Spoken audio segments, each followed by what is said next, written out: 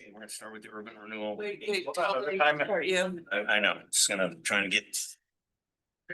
Oh, there we go. Ready? I heard it. Yes. We're ready. Okay, so it's 6 o'clock.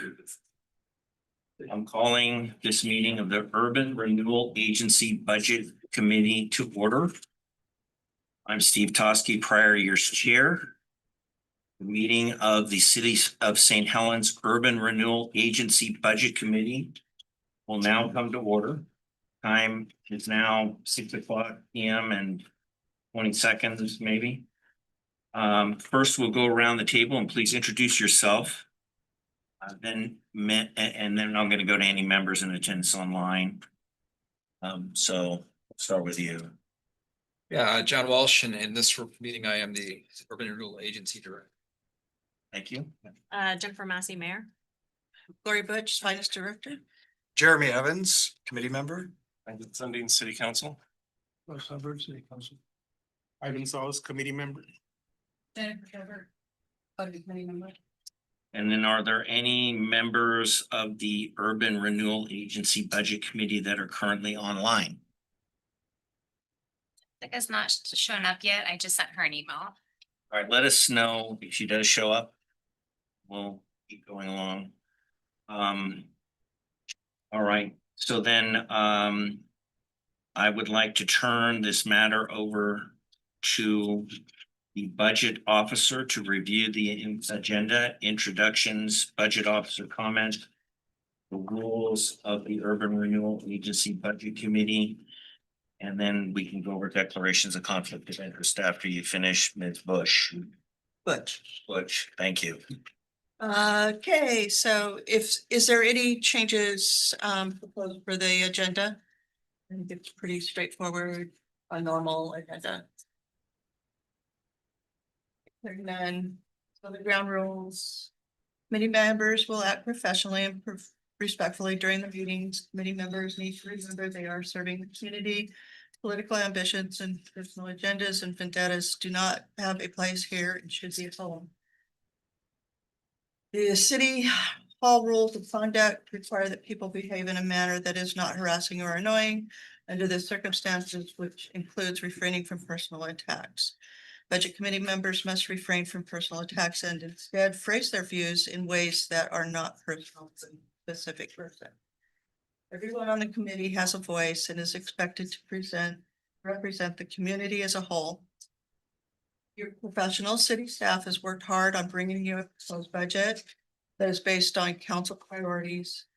And please be respectful of city staff. We are part of the community that you are representing. And so conflicts of interest, is everybody aware of the conflict of interest statement and declaration? No. I think we are. Did anybody need it to be read or any? Okay, I hear nobody needs it to be read. Okay, is there anybody that wants to declare a conflict of interest for the Urban Renewal Agency? I hear no conflicts of interest being raised by any member. Okay, back to you. Okay, so it's time to select a chair for the Urban Renewal Agency Budget Committee for this year. Would anybody like to make a nomination? Second that. Okay, any other nominations for chair? Jeremy Evans. Okay, there's another. Jeremy Evans is being nominated for chair. Here's second. None. So I'll move for a vote for Steve Toskey to be the chair of the Urban Renewal Agency Budget Committee for 2026. Let's see. Pardon? 2027 budget. Thank you. All those in favor? I'm sorry. Against? Now I'd like to call for nominations for vice chair. Do I hear any nominations for a vote for vice chair for the Urban Renewal Agency Budget Committee 2027? I nominate Jeremy Evans. All right. Any other nominations? I hear none. So there's a nomination and a second. Can I get a show of vote for ayes for Jeremy Evans as the vice chair of the Urban Renewal Agency Budget Committee? Aye. Any nays? There are none. The second on that. This Brandon Sundin. Okay, so I'd like to move on to the approval of the minutes. These are the minutes for the May 29th, 2025 Urban Renewal Budget Committee minutes. As I recall, we had one meeting. And we have the minutes for and the meeting was relatively brief. And so has everybody had a chance to review the minutes? And if so, is there anybody propose any corrections to the minutes? I'm hearing nothing about corrections to the minutes. Can I have a motion to approve the minutes for the 2026 Urban Renewal Agency Budget Committee? Motion to approve the minutes. Second that. Right, and all in favor? Aye. Aye. And against? None? Okay, so the minutes are now the minutes. Let's go to public comment on the proposed Urban Renewal Agency budget. Committee members who wish to, community members who wish to, please state your name for the record and observe the time limit of 3 minutes and focus your comments specifically on the city's proposed budget for fiscal year 26-27 as it relates to the Urban Renewal Agency. That's what we're talking. The Urban Renewal Agency. Request that you refrain from personal attacks and instead focus on the budget for the Urban Renewal Agency as it is proposed for 2027. Are there any public comments from the community members? Yes. Right, Brian. You look at the last year of the budget, you will notice that the proposed budget for the following year, you will notice that the revenue is less than the expenses. And it's negative, which I've been saying for nearly 5 years, that the income from the industrial properties did not pay for the property and would not pay for the property. The only reason that it's not going to be bankrupt, which is what I've been telling you forever, is because you've had enough time to build up some reserve.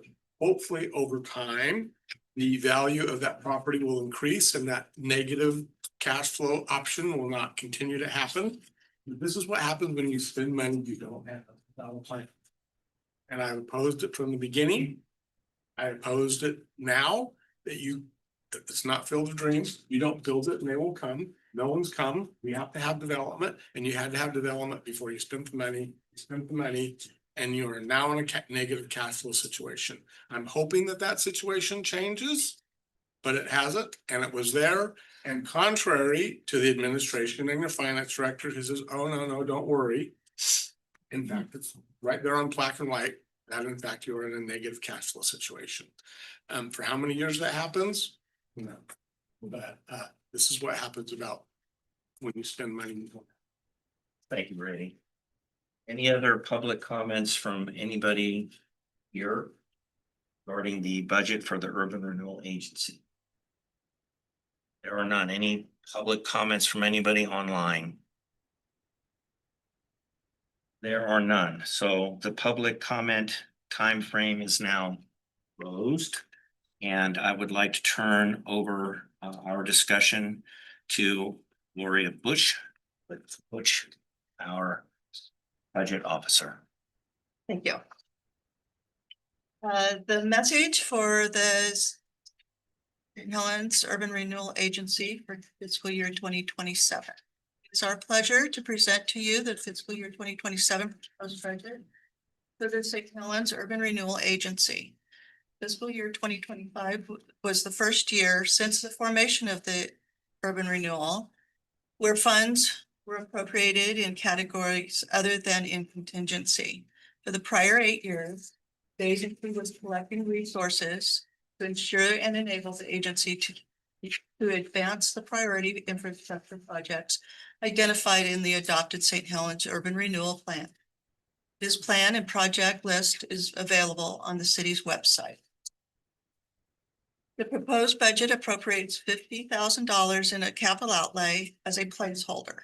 It also appropriates $25,000 in materials and services for the annual audit. Additionally, this will be the first year that the agency expects to begin debt service payments on the loan that provided the financing for the waterfront improvement projects. This project focused on improving key streets and intersections in the downtown riverfront district, extending utilities onto the city's riverfront property, and improvements along the Columbia River in Columbia View Park. These projects have set the groundwork for future public amenities and private investment in the city's riverfront property. For more information, see the project page on the city's website. The resources for project expenditures included a loan from IFA, Infrastructure Financing Authority, and grants administered by the state. Additionally, some eligible expenditures are accounted for in the city's SDC funds. The IFA loan balance is $14,630,318. Maximum indebtedness, or MI, for the agency is $62 million.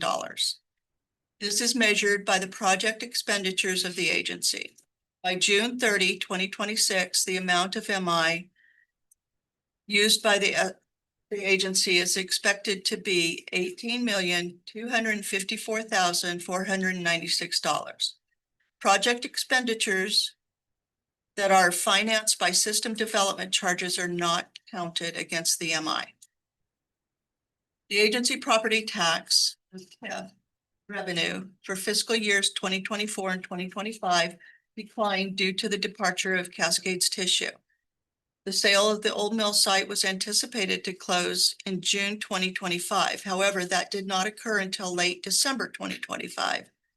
Too late for the property to return to the tax rolls to be assessed for fiscal year 2026. Private investment on the city's waterfront redevelopment project, the city's industrial business park, and reactivation at the former Armstrong World Industry site have all have potential to improve the financial outlook for the agency in the long term. In the future, the city of St. Helens, a urban renewal agency, may request reimbursement. In the future, the city of St. Helens may request reimbursement of expenses from previous years that were related to the agency. Currently, city staff is recommending that it wait to seek any reimbursements from the agency expenses from previous years to ensure sufficient revenues are accrued to make loan payments when they come due. These expenses can include agency planning fees and professional services, along with a percentage of staff time that was used to create and administer the agency. These expenses are tracked in our financial system if the city chooses to seek reimbursement in the future from the SRA. Sincerely, John Walsh, the agency administrator and Gloria Butch, agency finance director.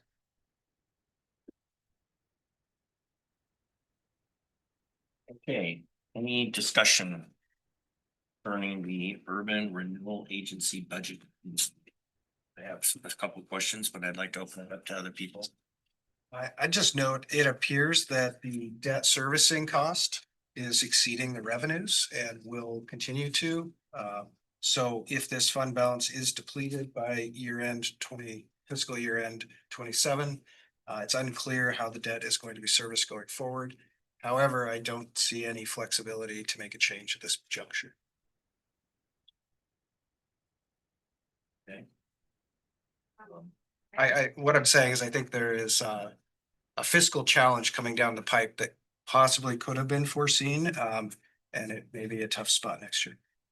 What are the numbers that you're looking at? So if you look at the estimate or the proposed budget here, and you add up the total resources, and then you back off the fund balance, so you just look at what's coming in this year, there's less coming in than the $805,000 in interest. So without that fund balance, effectively be bankrupt.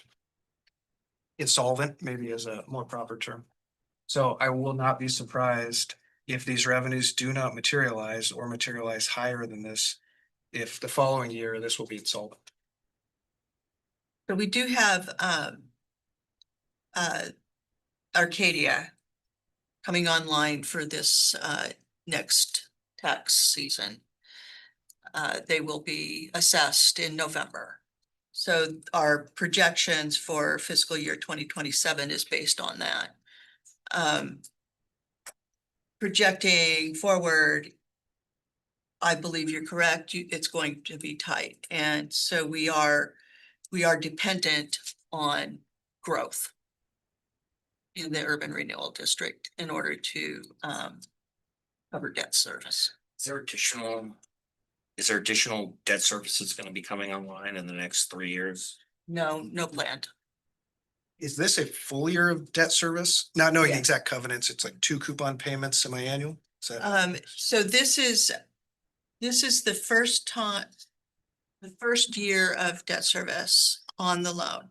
And this projection that we have for fiscal year 2027 is the accrued interest on the loan. Because it was a draw loan. And the interest costs accrued over the life of the project. It is possible, depending on the timing of the IFA going to the bond bank. So this was a temporary loan, basically, that was It's like a bridge loan to get you. right. And then IFA goes to what's called the bond bank to refinance that loan. And depending on the timing of that, we may have another year before we're have a payment due. Okay, But we put this in here as a just in case it comes due in September. okay. So that's very interesting. If it's going to be refinanced in current market conditions, I know for sure the interest rates are higher than when this was initiated. So what would you expect the annual interest to be if it were refinanced in market rates today? Right, so Essentially, what's the debt This burden, is- servicing burden that you would? it's different than going out on the market or going to a bank. Because the IFA will basically be borrowing from the feds through the bond bank. Sure, so So the the rate be interest higher? rates will be lower. than they were in 21? That's yet to be. Okay. We don't have, we'll know what the rate is, I believe in June. So, Correct, yeah. The interim financing is charged 0.6%. So pretty favorable rate that the state said. that's what the 800 is based on, is 0.6%. It was accrued over time. Oh, over okay, so the it's, let's call it Project. 5 years of 0.6 per annum. So 3%. Do you think we'll get a coupon rate lower than 3% when it's refinanced? I don't recall if he gave it any indication. I mean, I'm just trying to draw a very broad conclusion of, will the interest be higher or lower? And it sounds like it's more likely to be higher than lower. I would assume that that's correct. The agency did a lot of financial work on the front end to kind of safeguard high, medium, low. And we targeted the lowest no growth rate, figuring that would be sufficient. Cascades going away and coming off tax rolls was not part of that equation, so, Absolutely, yeah, understood. but they're Arcade's coming understand. back on, so. Looking from here forward and thinking that interest line could get worse. So to recap. You won't know until September if this even needs to be done. And you won't know till June what the interest rate would be. We are currently going through the process with IFA, with the state for going to the bond bank. So we won't know if we won't know those answers until June, Okay. at least. And what was the September date? The September date is from our interim financing amortization schedule. So that is what we're basing this on. So it's a theoretical amortization schedule for the loan, the interim loan that we had to use as the place marker. Okay, and then. You said that this was based, the number is based on projected growth. Is that from what? From Arcadia or some other projected growth? Also for the riverfront, for any development that happens on the riverfront. So anything that happens in the urban renewal plan area. You want to, So you want to talk what- about that? How did Ron? you arrive at that number that something at the riverfront is going to, like, that's what I'm trying to track. That's going to be in the future. So that would be forecasted out. We don't have a forecast for that. Or I don't. You want to talk about that, John? Yeah, well, getting too urban renewal, but urban renewal encompasses about 20% of the commercial industrial area city. There's a urban renewal plan shows the boundary and growth within that area. The city receives, there was a frozen base when we formed the district, and then any growth after that, the city captures all of the taxing agencies. It's not just the city's $1.90, it gets it gets fire, it gets police, it gets county, it gets school districts, it gets everything. It's like it's a larger, you get a little bit of growth, it's a club. See. Help. Yeah, I mean, I'm just trying to figure out what you base your projections on. I thought that the numbers are solid. We use a consultant, Tiberius Solutions, which is somebody that specializes in urban renewal agencies and funding plans and. There was projections, there was a high, medium and low growth rates and targeted the no growth conservative, most conservative rate to protect ourselves. I just want to make sure it's solved number. Jeremy, does that make? I mean, we're leveraged on the industrial productivity within the zone essentially, so. Personally, I wouldn't put a lot of stake in any particular projection. I think it's actually quite a lumpy situation. You have something go away and it's a big event. You have something come in, it's a big event. But I certainly a big question for the future, whether the revenues will be there, which kind of to come back to my prior line of questions, I was thinking, what happens if the revenues don't materialize to cover the debt? In that case, what happens? Does it, who covers it? How does insolvency get resolved?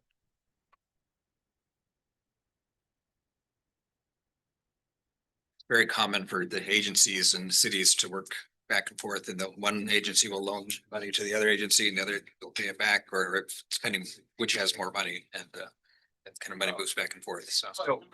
Effectively, the city would kind of be on the hook for lending money To the to cover it. So almost like they're the ultimate obligor here on the loan. I mean, can the urban renewal agency default on the bond? I guess is the question I'm asking. Is it possible, or would the city have to step in? Yeah. Yeah, okay, so the city's the ultimate obligor. Okay, Say something. so the city's on the. I have a quick question, just in relation to the expenses. I assume that the professional expenses, in the permit, that's all in the professional. I can barely hear you. Sorry about that. The reimbursements, I'm just making sure that that is the only line item we're talking about is in the professional services. Or We're not doing a reimbursement. Yeah, that's my question. Why are we not, or is there a reason why? It's because it takes out of the fund and we need that. So we're not doing, the city is not asking for reimbursement from the agency for the very reasons Yeah. that we just talked about. I just want to make sure because it's going to come up, right? Right. Because on the front page here, when it talks about declare why we're not asking for the reimbursements. Until the agency, until such time as the agency becomes solvent and we're sure that we can Yeah. make all the debt service and other payments. Okay, so it's like giving free services from the city to the urban renewal agency until the point where they can afford to pay as they go. Right. Okay, which is different than accumulating those and having them recovered eventually. Do we- No, we do plan on the event at some point in time in the future, the urban renewal agency will reimburse the city for all of the accumulated. Oh, what are the accumulated expenses? Don't have that number. There need to be money. Is it material? Are we talking about like $1 million or $100,000? No, it's between $2,000 and $500,000. For the entire, okay. And what kind of estimated timeframe do you think that's gonna happen? That's going to be really based on how soon we get development and how soon that development is, affects the tax rolls. $3 million is $250,000. That's the rule of thumb. That was what was answered in the last budget committee. $20 million assessed in the urban renewal creates $250,000 in revenues. So invest, Yeah. build. It's good for us. You know, at least $120 million. At least, Right. be great. I have one question. Just consideration about getting more properties online. I know a couple of properties are built but not yet occupied, and there are other people that are properties working on it. I don't know if there's a mechanism that we can trigger people that are working on things that we can somehow get those onto the tax rolls, those just consideration going forward. You know, because we've got some people that are sort of mid-project, can we get them the more favorable tax roll? Expedited. And I don't know what the triggering mechanism is. Got one building that looks done. Put that one on the tax roll so that we get the more favorable tax treatment. The earlier the better. Is just the thought. I don't know if you want to respond to that or Yeah, not. properties come on the tax rolls after they're issued occupancy and it's the tax. The assessor cycle. To occupancy. They also come Cycle. halfway through the project if it's long enough. The assessor will come and appraise it, what's been done. If it's even not habitable, if it's a structure, they will tax you for the structure and then they'll come back the next year and tax it when it's finished. So they can start taxing. They do start taxing. My experience. So I guess suggestion from me would be to try to make sure that we, as early as possible, get these developing properties onto the tax roll such that we're collecting as much as we can. Is that within the bounds of what can be done? Is there some legal distinction to when you can start taxing? Cycle, I believe. Right, is that a policy or is that a legal piece? Because, you know, say I built a house and I did it, you know, it's done November 1st, and I'm assuming that's past the cycle because I pay my taxes, property taxes in November.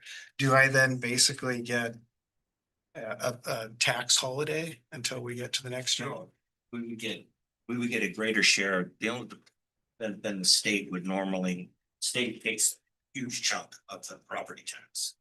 But urban and renewal allows us to get a bigger piece of the pie. Right, I'm just talking about the cycle time. Do there end up being a Rated type. like a holiday where you don't have to pay tax in between until you get this occupancy? And is that legal or is that a policy decision?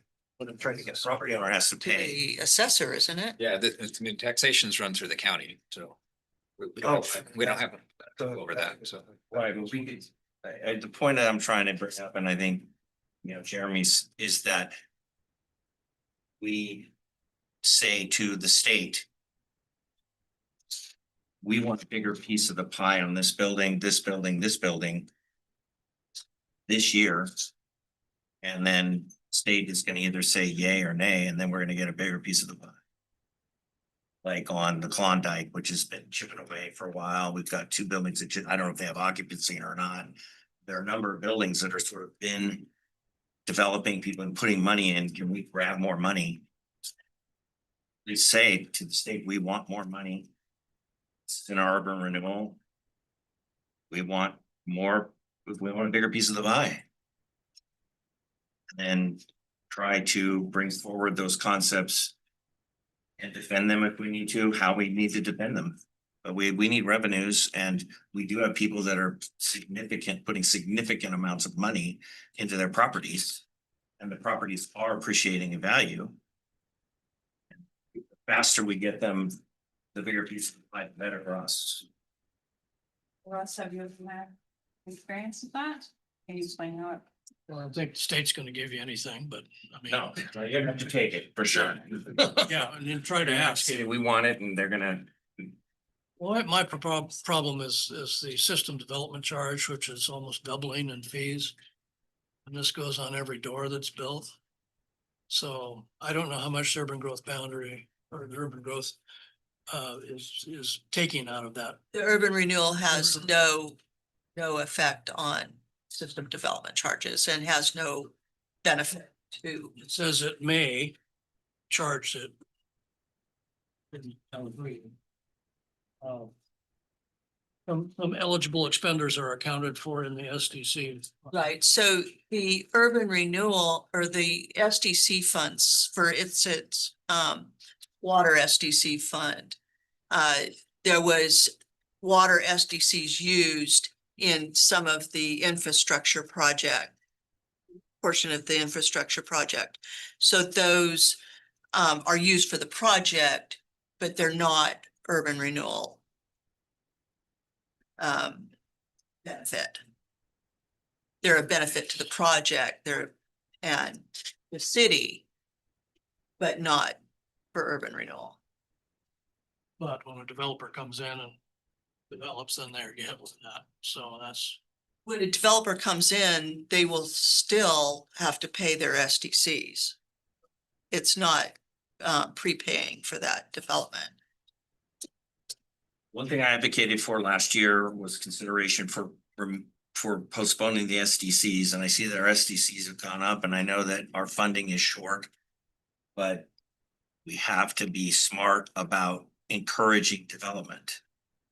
And if we can give the developers a break on the front end, that means they have less cost on the front end to get the projects going. And so I know that Seattle area had something going, and I know that there have been other initiatives in Oregon where delay of the SDCs have been done to encourage housing development. And so I really believe that those items should be explored aggressively. Because we could really use more housing and in our city, in my opinion. And that it's clear that we need to have building done. We need it. So this is, I think, year 2 or 3 for me to say that we should be incentivizing our developers. We should be saying to them, hey, look, now's the time to get a good seat on the bus. We're gonna waive your SDCs, or not waive, but delay till sale or something. Something that is shown to work. There is a mechanism for that, and there is, and by state law, we are required to allow a payment program for SDCs. Well, I know that Councilor Hubbard has a project he's doing this. Doesn't matter to me who is working on the project. We have a lot of people that are interested in building St. Helens, and whatever can be done to maximize and incentivize the building to get done and as quickly as possible, I think would benefit everybody across the board. I'm kind of curious what Counselor Hubbard says, because I actually, after you said that, I ran down a couple of the major developers out here and asked them their opinion on if it would be beneficial to them to have the SDCs at the very end of the project, and they said that it actually doesn't make a difference to them. So I'd like to ask Counselor Hubbard if it actually makes a difference, in your opinion. it makes a difference when you've got to come up with cash up front, if you can delay it. Some are passing it on to, in some cases, to the homeowner on their, they're gonna get it in the end no matter what. Right. And when I've seen a lot of these big developers, and some of them are approaching us, they'll come in and they'll have a large project. They're going to want to negotiate the SDCs. What are you gonna do in that respect?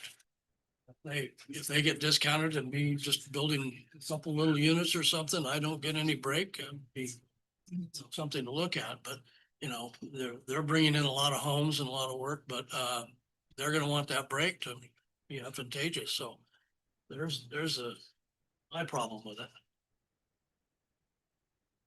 Okay, well, it's been a wonderful discussion. But anything else that we need to talk about before we move on to, oh, we have somebody online.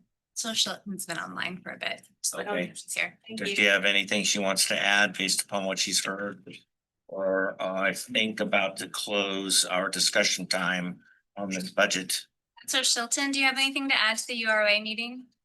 I do not, thank you. Okay, well, we've tossed it around quite a bit.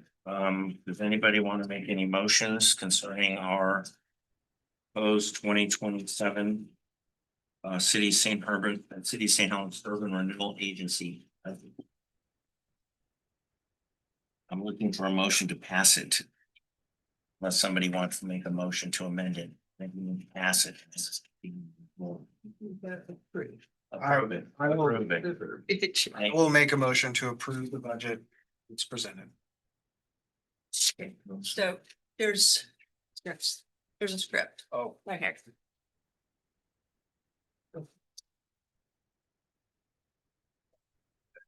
I move to, in the yellow, yes. Motion made by?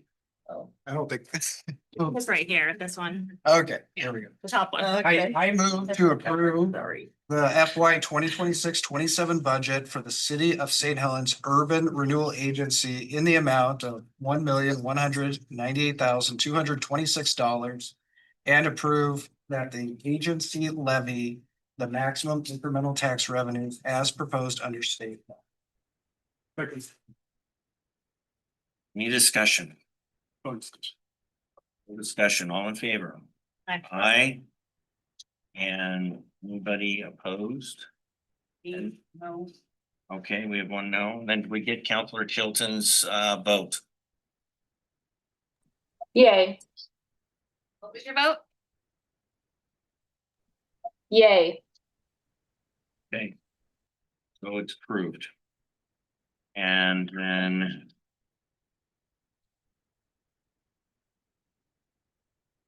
I would like to call for an adjournment of the. City of St. Helens Urban Renewal Agency Budget Committee meeting. Hearing no objection, the meeting is adjourned. Yeah. Yeah.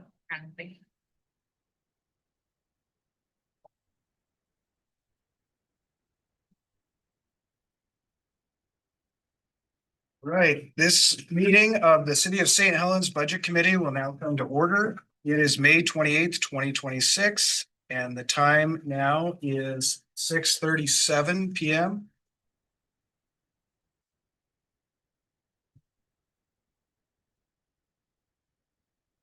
Are there any staff members who are excused or attending virtually today? I believe we have 2 members excused today. City members, Mayor Mason and Counselor Henderson Jefferson. are absent, excused, Okay. and And we have Counselor Chilton on the virtually. Yeah. All right. So now I will turn it over to the budget officer. okay, thank you. So you've already heard the ground rules, so I won't go through those again. Let's see, review of the agenda. Is everything on the agenda that had been requested at the last meeting? No, Okay, no, I want to make sure. Don't we need to deal with conflicts of interest? we that's- will. That's next. So, so I want to add certain things to the agenda. Probably at the point where we're going to be deciding in public, after public comment. One, I want to discuss elimination of the phantom money identified as the police service fee from the budget. That's already been removed, so. Okay, good. Number two, I want to balance the budget. discuss about balancing the budget.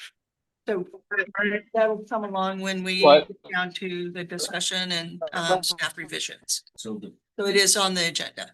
so is there a document that you, sorry, that you presented that has service fee?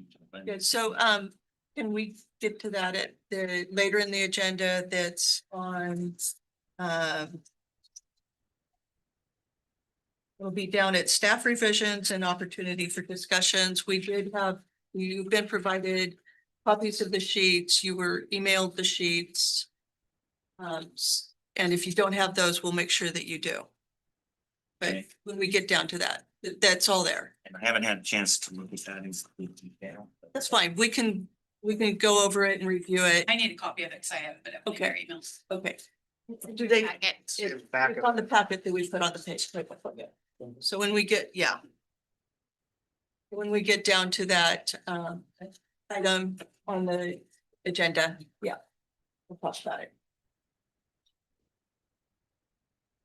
So.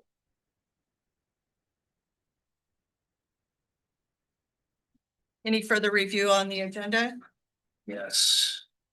I don't know if this has already been done on the proposed budget. Discuss eliminating council stipends. So, We're not down to discussions on budget yet. We need to get through the agenda items. okay, Maybe here's a suggestion. I know you've got a number of topics you want to discuss. Maybe rattle them off. Let's find out if they fit into that discussion So- category or if they need to be. I think they're premature. Well, I know, I don't want to delve into them. I just want to say, let's say there's 10 items, right? Mhm. Do they all fit under the heading of discussing, approving the budget? And if they do, fine. And if they don't, then we may need to debate whether they come to the agenda or not. Yeah, that's my thought. Okay. yeah. So discuss eliminating council stipends. Discuss lowering administration budget. Discuss the Jennifer Myrick case. $1,000 in sanctions up to 55,000 now. What's our plan and what's the budget? Where's that gonna come from?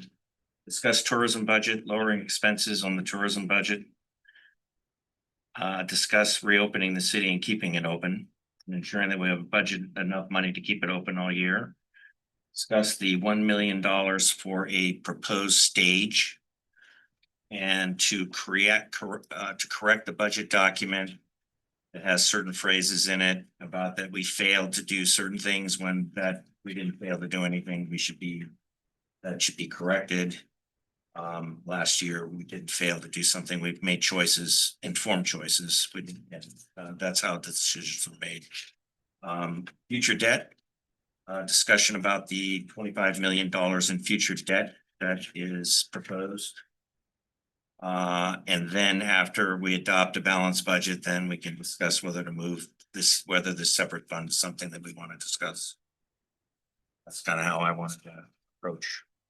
I want to make sure that we're on the agenda. I think all of those would be in scope for discussion of approving the budget, so. Don't believe we need to adjust the agenda at this time, but we can address those topics as we get to budget approval. That's good. Okay. So next we'll do the conflict of interest. Does anyone have a declaration of conflict of interest? I have a disclosure. So for the record, my spouse is employed by the city as a police officer because the budget includes compensation and benefits for a city position. I'm announcing an actual conflict under ORS 244120 as amended by Senate Bill 983, Oregon Laws 2025, Chapter 466. I may participate in discussion and vote on adoption of the local budget after making this disclosure. Anybody else? That is if the committee approves, so if we approve of her sitting here discussing, that's one thing, if we don't, then she has to accuse herself.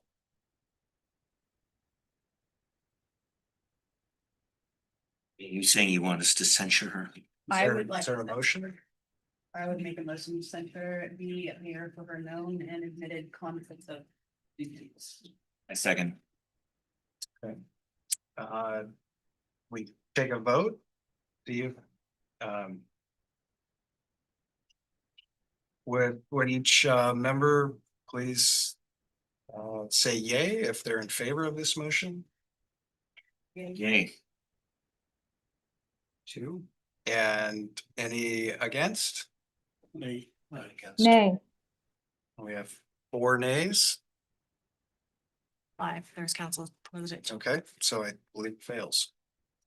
Motion fails. Okay, Okay. so my opening comments. First, I would like to apologize for the tone and remark I included in the Q&A compilation presented at the May 14 Budget Committee meeting. It was unprofessional and does not reflect the standard I hold to myself. Secondly, I and the council have been challenged by the choice of words that I used in the budget message and in presentation of the proposed budget. I would like to clarify to the Budget Committee and public that I misrepresented the City of St. Helens City Council in my budget message when I stated the City Council will refer to the voters a police service fee on the November ballot. The fact is that the City Council did not and has not indicated that they would refer a ballot measure in November, neither during nor outside of a public meeting of the council.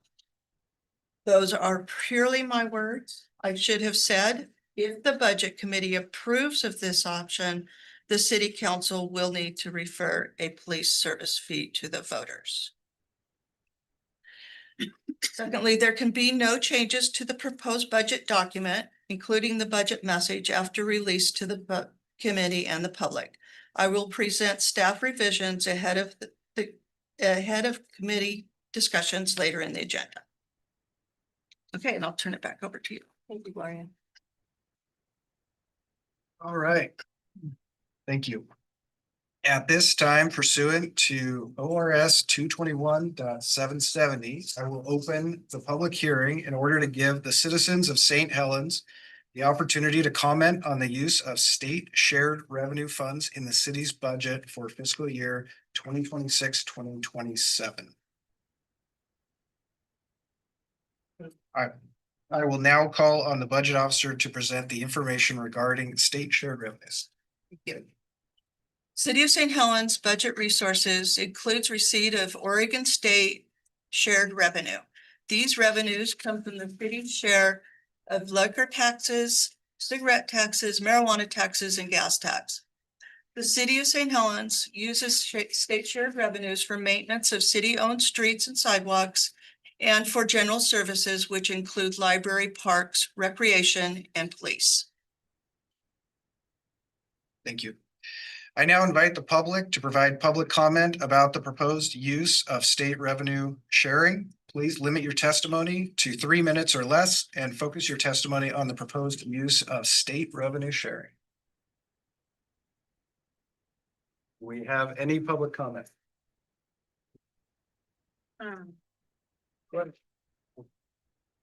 Brady, perhaps, yes. I'm glad that you're having this because you didn't do it properly last time. And I'm glad you recognized that error and have corrected it. I do appreciate that. I would say that we should not do it. We don't even have a real budget that's been published. Gloria said she's updated it. We've had a fake budget from the beginning. It's not on the website. It's not been made public. No one in the public can access that budget that supposedly is out there. I haven't seen it. I've looked for it. And so how can I say that we should get revenue for this for a budget that we have not seen? And this is a component of that budget. Without knowing how this money is going to affect our budget, I think that we can't accept it when we have fake numbers that have been in our budget since the very beginning of this budget process. I also am happy that we have had multiple errors and admissions from our finance director who's admitted that she's done that. I'm glad she's at least admitting her errors. That doesn't change what has to say were made. And I don't know what the solution for that is. And I also disagree with the censure vote. I think the mayor should have been censured, should not be participating. Thank you. Is this the only time for public comments? No. Okay. This is just for state shared revenue, and concerning that, there will be following regular public comment.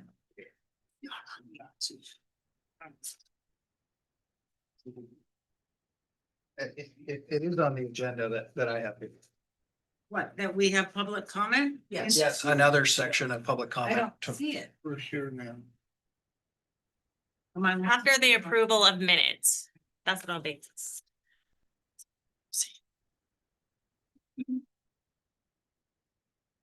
Regularly scheduled public comment. Okay, are there any other public comments at this time on the state revenue sharing? Right. Hearing none. We'll close the public comment and Public hearing. close the hearing. If there are no further comments, I will close the public hearing. The time is 6:49 PM. All right, we'll move on to approving the minutes.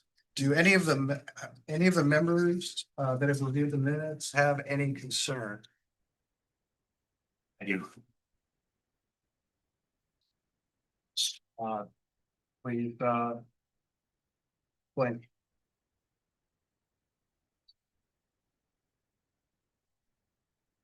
Draft minutes.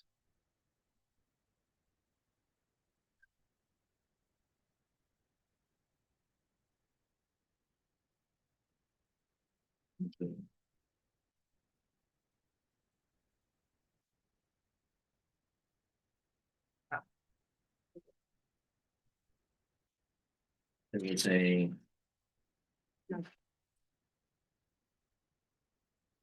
It was stated by Ms. Bush. About the questions that were raised concerning. The police budget and how it was that the.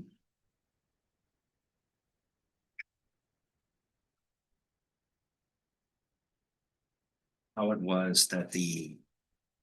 Police service fee.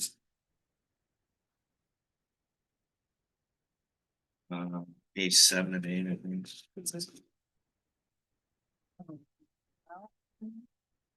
You have a correction for the minutes? Yeah, I just like to add to the minutes. That. There was a question submitted and this answer given by Ms. Bush. Question: who submitted the suggestion of changing the police budget to a separate fund? Sorry, Steve, which page are you on?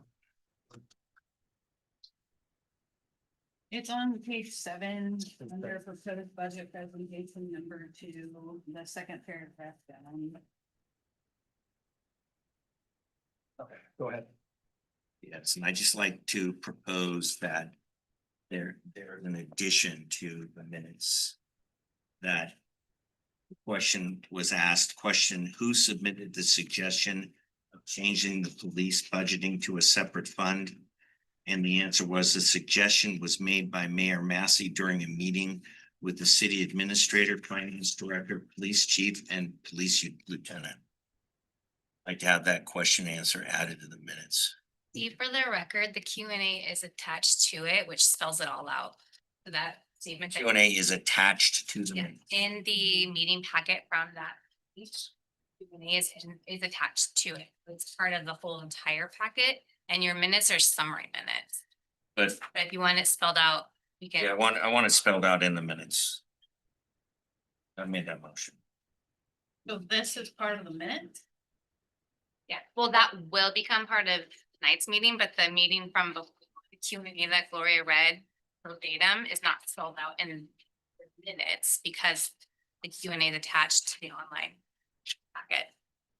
The Q&A from the May 14 meeting will be attached to the May 14 minutes. Why is it on here now? Because these are summary minutes. These are summary. Yeah, and the reason why I said that is that in reading the summary, one gets the impression that this was an internal thing that was reviewed between the administrator and finance and somebody and a consultant. When the answer really is, it's the mayor who came forward, met with the administrator, the finance director, police chief, and police lieutenant. And so anybody reading the draft minutes would not get a true picture of how the suggestion was made. And they would have to go to this attachment. So think that the draft minutes as they're drafted are not accurate. I think it's a great idea. I think you should put it in there personally. I think you should just add it to the minutes. I Is agree. that a with that. second? So, Yeah, I think it's great. Yeah, I think you should put it in there. okay, so we'll make those corrections to the minutes. Well, should we vote or should we? Yeah, well, you still have to, Well, we need a motion to approve the minutes as amended. we agree that as staff, that we can make those. So let's make it formal. Does someone have a motion? Yes, to approve the I minutes move with the- corrections? Yes, I make a motion, we approve the minutes with the correction that question who submitted the suggestion of changing the police budgeting to a separate fund answered the suggestion was made by Mayor Massey during a meeting with the city administrator, finance director, police chief, and police lieutenant. Be added to 7. 7 of 8. Yeah, and I'll second that. Okay, all in favor, say aye. Aye. Aye. All opposing, say nay. None opposing. Passes.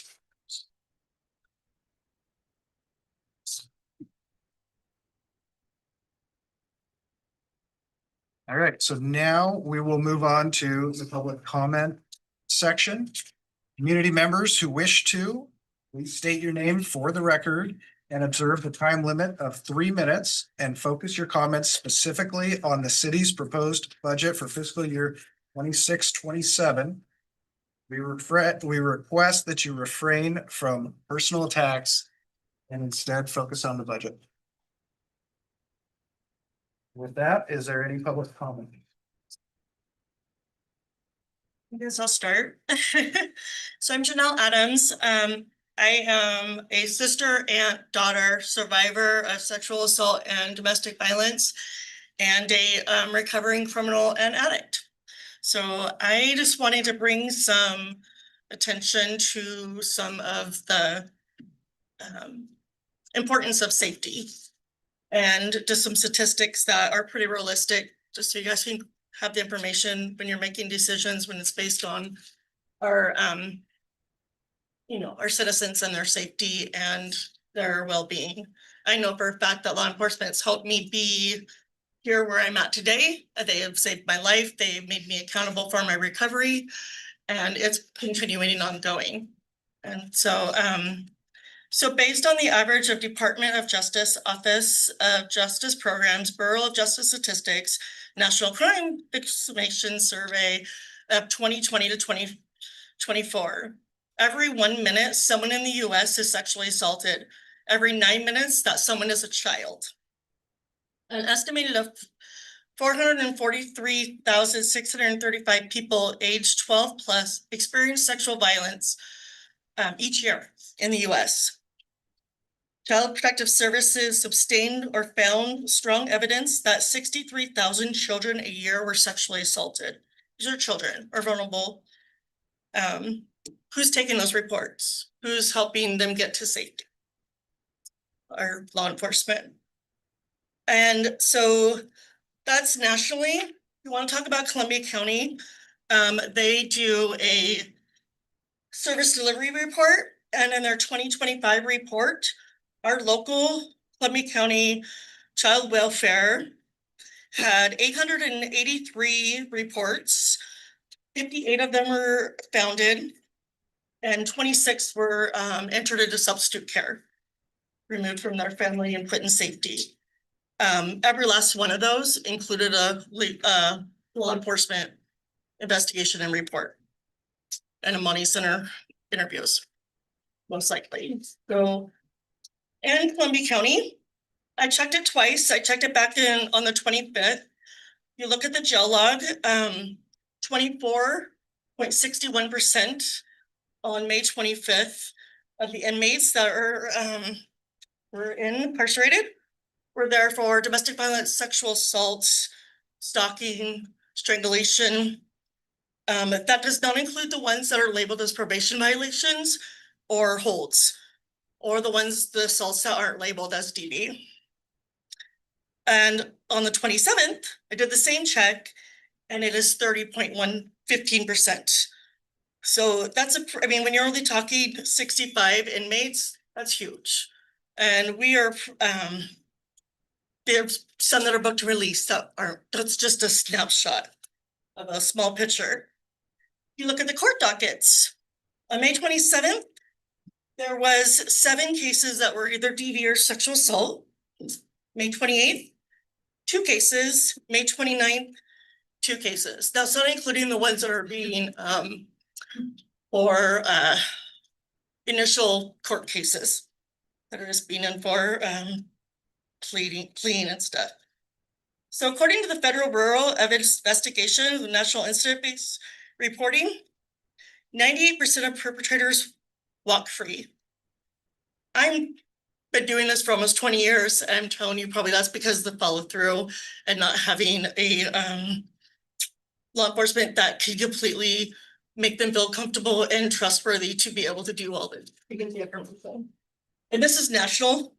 Those numbers are not ours. I don't really have that number for us. 1 in 3 victims report sexual assault to law enforcement. That's 310 out of every 1,000 survivors. It's very low. If we had access to more law enforcement and able to report more, and do outreach with advocacy, we'd be getting more of those. So I just, I could tell you, 3 minutes has elapsed. that's good. We're done. Thank you very much. Thank you. Public comment, please state your name. I'm Jan Zuccherini, a citizens here in St. Helens. Okay, I'd like to talk about our library, my favorite topic, the St. Helens Public Library, our wonderful library. I sincerely hope you will make good on your promise to refund and the library and make it whole. As you indicated, made a motion on the 14th of May. I realized though that you hadn't worked with the numbers of the budget yet. So that's why I'm still speaking in support of the library. But I have faith that you are going to do what you said. So I would like to discuss specifically the library part-timers and their jobs and the retraction of the pink slip.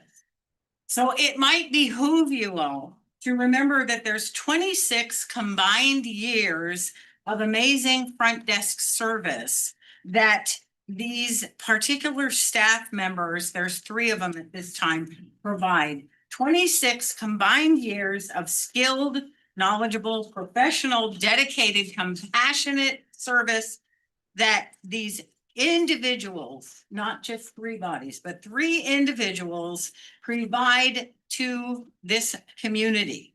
And I'm wondering, do you want to lose all of that? Do you want to lose them? Could you lose all of that and them? All of that dedication, all those years of service, all that professionalism, could you lose that? Well, I don't know. What if one of them or some of them or all of them were to say, you make the offer of taking away the pink slips? No, thanks. Could you blame them?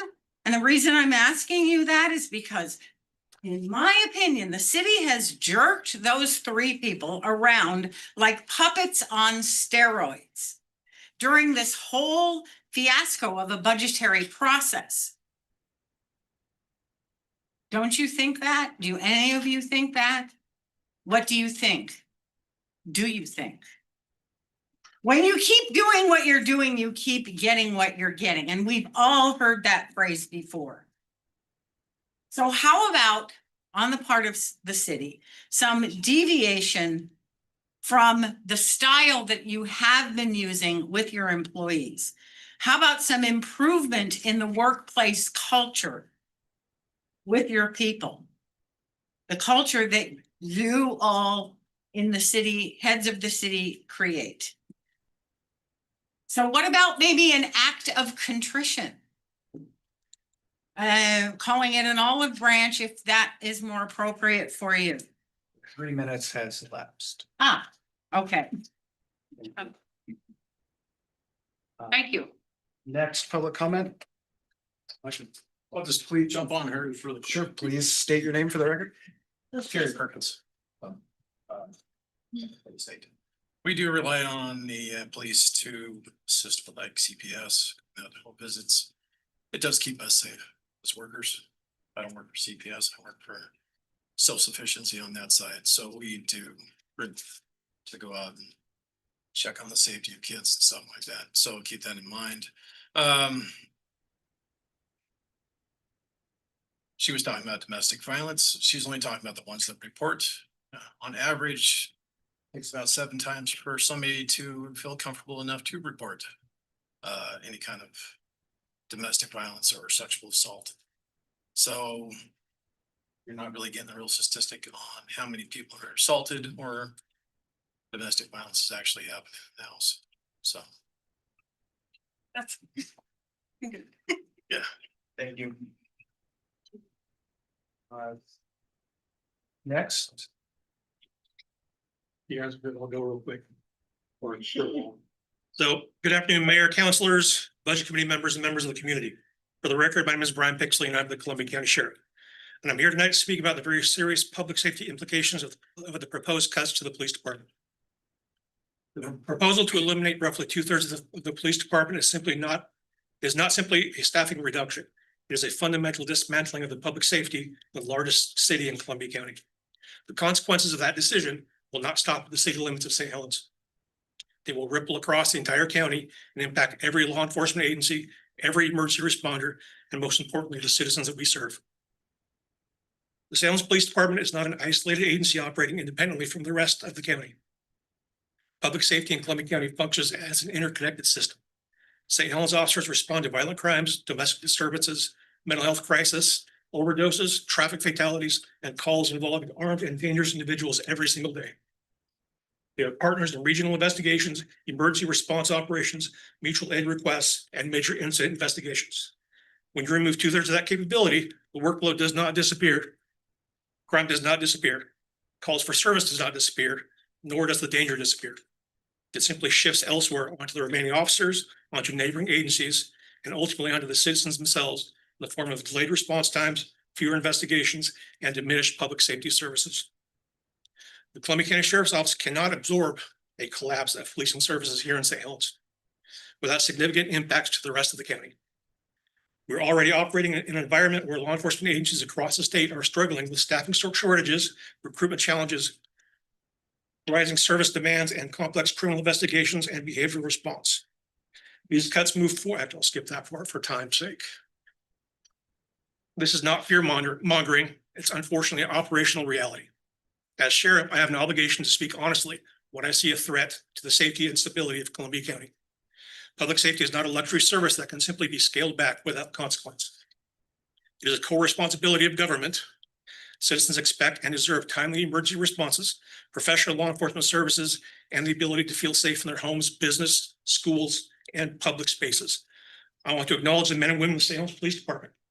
These officers show up every day to serve the community they care about deeply. They work nights, weekends, holidays, and during moments of crisis that most people will never see. They carry tremendous responsibility on behalf of the city. Proposals of this magnitude affect not only operations, but morale, retention, recruitment, and long-term viability. Budget decisions are never easy, and I recognize the difficult financial realities of local governments face because we're facing those same realities. But I would urge this council and budget committee to fully consider the long-term costs of dramatically reducing law enforcement services. Once experienced officers leaves, once institutional knowledge disappears, and once community trust erodes, rebuilding those capabilities is neither quick or inexpensive. Can I finish real quick, or am I good? Yeah, like one sentence. I have the citizens of St. Helens deserve leadership that prioritizes stability, safety, responsibility, and responsible planning. I strongly encourage you to pursue those solutions and preserve the core policing services and maintain the ability of the St. Helens Police Department to effectively serve this community. Thank you for your time. Sure.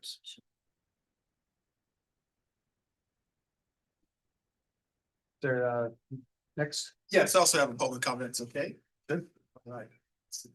I'll try to do it in 3 minutes. Forward. Yes, no problem at all. And please remember to state your name. Yes, it will. Greetings, Mayor, City Councilors, member of the St. Helens Budget Committee. My name is Chris Llewellyn, and I have the honor of serving as Chief of Police for the City of Scappoose. And I want to thank you for allowing me the time to speak here tonight during your meeting. Today, I'm here to discuss the important relationship that has developed between my department and my fellow officers that serve at the St. Helens Police Department. Since my time here, working here in Columbia County as law enforcement, all transferring from out of state starting back in 2022, I've come to appreciate the interagency cooperation, partnerships, and also its importance in helping support peace, order, justice, not just in Scappoose, but also throughout Columbia County. The members of the St. Helens Police Department has proven to be truly invaluable partners for us here at the Scappoose Police Department. St. Helens police officers have been there to back us up from simple traffic stops to having their detectives assist with investigating complex homicide cases within our jurisdiction and city since I have been employed here with our police department. Before my next statements, I want to first acknowledge that the citizens of St. Helens and the entire nation are currently feeling the negative effects of inflation and rising prices from food to gasoline.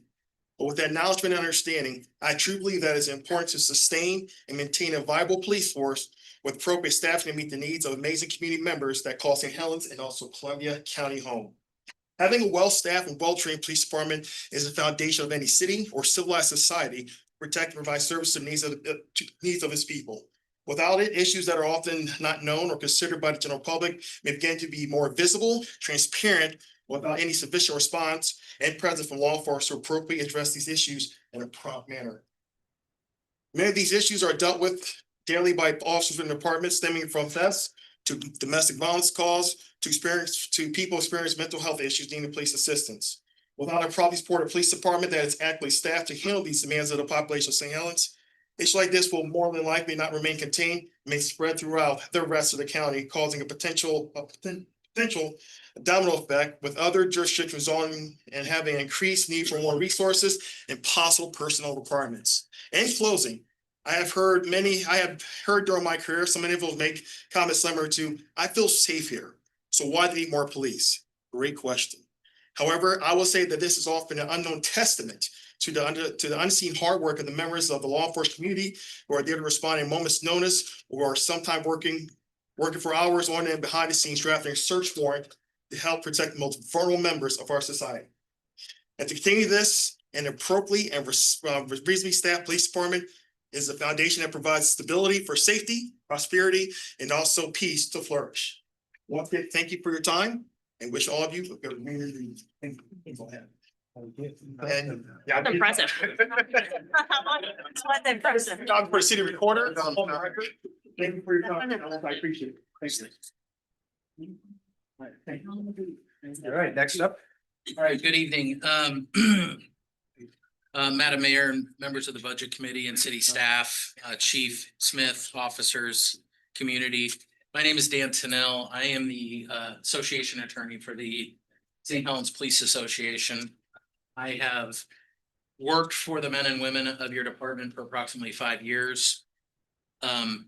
In interest of transparency, I served as a bargaining attorney for about 75 police agencies in the state of Oregon and about 75 in the state of Washington. The umbrella under which I bargain for your police officers is through the Fraternal Order of Police, which is a national organization of about 400,000 police officers. Oregon is either 49th or 50th in the United States in staffing police officers per 1,000 residents. 4 years ago, about a year after I was hired to represent the St. Helens Police Association, I stood in this room before the city council and I provided them a staffing study from 2012. And I told the city council at that time, you were understaffed and you were going to have a staffing crisis because you are facing a glut of retirements and people leaving. That was 4 years ago and the situation is worse.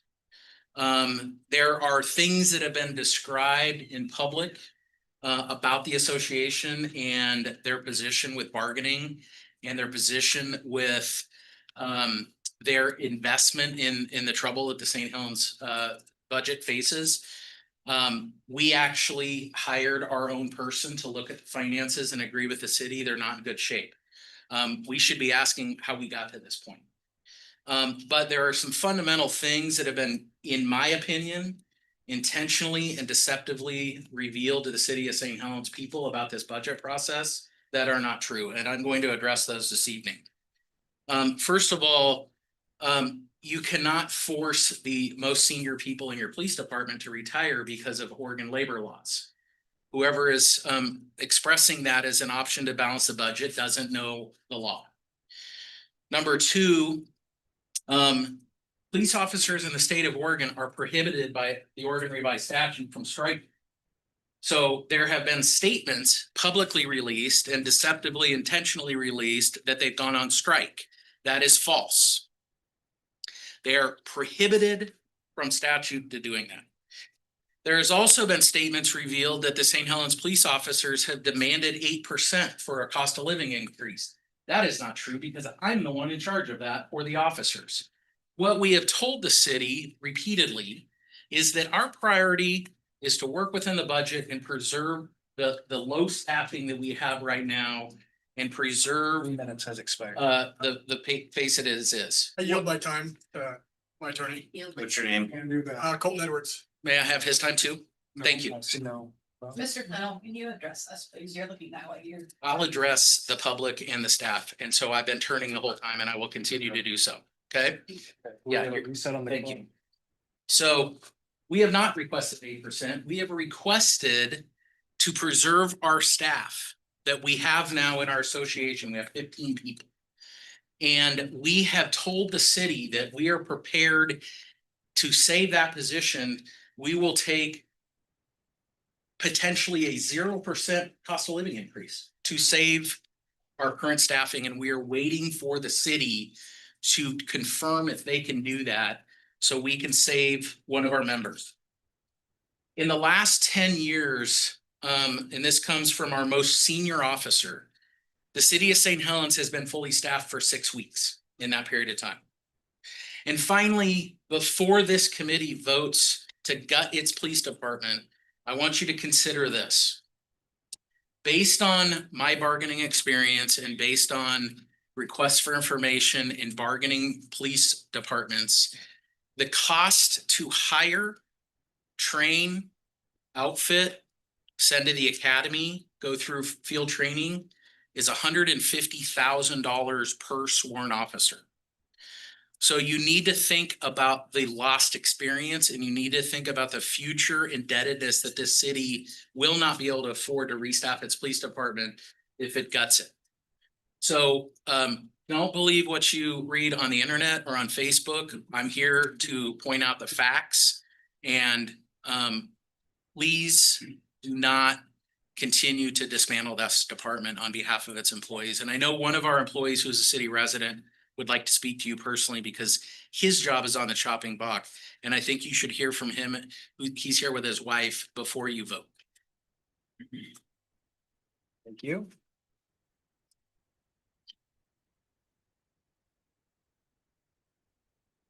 All right, please remember to state your name, but go ahead.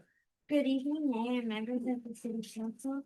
My name is Cecilia and I'm here today because I love my library. In fact, me and my family went there and got a bag stuffed with books there. And I used to think that you do every single time you go to the library. You don't only go to the library because of books, but also because of the cool programs like Makerspace and Petting Zoos, and amazing librarians like Janet, Nicole, Dan, and Michelle, and there are so many other people. I can't possibly fit all of them on a couple of pages. We've been using the programs and we've been using the library and we've been using the data to go to them. The worst of all is if this keeps going on, we're going to lose our full library. And losing a library doesn't make a happy, bubbling, community-loving city. It makes a sad city with memories of a lovely library that was there but got slowly shut down. I don't think that's what you want or anyone wants for our city. Thank you for listening.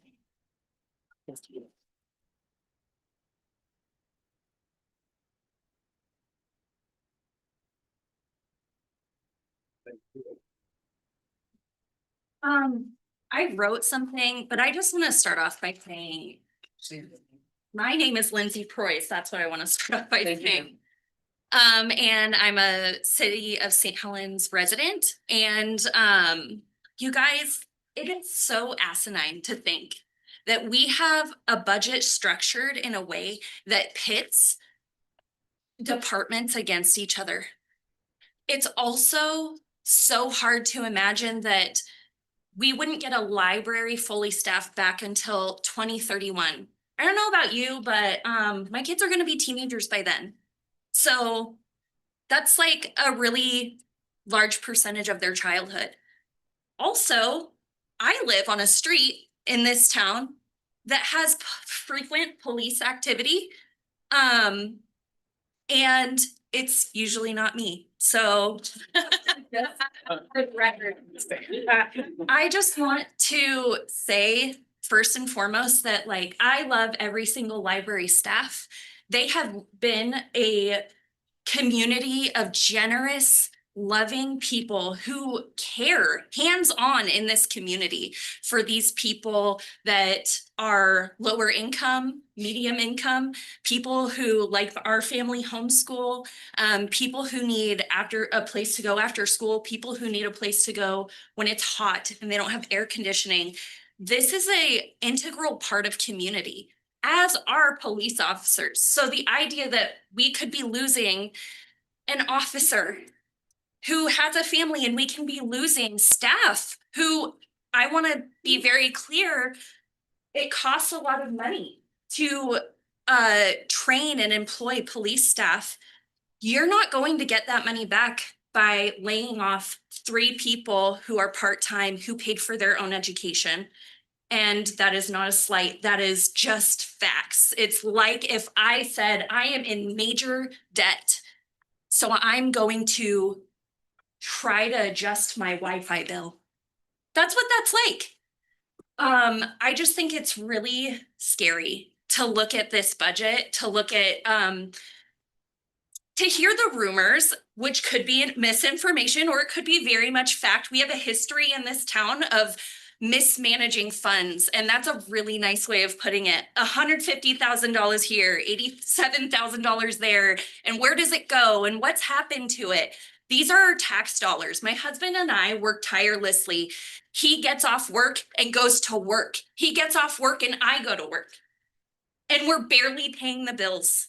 And we're feeding our kids and we're working hard and we're doing everything we can. So I just think there has to be another way. Thank you. Board, say your name. My name's Sifu Mike Mather. I just want to address where I feel the budget's fallen short with most departments. I've been running a martial arts academy since 1992. I've worked with numerous agencies around the United States. I've worked with the government, military for many years. And one thing that I see a common thing in the budget is they allot for 8 hours a year of continuous ed. Well, how that's written out, that can just be shooting on the range, but it isn't self-defense tactics. It isn't working with live situational training. It isn't working with hands-on. It isn't working with the what if factor of dealing with multiple assailants. And so I feel if you guys are considering the budget, you guys need to put that in there so they get adequate training, because it should be like brushing your teeth, a habit. When you guys, nobody in here is usually dealing with life or death situations. Every time they go out the door, they don't know if they're making it home. I mean, how many of you guys have your job where you're going to go home in 8 hours? And how many of these guys don't? So if you're only dealing with 8 hours of training a year, what do you think they're going to remember 6 months from that training? So I just want you guys to put that in perspective. When you're thinking about the budget, think about that as part of the budget, because that's what's going to keep you safe. And that's all I got to say. Thank you. Come on up, state your name. Hello, everyone. My name is Everardo Medina. I'm a husband, and I'm soon to be father. My wife is here, she's pregnant, a couple months pregnant. So I am the employee within the police department that is facing layoff. I have my notice June 21st. But I want to talk about why, oh, and I'm the code enforcement officer for the police department. I want to talk about why my position being cut is really gonna impact the city majorly. And on top of that, it's gonna affect the police officers because they will have to be the ones responsible taking those calls. I want to say that I take about, just so far this year, I've taken over 500 calls for service. And if I'm gone, then they're gonna have to take it, but they're already swamped. They have so many calls to take, throughout the days, and I see it daily, like they're swamped. They have too many reports and calls that come up, so.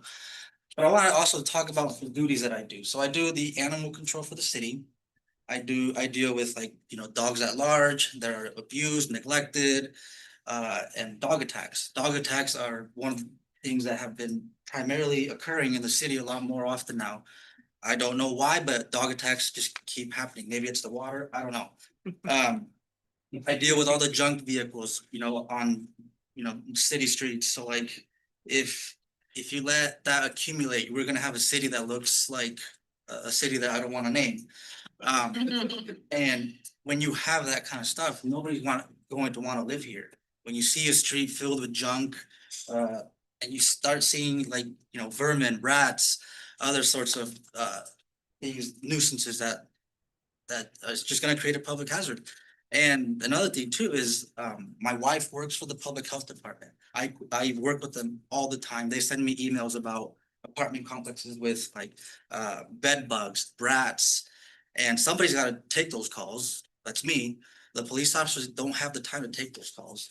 You're only gonna be adding more calls for them. And if they can't take it, how are they gonna react? They're gonna be mad. I mean, I think, a lot of people have voiced their opinion recently about losing code enforcement. And then, I also deal with the homeless population. I guide them, I send them to services if they can get some help, or direct them, where they need to go.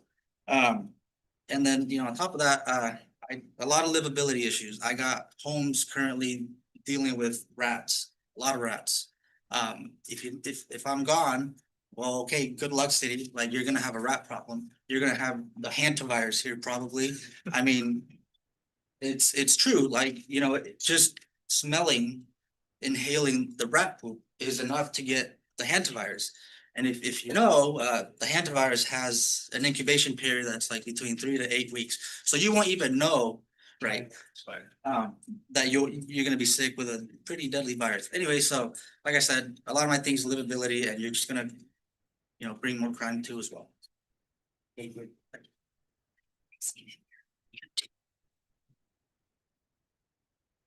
I'm Readjournment, I'm a resident of the city of St. Helens. I'm also elected to the St. Helens School Board. I'm here speaking as a citizen, not with the school board. Have nothing to do with that. Comments are mine. A little bit about my background. I worked on the road as a police officer for 14 years in a town just a little bit smaller than this one. We had 2 deputies or 2 officers working at night, and we had 1 detective. That detective worked during the day. I worked the night shift. I handled all the stuff that a detective had to do. I wrote reports, passed along. I had to be interrupted and respond back out to calls.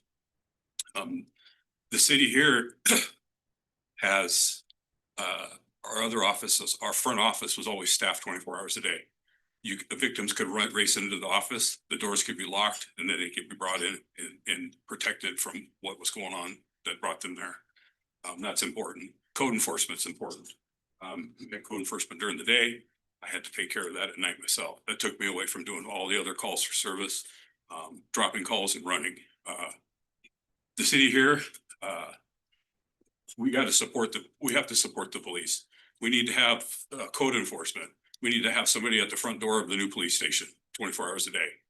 I think evidence techs, we need full-time evidence techs.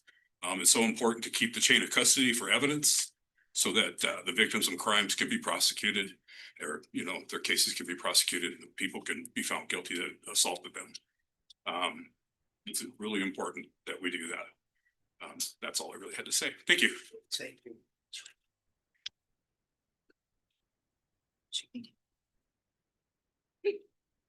There another public comment this time? All right, I saw 3 people at the same time.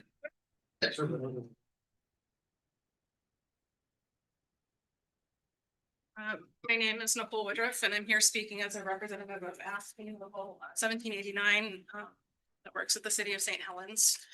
Our statement is just a little bit over the 3 minutes, so please, if you'll just, and I'll go as quick as I can.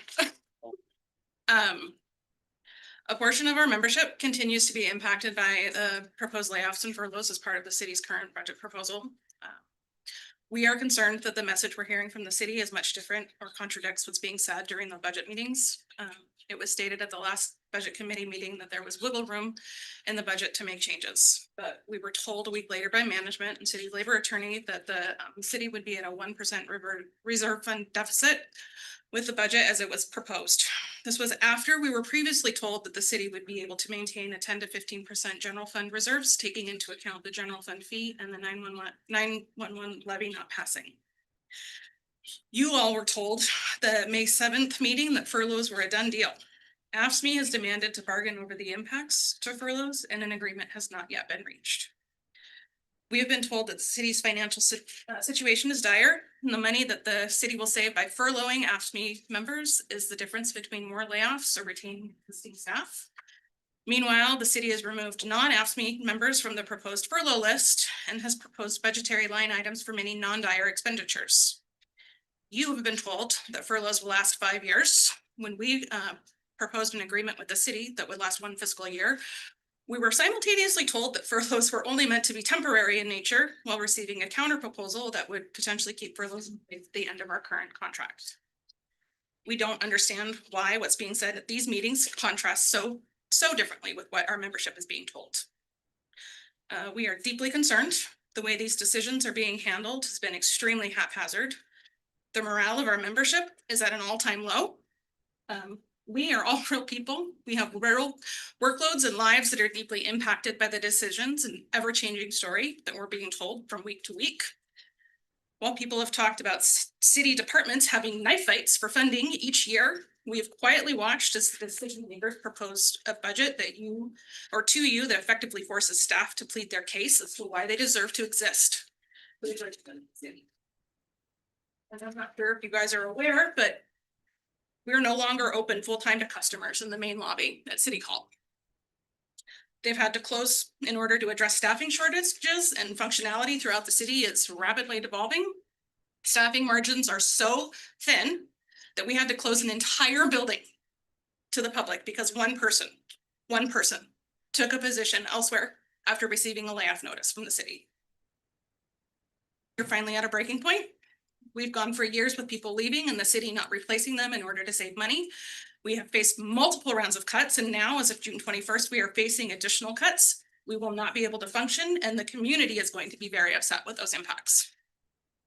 The people who will feel the brunt of the community's very reasonable anger is going to be the staff that shows up each and every day to serve our customers with no support, no information, no resources from management to provide the services that our citizens need. Our membership feels like we are being used as pawns in a game. We are being used like playthings and inanimate resources in a political funding war. We're tired of this. We are people. We are dedicated staff that quietly provides the day-to-day services this community relies on to function. We are the ones who make sure that the contractor gets the answers that he or she needs to keep a project moving forward. We are the ones that connect vulnerable citizens with the resources they need in order to stand on their own 2 feet. We are the ones who business owners reach out to when they need a question answered and haven't been able to get a hold of anyone else. We are the ones who get yelled at when the decisions that are made in this room impact the daily lives of our community members. We're the ones who pick up the pieces, try to make things work with duct tape and a glue stick, sometimes literally, to ensure that service disruptions are as minimal as possible when things go sideways. And we respectfully ask to be treated with the same dignity and respect that we try to bring to our jobs and to the residents and community that we serve each and every day.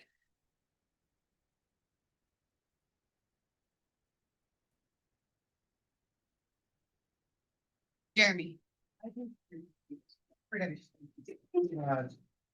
Ask me, What's that? union? It's our union organization for the city employees. American Federation of State, County, and Municipal Employees. All city employees. All the same way, but. All represented.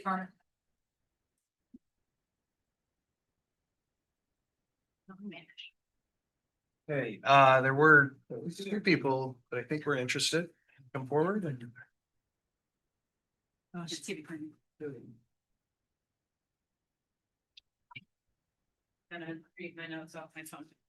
Just please give us your name, don't forget. Yep, my name's Michelle Carmetzon, and I'm one of the part-time library assistants that was laid off in April. A lot of people are happy and optimistic about the budget committee's desire to see the library and rec made whole. Some people express cautious optimism, but I am leaning very heavily into the caution and very little optimism. Why? Because while budget season is tense every year, this year, the message and the goalposts have changed over and over again since January. In my 10 years with the city, I have never feared being laid off. Lean times, yes. Cutting back, yes. Even when furloughs were announced as a possibility, I thought, yes, we'll get through this. Then when the city decided to lay off all part-time employees, I felt thrown under a bus. The reality is that we are just a drop in the bucket. Part-time, no benefits. It has been chaos for 5 months, not just for me personally, but for the library's patrons and the crucial services we offer them, but also for the citizens of St. Helens, other city departments, and the furloughed and laid off staff in those departments. I was laid off and I felt all of the things a person who loves and is dedicated to their job: anger, sadness, and worry for this community. And I got to work securing my future. I've applied for 4 jobs in other communities. I have interviewed for 2. I have another interview scheduled, and I've been offered a position. I was beginning to see a different trajectory for my life. And now there's a potential to stay, and I have a few questions. What kind of stability does this budget plan offer? If I stay, will I be laid off in December or next budget season? What are you going to do to stop this merry-go-round? There's been so much chaos. Oh, I think I copied that sentence, sorry. So while I'm committed to this community, I've lost faith in the city as a reliable partner. I will stay if I can. So what is the city going to be doing to make sure that I am making a wise decision for myself?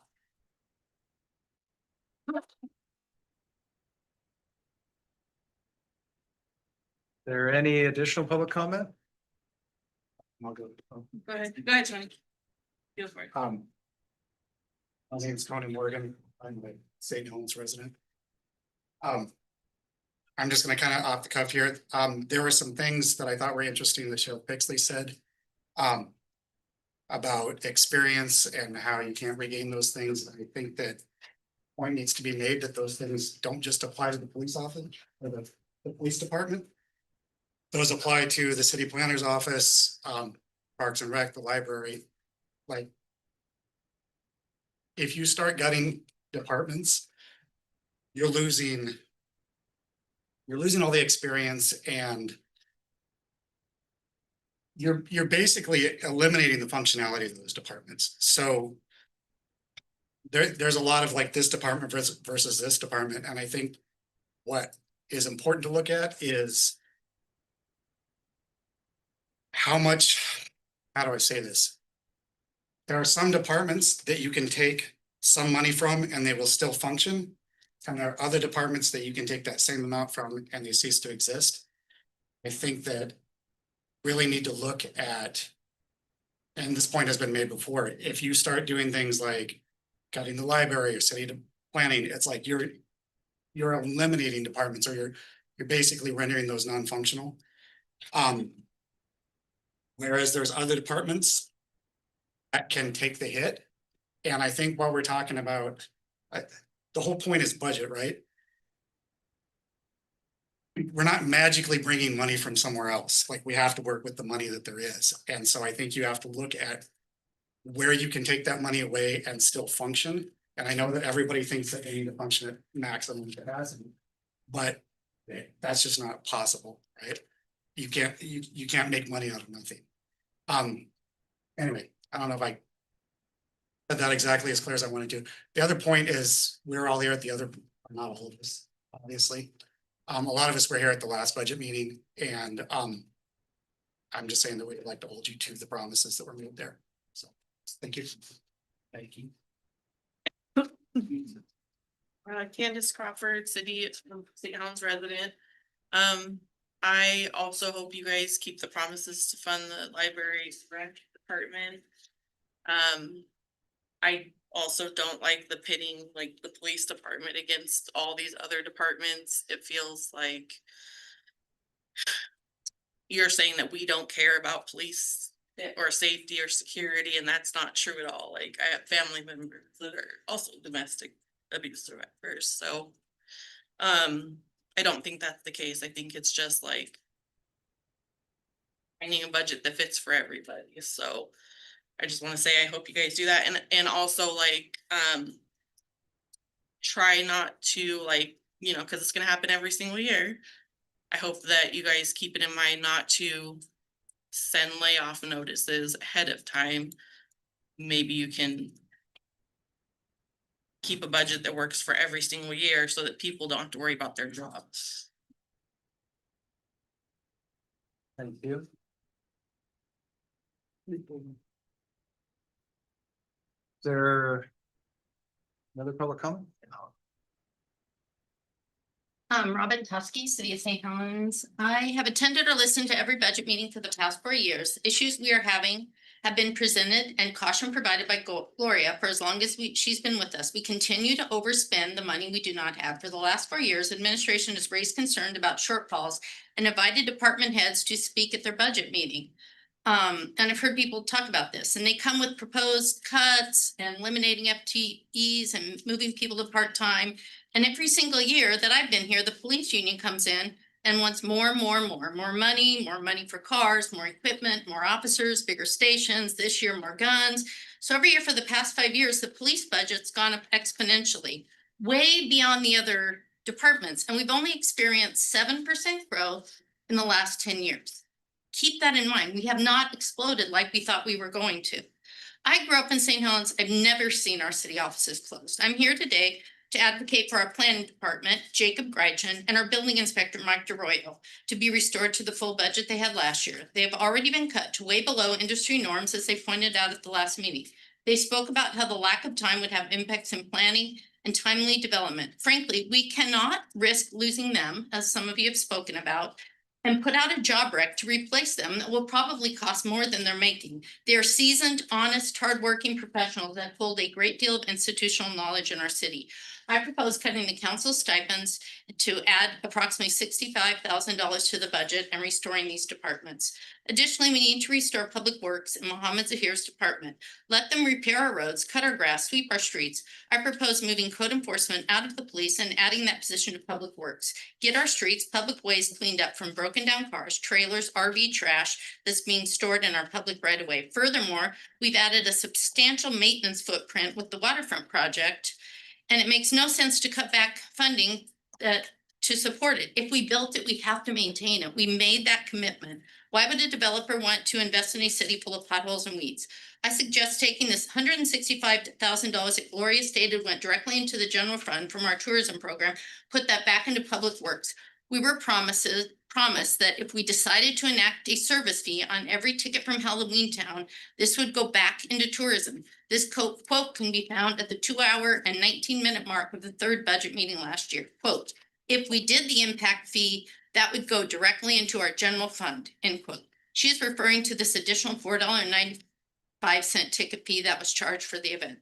I think this money should be earmarked to make our city beautiful and give Public Works the tools it needs. Lastly, I'd like to draw attention to the City of St. Helens Resolution 1509, a resolution adopting a code of ethics. This is found on the city's websites. Every meeting, our attorney reads the state of Oregon ethics law. For some reason, Oregon decided last year to do away with their ethics laws, which allow a person with a conflict of interest to participate in voting and decision making. Thank goodness our city holds higher standards than the state. In Resolution 1509, it states the code of ethics shall apply to all city officials, including elected and appointed official staff and volunteers. From page 4 of the document, point number 2, if an individual official financial or personal interest will specifically be affected by a decision, the official is to withdraw from participating in that decision. Thank you.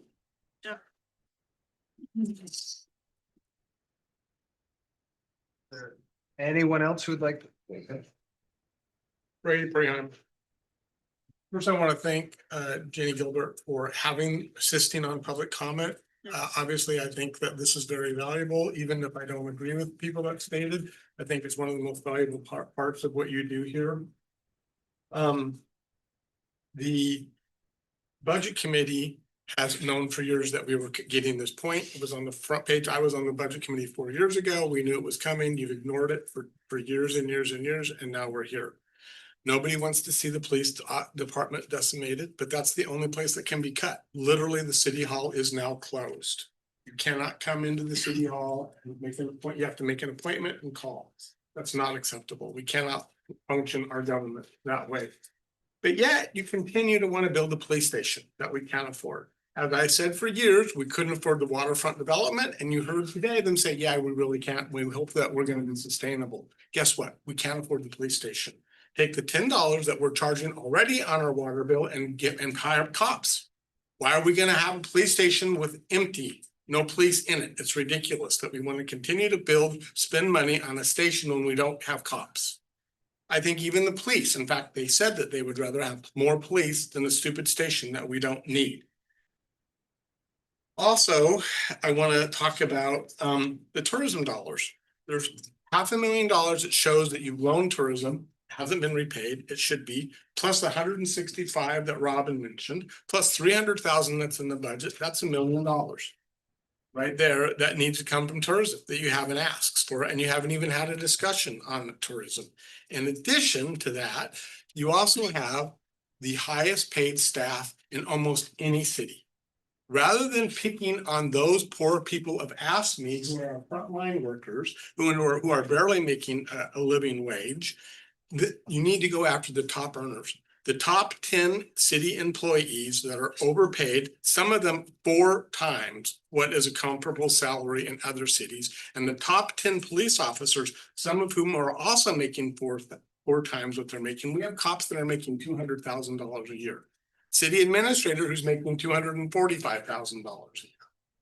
That is way out of line for what should be paid for our city. You take those top 10 employees and the top 10 cops and you cut their salaries, and Gloria will tell you, you can't do it. That's a lie. You can. You can't target an individual staff person, but you can say what you want for administration. You take just those top 10, those 20 employees, and you cut their salaries to a reasonable salary. That's $2 million overpayment that we are making for just those 20 employees.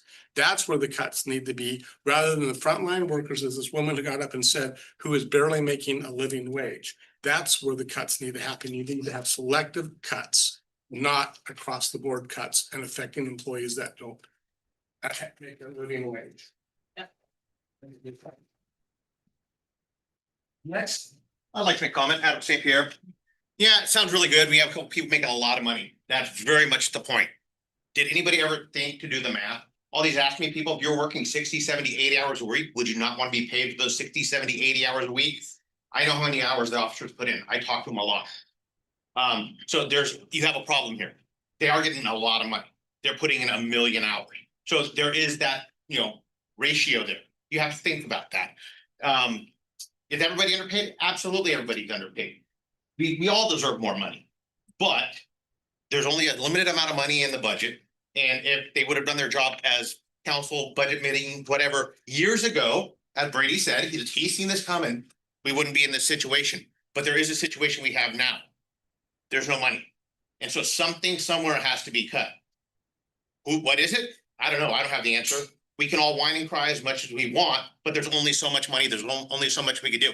I'm actually personally happy. I'm a libertarian. I think we need a 30% smaller government. But the real deal is the 10 highest paid people, there's a number of hours put in. So thank you. Thank you. Do we have any other? Back negative citizen St. Helens. I'd like to jog your memory back to 2017 when Douglas County shut down their library system. it made the national news, it made international news. Year and a half later, when they reopened it, they made national news. It's a big deal to shut down a rec center. It's a big deal to shut down a library system. Currently, the largest city in Oregon with no library is King City. Less than 5,000 people, half of them over 65 years old. The second largest city in Oregon with no library system is Coburg, 1,400 people. This will absolutely make national news if you close down the library. Thank you. Anyone else? We have any online? No one has raised their hand. Do we have a comment online? Yeah. Yeah, so I'd like to give my time to Brady Preham. There's a Way to There's fix an echo? the, yeah, is there a way to fix the audio by any chance? Then he wants to give his time to Brady. Hoping they get- Oh, is that what he said? Yeah. He said he wants to give his time to Brady Breon. Maybe we can. Any more, Brady? I'm good. Okay, so Brady gives him time. Oh, All right, I'm done. Have a good night. Way to fix the audio, I don't know. okay, yeah, there's a weird echo. Okay. all right. Any others? If not, All right. uh. so, I need to officially close the public comments. No. No, we're just done. Okay. Public comment. Okay, so then we will take a break for 10 minutes, come back at 8 o'clock. Perfect. That's 9 minutes. That's fine. Oh, wow, that's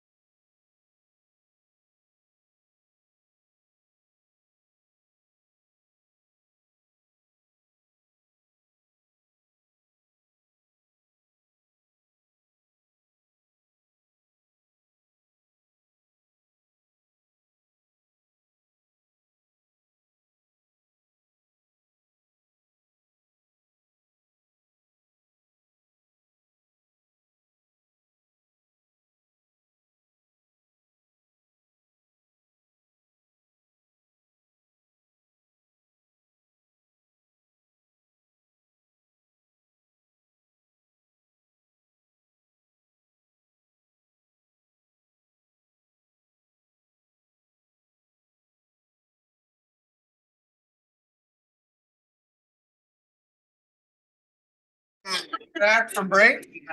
On to order. Back on. Thank you. All right, at this point, I will turn it over to the budget officer. Okay, so we want to open the discussion and start with the staff revisions. So we have these sheets here, we have okay. So we've started a draft, and this is purely a draft of the approved budget, and it shows what you have already approved, which was the return of the library and recreation to full staffing with no furloughs. Additionally, we have removed the general service fee from the general fund revenues, and the city administrator, police chief, and finance director have reduced the police department budget to balance the general fund with a 5% reserve balance. We are not presenting the alternative option of removing the police department from the general fund. The city administrator, finance director, and police chief have revised the police budget to sustain services for the first 6 months of the fiscal year. If the city council decides to refer a ballot measure on the November ballot and it is passed by the voters, there will need to be a supplemental budget at that time. If the council does not refer a police services fee to the November ballot, or if the ballot measure fails, the police department will need to be reduced to minimum staffing, no patrol, no investigations, and prioritized call response. So that's where our starting point is for tonight.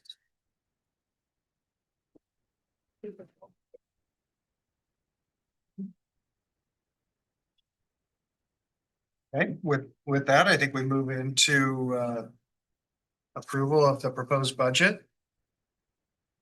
Hold on, I think It is the discussion, but Discussion. the section is titled approval. so. Well, I have a question. Go ahead. So this budget of. So this is not a 1 year budget, this is, I'm just trying to understand what you're saying with the. $4,036,000 for personnel. Which, I'm looking at the first page under draft approved police. So if you go to the third page, you're under which is personal- the police department budget, that might be more helpful. Okay. So the question is, are you saying that this is not a 1 year budget? This, for the police department, is a bridge to get us to the next decisions that the council will need to make. This gets us to 6 months. The police department does.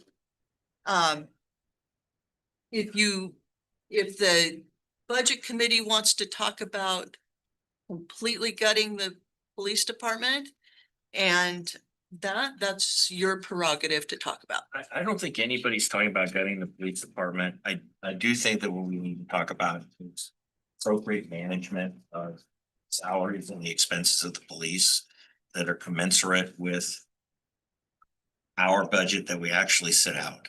I mean, everybody is very supportive of the police, and what we have in the past, we've had a situation where we have officers and people making 185, 177,000, 172,000 a year. And you look back at the past, just go back at some of the past data points. When we had 16 sworn officers, and these data points come from our public budgets. 2017 published budget, 2019 published budget. 2012 to 2017, we had 16 officers. They handled The city population was 13,000, basically averaged out the whole time. Sworn officers was out of 1.21. Annual dispatch activity, 15,000 low to 17,200 high.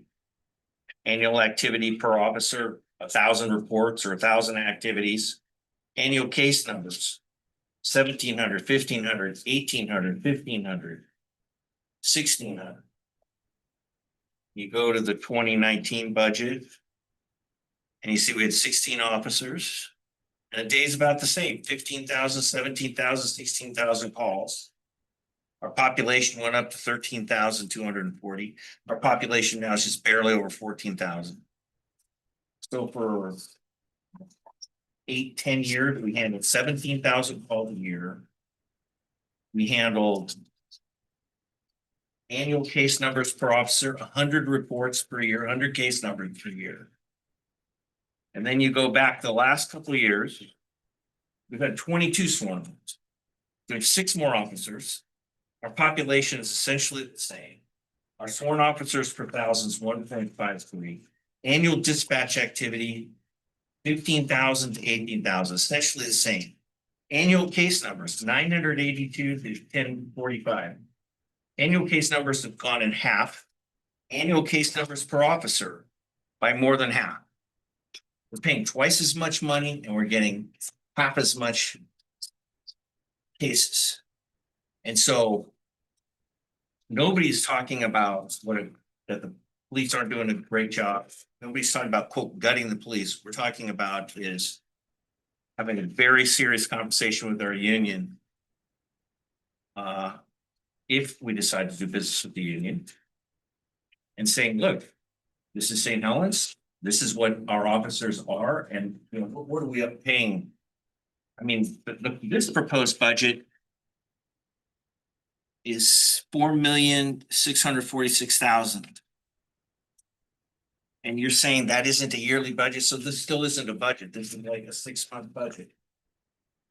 So this isn't the yearly budget either. This would be the budget for the year, and they would need to figure out a way to make it work. We've had this year we had a $300,000 overtime budget that came in at $500,000.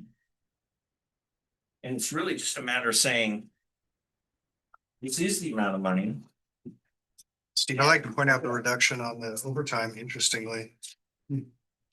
Take a look at the police budget, the highlighted yellow items. If I'm reading this correctly, the overtime budget has been reduced from 370 to 200,000. But that's only the 6-month budget. Saying this budget is a 6-month budget. Because it's only supposed to get us, what happens at the end of the year, we get no policing? None. It seems likely. Well. You know what? So That's unacceptable. So we're trying to set a balanced budget. So I think the question, whether it's a half year or full year budget, it's a full year budget. What we're hearing is the intention is to maintain staffing for 6 months and then have a cliff and fall off. Absolutely unacceptable. It's unacceptable. Unacceptable that the police would come to us and say that they would come to us and bring us a budget that we're going to pay them for 6 months and then we're not going to have police for 6 months. That's utterly unacceptable. Chief Smith, can you weigh in at all? I don't understand what Mr. Toski's even saying at that comment. Well, No one from the agency is saying there's not gonna be policing in the last 6 what months. are you saying what's gonna happen if we don't pay another, what, $50 a month or something? I'm not saying anything like that, Mr. Toski. What I'm trying to convey is I'd like to respond to a few comments that were made. I want to remind everyone that when we talk about case numbers, for instance, okay? There could be a single case number, but there's a case I investigated as your detective over the last few years that has 200 supplemental reports for one case number. So Mr. Toski, that is a wildly inaccurate statement. I'm using our data that's in our. Providing context to the numbers. I just want to know. But I want to respond to something else. He can speak for himself. Yeah, I just want to know whether. All right, let's keep order one at a time and let's go back I and just want to forth. respond to one other comment. So we talk about the high earners. I want to respond to that because over the last several years, I was one of those officers. But what isn't captured in the data, when I was working 6 to 7 days a week because I was your only detective. What was important to me is I had to make a decision of whether I come in on my weekends and I cost overtime for the city or I investigate cases where children are sexually assaulted. Janelle, who is here, safe, can attest to the fact that many of her victims that she advocated for were victims in my criminal investigations. I didn't feel it was appropriate that a sexual assault survivor was going to have her case on for 2 to 3 weeks when I could have been in the office working on it.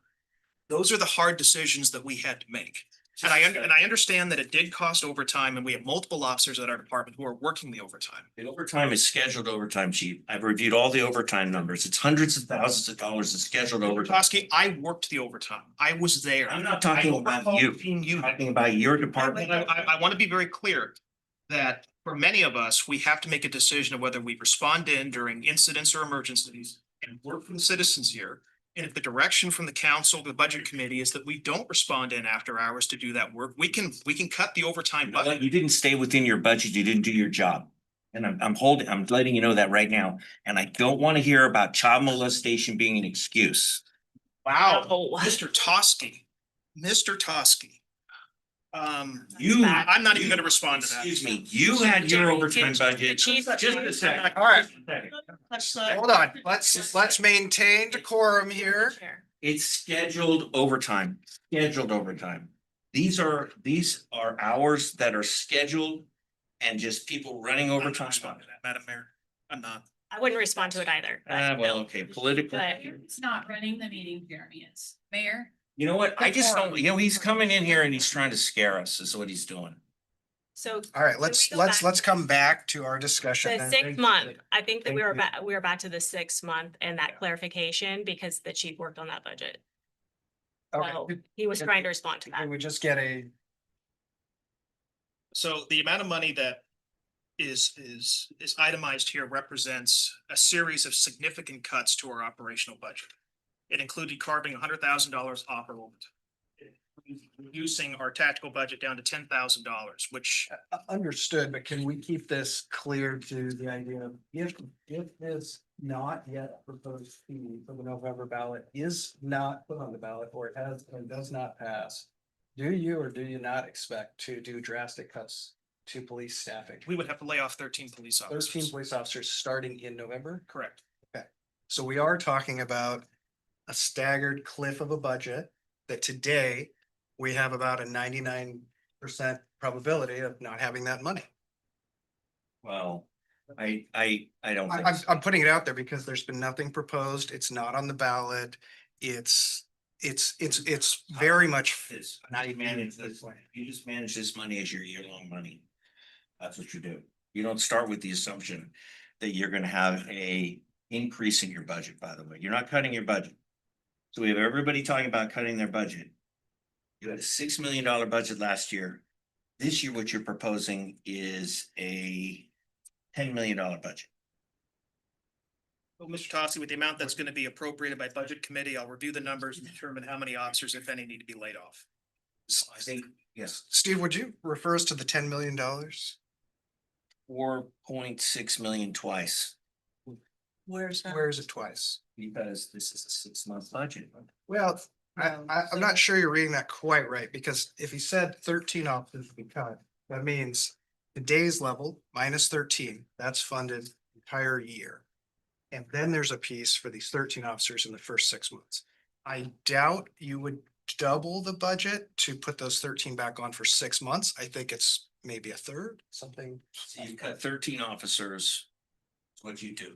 That's your decision to cut our. Well, the budget's 88% personnel, Mr. Toschi. We would have to cut officers in order to do that. And to make up the deficit that I've talked with Gloria, it would require laying off 13 police officers. Have you been told that you need to come up with a year budget with $4.6 million and how you would do it? No, I'd never been given a direct number of 4.6 million. And I'd make a motion that the chief should bring back to us at another budget meeting, his proposed budget of how he would implement a budget for a year at 4.683 million. So I'd like to caution the budget committee here that if you really need to approve a budget tonight, we do not have time on the calendar to adopt a budget for the council to adopt the budget before the end of the fiscal year. This is an unacceptable budget. I'm not gonna, this is not a budget. What this is this is not a budget. How much more money are we gonna end up putting on your budget? if we get to 6 months, we don't get extra money, how much extra money is gonna come? How much more money are we gonna need for these? It would mean a staff reduction, Mr. Toski. How much is gonna be, how much more though? Is it gonna be 2 million, 3 million? How many? For all the cuts you want to make, chief, I wanna make sure it's you that are gonna be making the Let me be chief. clear, Mr. Toski, I don't want to make any cuts and I certainly don't want to lay off 13 police officers.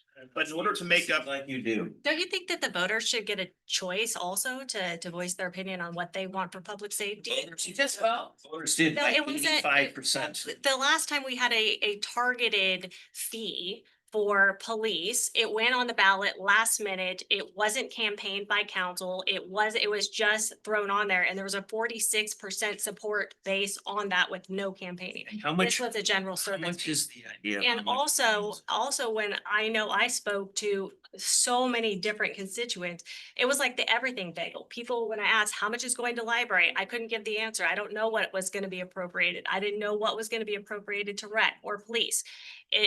I didn't promote it for those reasons. Structurally, it seemed like it was flawed. The last targeted approach, I think that if we're talking about public safety within the city of St. Helens, our citizens have a right to vote. We created an ordinance to have voice. Do you not want citizens to vote, Steve, on something so? What is the amount of money? No. Agree. It's a question. Do you not want citizens to be able to vote on? I have voted. And here's, have they not voted They twice. have not voted on a targeted. Wait, no, I want to make sure we understand what you're proposing. You don't like to be interrupted. We're not gonna, we're playing nice in the sandbox. So what I'm trying to say is that I think that it's important for citizens to vote. We have not had a targeted one. The last time that was an operational levy got thrown on the last minute. It was not campaigned. There was no education. Right now, when I've talked to citizens, they don't even know the gravity of this budget crisis in relation to public safety, potentially in this city. They have a right to know if it's talking about the livability. If we have 17,000 calls for service and we have like 15,000, just shy of 15,000 people, that's a lot of livability issues to the citizens here. And I think that they have a right to vote on it. How much money is it that you propose would be on the ballot?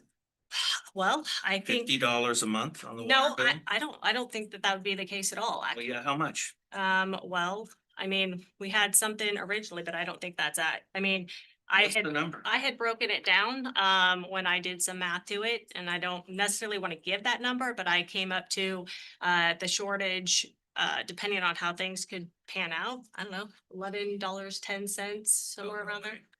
Yes. That wouldn't do it because all that would do is just patch for that. That's not gonna be. We need, we need a potential public safety stability fund. And I, for one, don't have all the numbers, but I think at least that it should go out to the vote of the citizens. The citizens should know if public safety is going to be impacted. Those domestic violence survivors, they should know when those restraining orders may not be able to be upheld, or people to respond. We need people to respond to children. I think the citizens need a right to vote on public I safety. like the idea of what we're being proposing for our citizens here. So we're not gonna do our job and tell our chief that he needs to manage his department. What we're gonna do is say, here's your choice, citizens. We're gonna give you a 6-month lead. And then if you don't come up with the money, whatever money it is that we're gonna shake you down for, you're gonna lose 13 officers. That's gonna be their choice. That's how you wanna present it to our There's people. gonna be cuts in the police. It's a department. threat. It's a threat, and I don't like our it's citizens. reality. Our public safety is being threatened. We don't have enough money. You don't live here, do you? You live in Forest Grove, right? And Dan Tennell was your attorney too, right? The guy was the union guy, he's your attorney too, right? Not really sure how that's relevant. Well, because we have a bias, what's going on here, we are being, Mr. Toski, instead of having a budget. Mr. Toski, to answer your question, I live in the city of Forest Grove and I absolutely love this community. It's the reason I applied here. I work here. It's the reason I spent so many countless hours investigating cases here. I care about this community deeply. But yes, I do reside in Forest Grove and I've known Mr. Dan Tennell when he was a misdemeanor district attorney at the Washington County District Attorney's Office. When he was fighting for crime victims over there, I've had a 30-year friendship with that man. And yes, he has served as my attorney in the past. Thank you. It's a good man. Well. Can I just, Yeah, go ahead. I am sorry, I was late. I left my paperwork at home because my children. I don't have all of my numbers on my cell phone in front of me because I've been using a computer that is not my own. Because I was recently threatened by the mayor and her, the Gastons and, Adam St. Pierre. They are, trying to dig into my entire life. They want my cell phone, my computer, my social media accounts, and they have names of every single officer that supported Chief Hogue on there, that they want information from them as well. They also want information from anybody that supported E2C. They want any communication I had with Detective Smith. And oddly, the mayor wants any communication I had with her husband, which I feel like is whatever. Anyways, I have been so intimidated. I have not wanted to come to these meetings. I am scared to sit at this table. And I want that on public record. It is partly the police department that is doing this to me. And then they're gonna sit here and ask for funding. That is bold. Let me say that. I have some questions though. First of all, what were we talking about that I missed? Where was the 6 months coming up with? Gloria mentioned that this revised budget. Let's hear it again, because I think. Actually, that repeating. maybe that's. We're gonna do. Why are you smiling at me? I'm just laughing because of how like crazy this is, like. Right here. Spiel. It's called a public record. It's Gilbert, it's called a public record and it's in my non-official capacity, it's the same. It's called intimidation, harassment, and It's retaliation. called public records. People know all about that. Do you like the names of everybody on the list that you're after? It's not after, it's Okay, obtaining I information would like to related keep to the the dis- city or this. Jared Fixley? Yeah. Yeah, we could go down the list, Jennifer. If you have something to hide, then there's probably the You issue. do not have the right to You're on come a to me you as a are private you are citizen. on a public committee, Miss Gilbert. Then your phone, which you were texting me earlier, his phone, all Produce public record. Produce those all the time. They're how many records? Put in the public records for your request and you haven't responded. Why? I don't know. Jennifer. So We're- we can get to maybe On track. All right. Hey. All of these officers that were in. Record. Everyone will have a chance to speak. why you guys don't get the community and your citizens here. This is ridiculous. I agree to have my private life dug through. This isn't something for the budget committee It is meeting. because I am intimidated to speak out. You put And that on the I had to record, go Jennifer.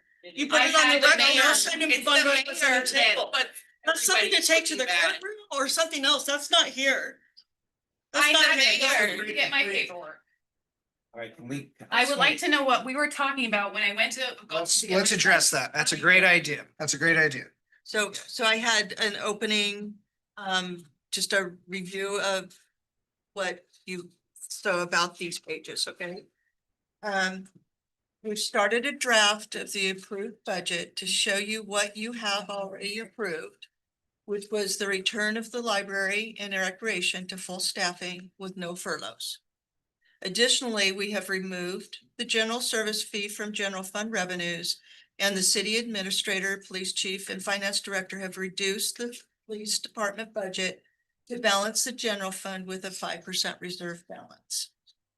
We are not presenting the alternative option of removing the police department from the general fund. The city administrator, finance director, and police chief have revised the police budget to sustain services for the first 6 months of the fiscal year. If the city council decides to refer a ballot measure on the November ballot and it is passed by the voters, there would need to be a supplemental budget at that time. If the council does not refer a police services fee to the November ballot, or if the ballot measure fails, the police department will need to be reduced to minimum staffing, no patrol, no investigations, and prioritized calls response. So that's what you missed. Okay, so the 6 months, is that to bypass the law that we can't adopt a budget on phantom numbers and hopes and wishes? That was to appease the belief that that was an illegal option presented. It was not illegal because it would have been illegal if that was a tax, if we were proposing a tax that had not been referred to the voters yet. So what's? It was just a It's not fee. tax. It's a fee. So It's it's a not fee a again. tax. And actually, to be clear, I don't think council has had any discussion on the record of this. So in my mind, I put a 0 probability right now. And so I like that the revenues have been removed from this because now there's no concern of a phantom revenue in my mind. I But guess- now there's a concern of you can't sustain the funding, so. Well, I guess what's Maybe our it's reduction concern, of- I'm confused, so now we're not discussing a full year, we're discussing 6 months budget? Yeah, we are. Well, we are discussing an annual budget, let's be clear, but what we're being told is they're going to spend at a high rate in the first 6 months and a low rate in the second 6 months, unless there's a supplemental budget to bring the rate constant across the full year. Yeah, that's what we've been told. I don't think it's not clear. It's not clearly illegal in my mind. I understand it's not clear, and I might want to open up debate and say, well, why plan to get rid of 13 in November if you could take out 6 right now and level the whole year out? Yes. Or you could ramp down. You could say, we're gonna start where we are. We're gonna stair step it. I think there's a lot of ways to approach this. But the total dollars here, I think maybe this isn't even cutting enough to get where we need to go. I think I had heard a mention of trying to cut maybe another million beyond that. What I gather from some of This our. only has a 3%. Is it a 3% reserve? But Yeah. Well, Which I would like to address that and say this city is one step away from a giant catastrophe from a small expense. And that reserve, I think, is very much underappreciated today, and putting it at that level is irresponsible. So I would actually propose further cuts so that we could start to restore some of that reserve funding. In fact, I do think we may need to find another $1 million on top of this. I am along, the research I've done, I'm along the lines, thinking no, fewer. the money isn't there, and It's that's not the there. issue. The revenues don't exist, and so we must make cuts, and rec and library are off the table at this point, according to what we all unanimously agreed to in the last meeting. So to be constructive, I think we need to get down to a proposal. Do we have anyone who's proposing a change to this number rather than just a line of questioning? Do we have any proposals to adjust any of these numbers? I wanna go back over what you were thinking, cut 6 now. And then we don't have to worry about. Well, I'm not splitting it in half. Maybe it's 6.5. Yeah, because I don't like to see us set ourselves up for failure. Right. And I work in statistics. The probability of getting this fee in November right now is very near 0 in my mind. It's essentially 0. And we can't have. And so let's be eyes wide open and say, would we rather lose? No patrol. Right, and that's not a place we want to be. And so I would rather say, we're not gonna have night patrol, or we're gonna have lighter staff, or we're gonna say, there's gotta be some way to adjust the schedule, because we don't want to get to the place where there's I did have a 2/3 question of the force gone. for chief before everybody blew up. Even though I wanna be clear on record that I am intimidated to talk. Chief, Made that. overnight, you were going to answer that question. I was unable to email the city because of what's going on. You said that there was no overnight coverage for a certain period of time. How many hours was that? Did the city operate okay? What kind of crime went on? You were gonna bring that to us. So I'm just curious what you found during that When time. you say overnights, you're referring to night shift over the last, You said that there was no overnight coverage. there were certain periods of time where there was not overnight coverage. I don't have the metrics for you. I don't have the raw numbers for you. I view, and this is just want to preface this on overnight coverage. Imagine it as if it's an insurance policy, that if something negative or adverse does happen during the evening, want to have the availability for staff to either respond that are actively working or on an on-call status. Now, each one of those options comes with a cost. And what we did is we're currently at 24 hours a day, 7-day a week coverage right now. We're just running at minimum staffing every single day. This has significantly limited our overtime costs now that we actually have sufficient staffing on the road. We remove that. That is part of a broader question that I'll have to go back to council and the city administrator to go, how are we going to address gaps in coverage that may exist if we reduce our staffing by 6 officers or 12 or 13, whatever that number has to be.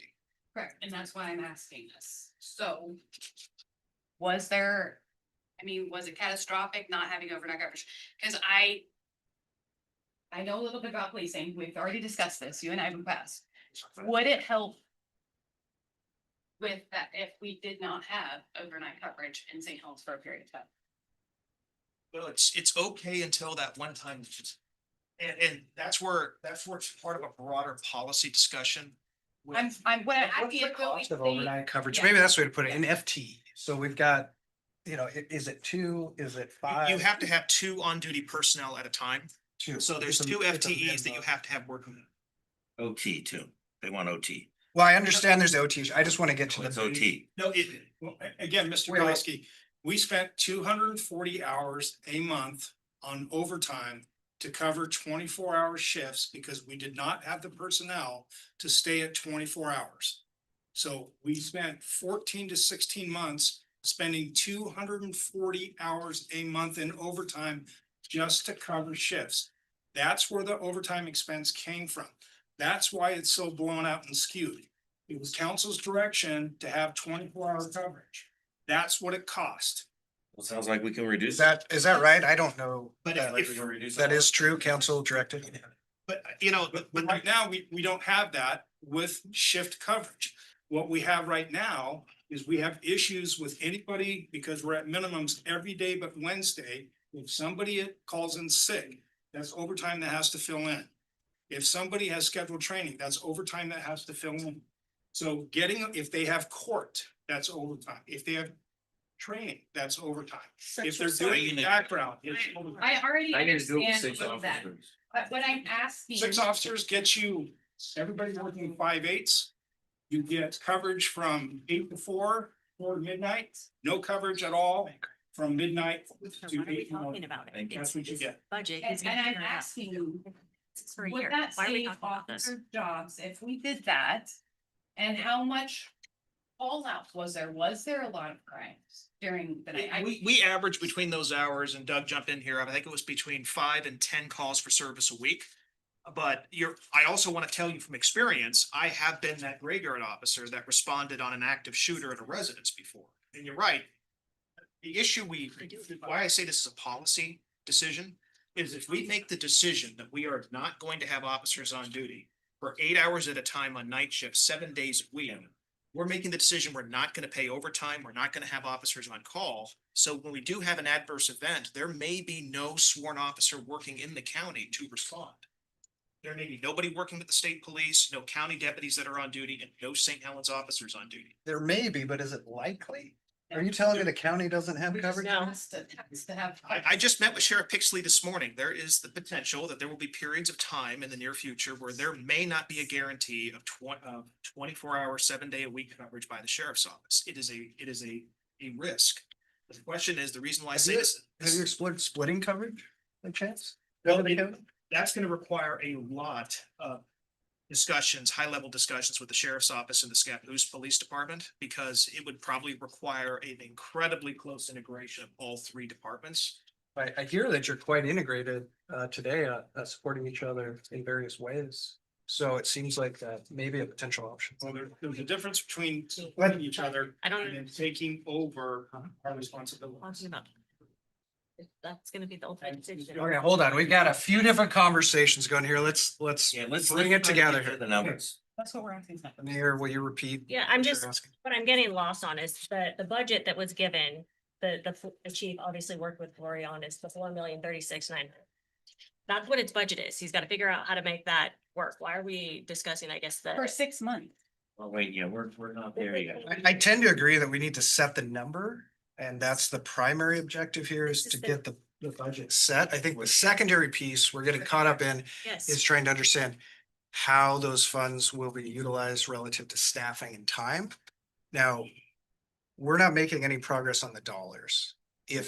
I don't know where this line of question is going to lead us to find more at this point. So I think we need to come back to this and actually. I'm just trying to, cause I thought you guys, when I came back in the machine, I thought you said that's what you had for 6 months. This is the year. No, it's for the year. Okay. It's an annual budget. Okay, so okay, I get it. Yeah. So actually, Steve, I for instance, and I think you were targeting a lower number for the police budget in your mind from what I understood. And so it's Well, I was more 4.6. comfortable with 5%, but you're not comfortable with it. That's the. I am not comfortable with the 5%. And I think we're well below the target of 20% in the fund. We've been below it and we have a history of robbing the fund. So it's empty. We gotta start filling it back up. What's your comfort level? I'd like to see it at 20. Well, that's gonna be. It's not, It's very. but I'm saying I would like to see it at 20. I work as an actuary who reserves for insurance companies and insurance policies. This is taking on a lot of risk for the city. 6% last year, I believe. Yeah, last year. Yeah, and we just got furloughs and didn't make it through this year essentially. Yes. So 6 was not enough. Well, I mean, we gotta weigh out what the possibility, right, of We additional. have our city office is closed right now and people were laid off and. We can't staff the front desk full-time for normal business hours. I mean, the doors are closed tomorrow. That's just a fact. They will be closed. So. And so you can give me a strange look and act like I'm a bad guy because I want 20% reserve. I think we all want that, but it's just not, but there's not enough money. This is years and years making of. I understand, and but you have to draw a line somewhere and say. But I also look at the potential. Draw a line somewhere. How about, let's just go, can we go to page 1 of this? That's page 1. Let's do it. We do what we can. It's fine what we can. Admin 100. What are you gonna cut? There's 2 FTEs. John, maybe. It's almost all. I mean, I looked at it, I looked at the admin line to see if there was something, because as a government shrinks, if the admin doesn't, the overhead is growing as a percentage, but I don't see what you would cut there. Actual stipend 67.5. I think that's a possibility of an adjustment. It's a very small number relative to the gap in the budget, however. Did you find anything since you've been through this? I mean, I think that if we look at, that we, one of the public comments was, we have some heavy salaries up top. Maybe that's something we should look at. I don't know how much that would save us. What? Well, So I'm not. I don't know how we're gonna look at it here and make any action. We can give a lower budget number. But are you asking us to direct to fire certain people or lay off certain? Certainly not. I'm not talking about individuals at all. I'm just So- talking about how we can. I don't see how we practically take any action on that as a budget committee. How about, I honestly. I think a 20% reserve sounds. Appropriately conservative and actuarially. We call it a provision for adverse deviation or a pad. You need to have some pad, right? We're living month to month, so to speak, in expenses, just as the revenues come in. Even if these revenues get lumpy, I'm not sure what happens if the bank account goes to zero. Chance if, why don't we, and then there, then I- there's others that may take risk, and why don't we take a chance at 10%? 10% reserves. I'm more comfortable with 10 than 5. Well, we did exceed, and I'm thinking, I just think 20% is gonna be very challenging. For us to. What we went over this year, and I'm thinking maybe come through some of these discussions. The emphasis of staying on budget. Is going to be something that will keep people awake at night. Because what happened is this year we went over budget. And there were consequences. Well, with that sort of line of thinking, we could aim for a 0% and say if the fiscal recklessness emerges, it will certainly hurt. Well, I think that the test is this, that, we've had 2 votes of no on appropriations. And I think the concern from the public is management. We want to see people tighten belts, so we want to see people stay in their budgets. Sure. Then come to us after you've shown us that you can manage the money. Then come to us and say, we need more. People will probably be more willing to part with some of their hard-earned dollars. I mean, there are a lot of people in this town that just can't afford anymore. And then there are some people that, I don't know why people vote the way they do. But certainly if we say, hey, look, every single department came within its budget. This is what it looked like. Can we have more? I'm gonna say yes. Right. Well, but on that line of thinking, why don't we talk about some budgets that are not staying in budget? One of them being tourism. I think tourism is a drag to the general fund. And I would propose that we should not allow ourselves to be taking losses.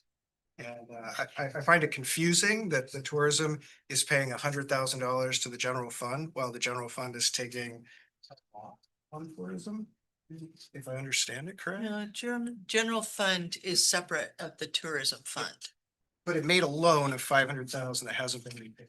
General fund did not make a loan to tourism. I think that's misinformation. It's sometimes a problem that we have that it was misinformation. Okay, so what I do know, there's $100,000 that comes out of tourism and goes to the general fund. That much is true, right? That's true. That's true.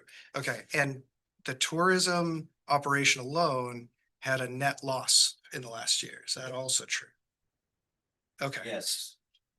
So they can't afford to pay the city that general service charge unless they have reserves, which are Our contract. depleted or going to be depleted. Right. Yeah. Our contract with the tourism vendor is we will essentially pay your losses. We're gonna cover them. So they can spend money. We have no budget from them. And they can spend money as they. I don't think we should tolerate any loss of any sort on a tourism. I think we need to rein in their expenses big time, because I am very concerned that if we don't. There's two things, if we're gonna shift the focus of tourism a little bit. I think that we should reduce their budget on what they can spend. And number two, I think we should, without them, say, we want a bigger take on your ticket sales, because it make about $165,000 on the $5 per. And so maybe we should raise the price of the tickets, but we should get a bigger piece of it. Because then we can make 300,000. It's a fine idea, but we're here to set a budget. And my concern, my concern is the loss here is probably worth half an officer or more. What is what does the contract say? Is there any, it's a contract? I don't recall what it is. Yeah, I don't. That are they specific requirement? John can answer those contract questions. Right now.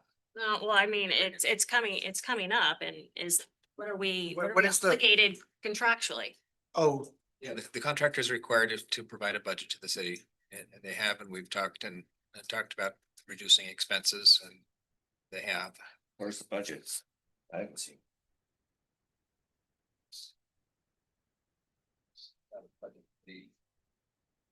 If it's in our fund. I just want to reduce, I just want, honestly, I've seen their P&Ls 2 years in a row. I've seen the way they spend our money. why don't we say this? This year, we need to claw back the loss from last year. Period. So we're looking for $180,000 from the best. Well, that's not in. If that sinks the program, it's a losing endeavor. So either we're deciding to invest in a losing endeavor. Or we're putting our foot down and drawing a line. I don't want to risk us taking a $500,000 hit. I think that we should tell them, this is your limit on your expenditures and you need to We stay. already took a $500,000 hit. The loan was made from somewhere, very unlikely to ever be received. Right, but this year we have a $1.6 million budget that they can spend. We're telling the tourism people they can spend $1.6 million or more. And I'm saying we shouldn't tell them you can spend that much. We should tell them you can spend way less, like 900,000, 800,000, get the program done for less. Because in the event we don't have the kind of revenues that we hope we do, then we aren't taking a big loss. Well, but most of the revenues are driven by this person running the contractor, because the only revenues that I saw that seem material and unattached directly to this contract are the lodging tax fees, $170K. And to me, it's just a shame that we're getting that money as a tax and then we're taking that amount in a loss too. I mean, if we just had no Halloween Town, we'd have plus 170K to do something. Now, if we wanna just bury the 170K into it and say it's a net zero, it needs to always net to zero, fine. But the thing is this, But I don't like taking a loss. if they go over, we will pay. That's our contract with them. That's the risk. If you're saying, what is our risk? If we have, let's just say they spend $1 million and we have 600,000 in tickets. So we have a bad contract is what you're saying. We have the contract we have. How long is the contract? Is it multi-year? It should, it's gonna end this year and they will be eventually renewed. So No. Oh. Yes, yes. No. would anyone else here, council or budget, be able to make a comment to whether It got extended through this year, as I recall. Is- Am I correct on that, John? It goes to it was extended Yes, with no change in term? correct. Yeah, I mean, there That's- could be another, or Just like just auto I renew. think there should be another. Job, you lost some money, let's do it again. exactly. So the challenge there is it came before, based on my recollection, it came before council as a conditional. That it improves, Council has to wait a year before you Yeah, can take it. and we were also supposed to get the final numbers at that time for Halloween Town. So are we in for the breach of final. contract? Yes, Okay, and let's cancel the contract. that's. Well, Legal Hold things. on, I just want to jump in real quick, and I believe that this budget committee does not have the authority to discuss current contracts. That is within the city council's scope. So I think we should get back on track. We're making is that? recommendations. Who is that? That's Counselor Hilton.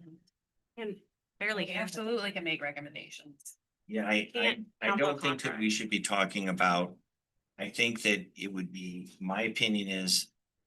If we want to review the contract with the tourism contractor, that can be done by the council this year. And decide, I think, earlier to do an RFP. This year. Our contractor is in full swing and is preparing for our events this year. We can cancel the contract, but I don't think that we should. I hear you, but what I'm also hearing is we have no mechanism to control this expense. We do. Well, we can tell don't, them- not this year. We can tell them put it this way, there's two ways to go. We either say as a budget committee. You got a $1.6 million budget, you can spend that, or we say you got a $900,000 budget or a $700,000 budget. I'd much rather tell them they have a $700,000 budget and they have to stay within it. Than to take a risk. That if we have a giant drop in revenues, we are gonna end up eating $500,600,000. I don't wanna tell them that they can spend literally. What are you proposing as a cost control here? That we tell them what their budget is and that's what they stay within it. I think that has no teeth. I'm Why not is sure it- what you're saying. Yeah. That's what I'm. We can either tell them how much we think they should spend, or we can tell them to spend 1.5 million. Or we can defund it and they won't have anything to spend. Well, hold on one second. Honestly, I'm not for canceling the tourism contract. I think that would be a disaster. First of all, they're 6 months into the contract. So you're comfortable with an outcome that's either a loss of 200,000 or as you say, maybe a loss of 500,000? No, I Is that think the way you're that- thinking about it? No, I'm thinking that it's probable that we're gonna probably have at least 600,000. So I think that, I mean, that would be the amount of last year. So if we had 800,000 in income for ticket sales, I don't think it's gonna be as robust of an event as previous, which is why I think we need to guard against it by letting them know we want them to control the costs in some way and have them do it. And you're right, it doesn't have any teeth, but come the end of the year, if they end up going way over budget, we say, we asked you to not spend it. But you did. At least we didn't tell them they could spend 1.5 million. Cause when we put this number out there, that's the number we put in our budget. For them. And so that's I anticipate revenues are gonna be down. How much? I don't know. Why not just? Wouldn't we save that money? I mean, I'm confused why. I'm just saying we should not allow them a budget of 1.5 million. That's the point. Yeah, but the money is not coming from the general fund. Like I mentioned, there's the tax, so that's valid. The rest of it are charges at and around the event Right. that are generating the revenue. So it's Yes. not, we're not handing $1 million. They're going to go collect it on our behalf and remit the If profit they or loss, right? exceed the amount of money of the revenues, we owe it under the contract. That is for sure. If there is, I'm sitting here. Right, going, and so the contract says nothing about turning a profit or There are incentives for turning a profit, but there's nothing in there saying to the contractor that you are responsible for overages of your budget. We are responsible. right. Under our So then that only makes me believe we need more of a reserve, essentially. I think is what you're arguing is that we have uncertainty, the cost could get worse. And so we need a reserve. I just say we tell them to spend less and hope that they come out even somewhere, but we are not risking a big loss. The range of expected outcomes here is all in the loss side, right? And what you're telling me is it may get worse. You're not giving me any upside. You're saying it's actually likely. Just say if we have $1 million in income, not 600,000, that would be 400,000 plus. Then we So would now be- we're at a $500,000 plus loss. If No, all we'd these, be making money then. I'm not convinced, but maybe I'm not following. Of anything, but Yeah. the point is this, do we want to say you have $1.5 million budget? Do you want to say you have a $800,000 or $600,000 budget? That's really what we're talking about. I don't think that we're really profiting from them much. Why can't we just let them take that money? I mean, obviously the police are having to work the events too. Is there overtime involved? I mean, why don't, if we're talking about cutting things, why don't we get rid of? That's how you do your bills at home. Get rid of the least important right now type of thing. I don't see why we can't cut them. It's something if we're Well, growing and stuff, so- we start getting. So I hear you and I agree. However, that revenue number is basically somebody pulling it out of the air and saying, this is what I think is gonna come in for ticket sales. Basically, Of the year, it's based upon prior performances. it's not a high probability estimate. It may be based on past performance, but past performance is not a guarantee. You're not pulling it out of the air. I'm saying there is estimation occurring here. Well, it's High based level upon- of estimation. Based upon 4 years of data, 5 years of data. Which year in the last 5 years did they turn a profit? This company, none. And so if the past, they haven't, why would I expect they would in the future? Well, that's why I'm trying to guard against it by not saying you have $1.5 million to spend. That's the point. Steve, do you know where those $1.5 million are coming from? Community development, well, put it this way, we haven't had to dig in because what's happened in the past is revenues have come in to cover expenses. That is what has occurred. The revenues start coming in about July, August, September, October. That's when the real expenses hit too. And so what occurs is that the contractor plans, implements, makes expenditures, and then hopes that the party we threw, people will come. Right. Do we know why they went over budget? And so right now, they're in the process of making plans. And so if we say to them, look, we want less expenditure, maybe they'll figure out a way to manage their budget. Well, let's think about it this way. What's the loss we're willing to take annually on this tourism budget? Zero. So if we're willing to take zero, we don't have a mechanism to get there right now. Because you would be phantom changing a number because really it's in the hands of the contractor. So I guess at this point, I would argue we're sitting here bickering about something we can't really affect. And I think maybe we just set this aside and move on. Well, I disagree with that because I think it's different if we have a number on a piece of paper and somebody says, you had a budget of 1.5 million versus going to them saying the Steve, budget. what I'm not hearing is a proposal from you. And I propose that we cut the expenses that are estimated, materials and services in the tourism fund this year.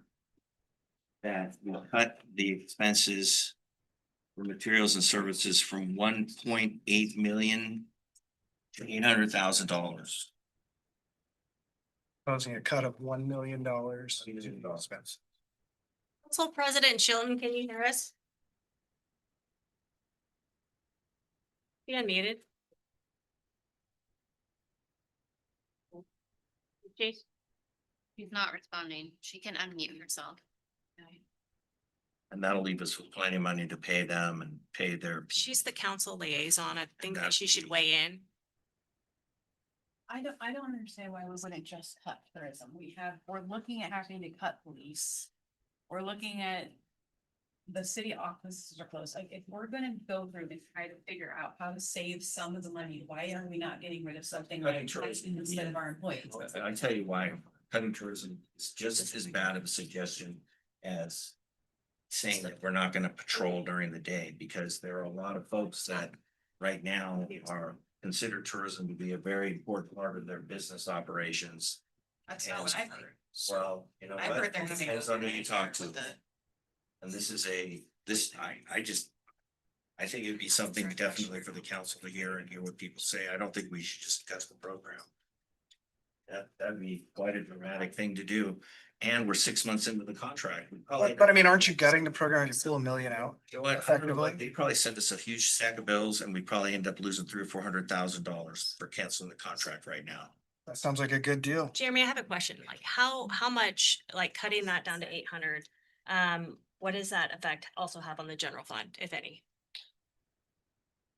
It could affect how much, of the actual general fund service, support.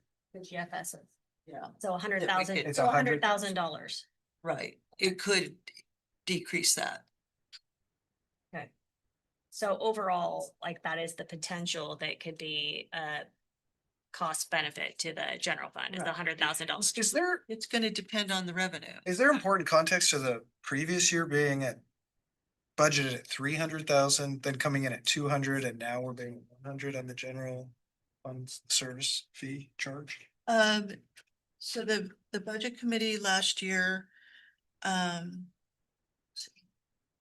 proposed that, the events, the contracted events would, support a $300,000, GFSS to the general fund. Okay.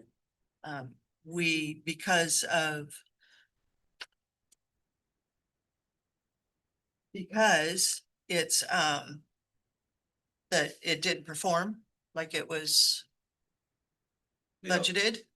Yeah. Because they overspent, we had to reduce that. But the ending fund balance is positive. It has to be. It was, the adopted budget had it at 0. Um, Well, I should say it So- had $106,000 contingency. right, It came in better than that. There was more, there's 155,000 at the end of the year, so Right. they could have sent about 50,000 more over to the city. So how, if the budget was for 300, why did 200 come over when there's still another 50 getting over there and positive cash flow? One question I would want.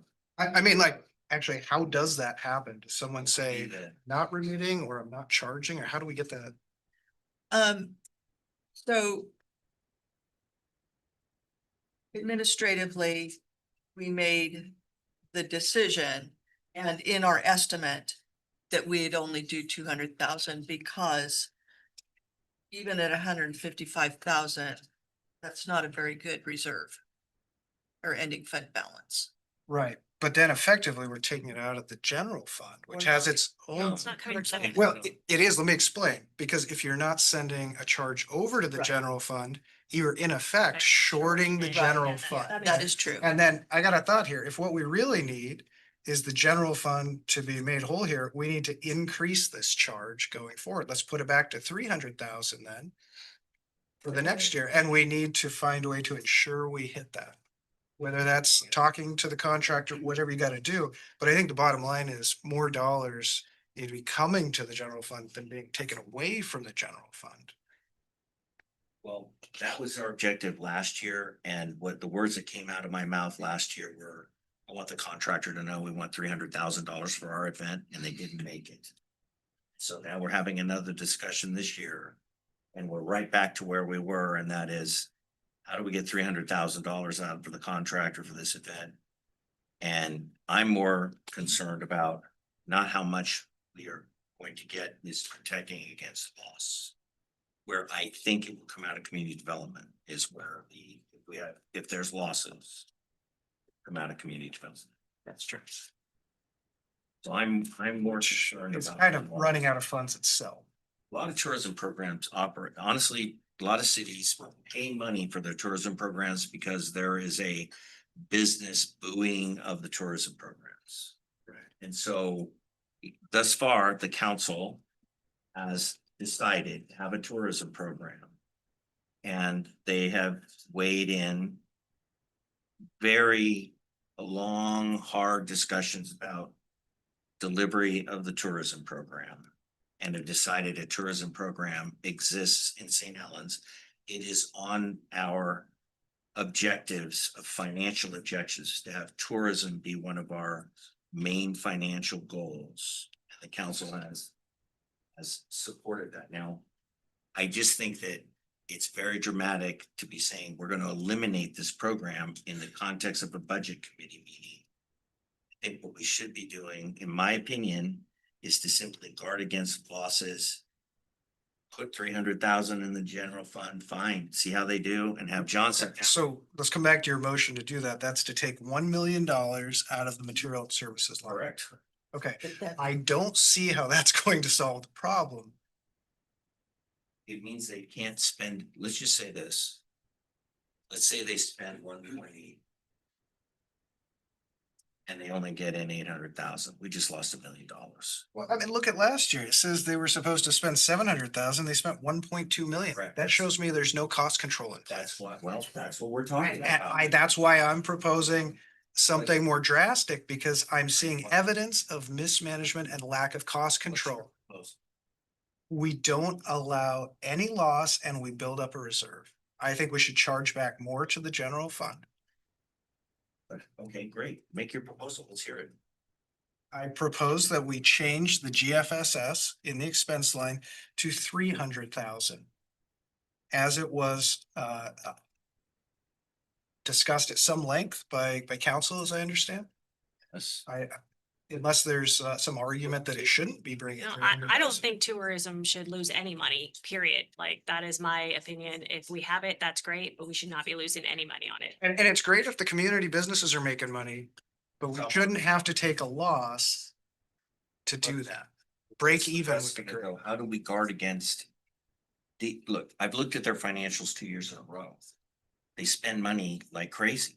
And so, I feel like as a budget committee member, the only thing I can do today is say, you get less money to spend. And then have our city administrator sit down with them and say, you need to keep your costs under control because this is your budget. I agree. We just can't really affect that here, is what I'm saying. We have no effective way. I'm just saying, can we just put that number on the page? Because then that delivers the message versus a $1.5 million budget. I don't want to give them that. I don't think it delivers any message because the budget isn't being followed. The thing is, if we don't put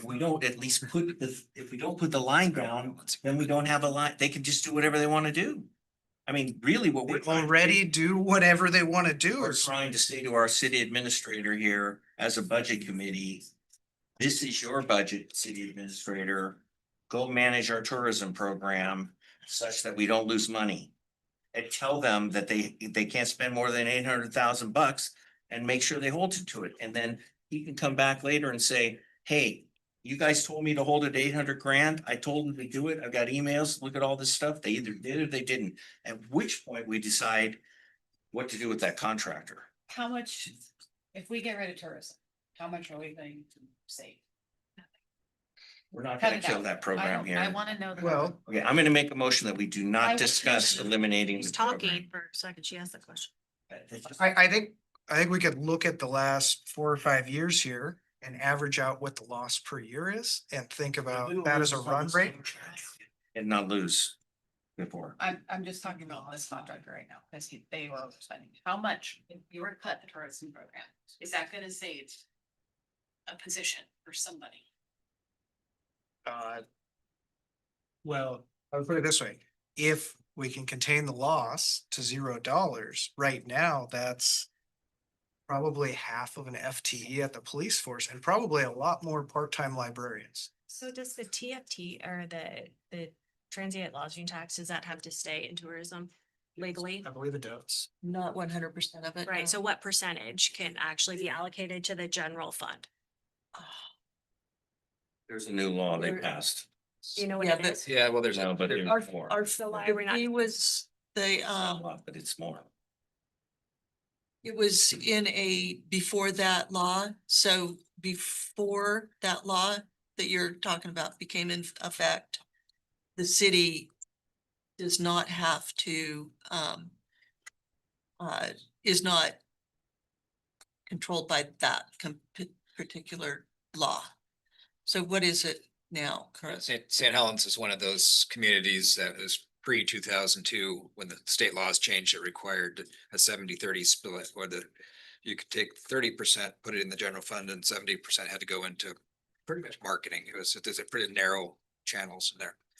When we increased the transient lodging tax rate from 7% to 10%,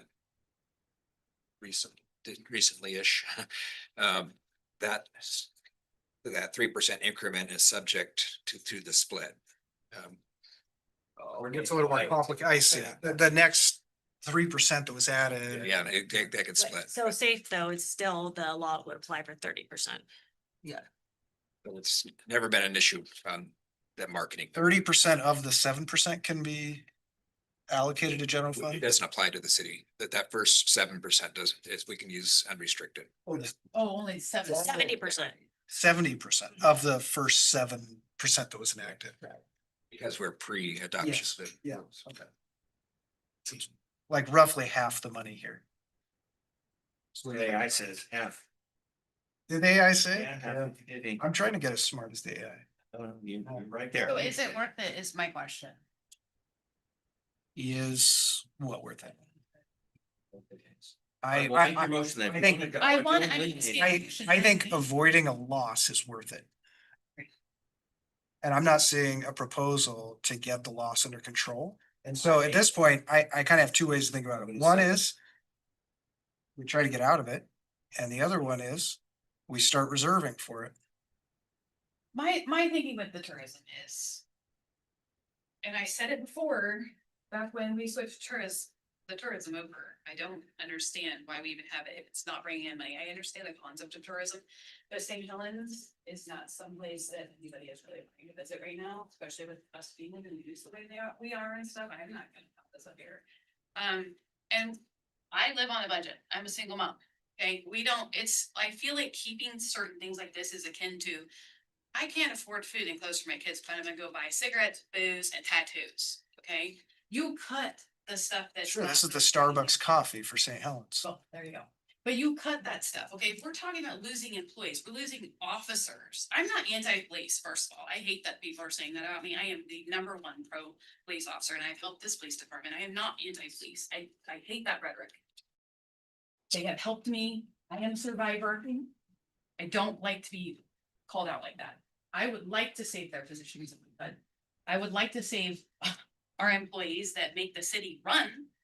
You know what I'm saying? Like, we need to find areas that we can cut and we can go revisit in the future when we're doing better. John, how much are we in so far this year to What I'm trying to. Treadway on this thing? Is it like $500,000 if we cancel this contract?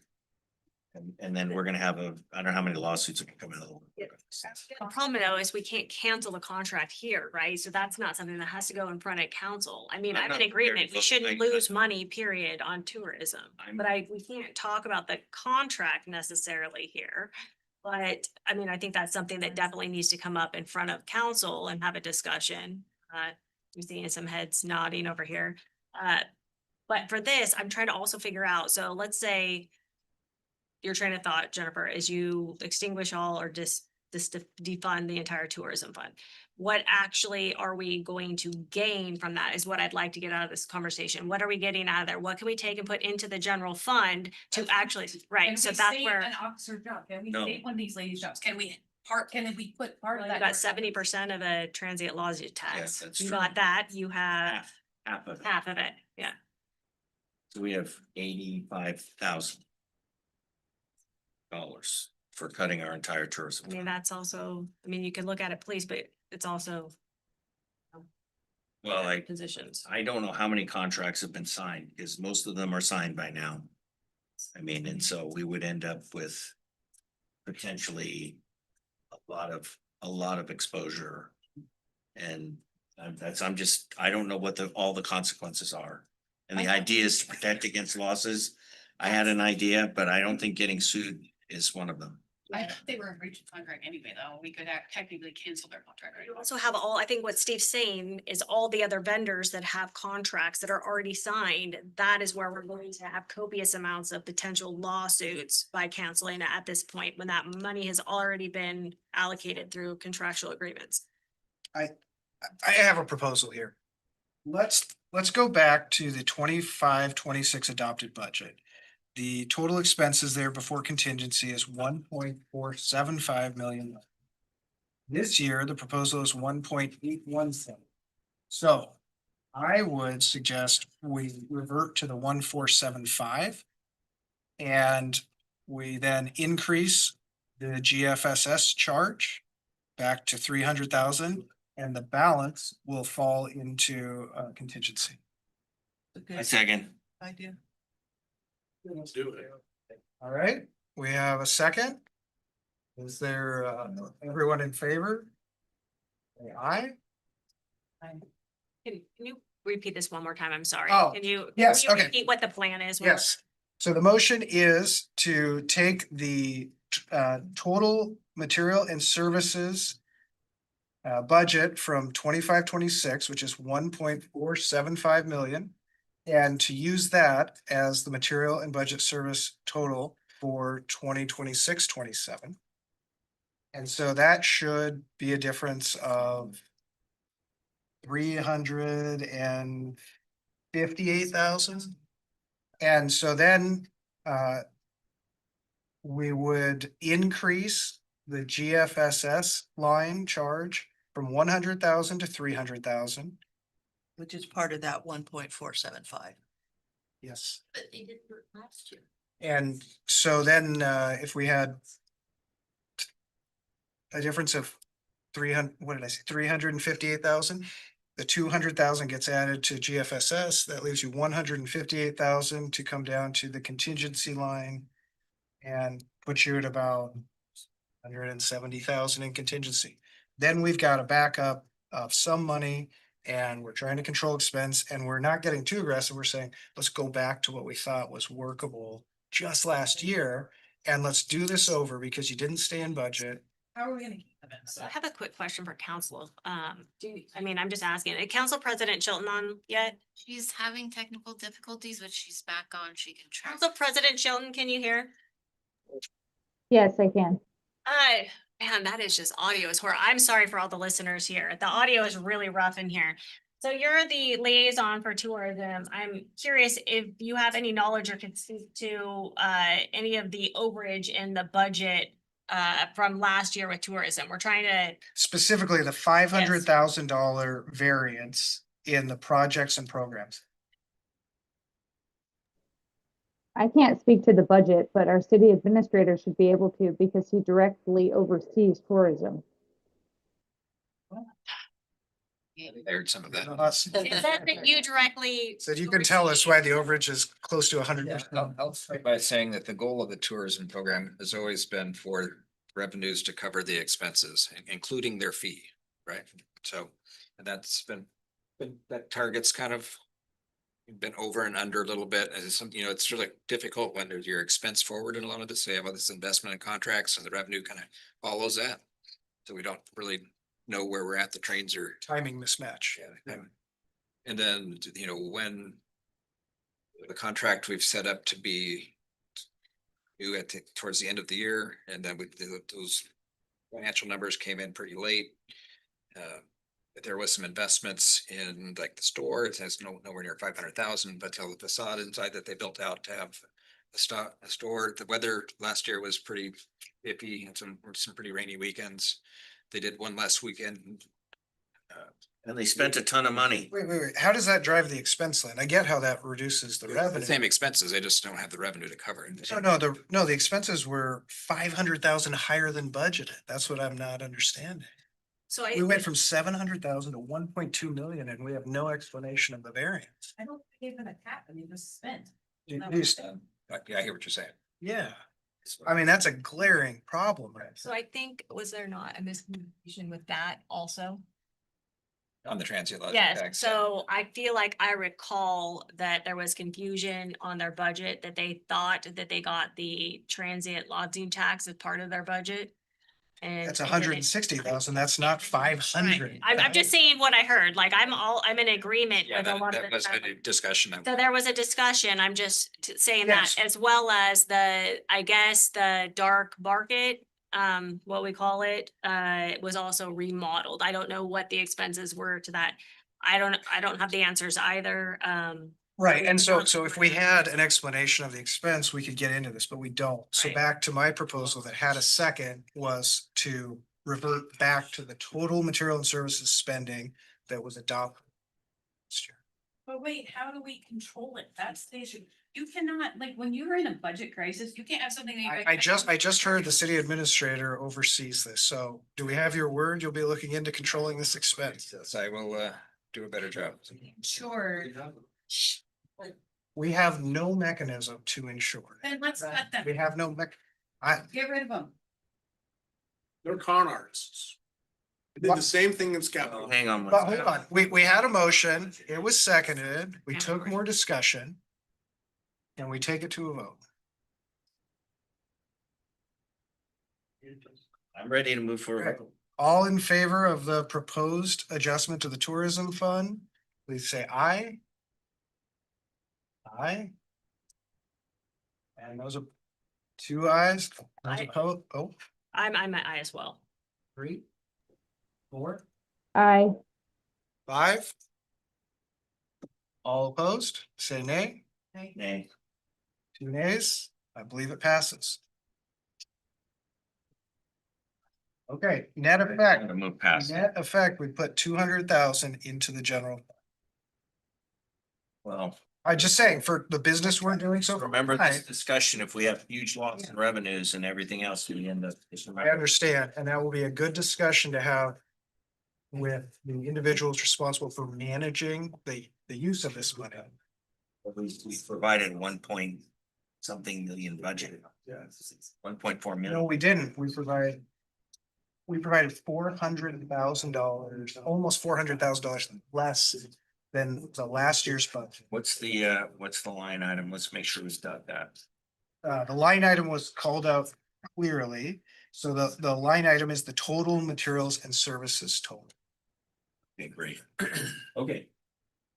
Ready to move forward. And it's, so that's gonna go down as well as the. I suppose it has to flow through the projects and programs subline. Okay. So. Tourism fund set aside. We've accomplished that business. Do we have a next topic anyone would like to move to? Yes, I wanna move to. I'd like to move to, yeah, honestly, with our businesses closing last year, I was the biggest advocate for keeping the police, or the council.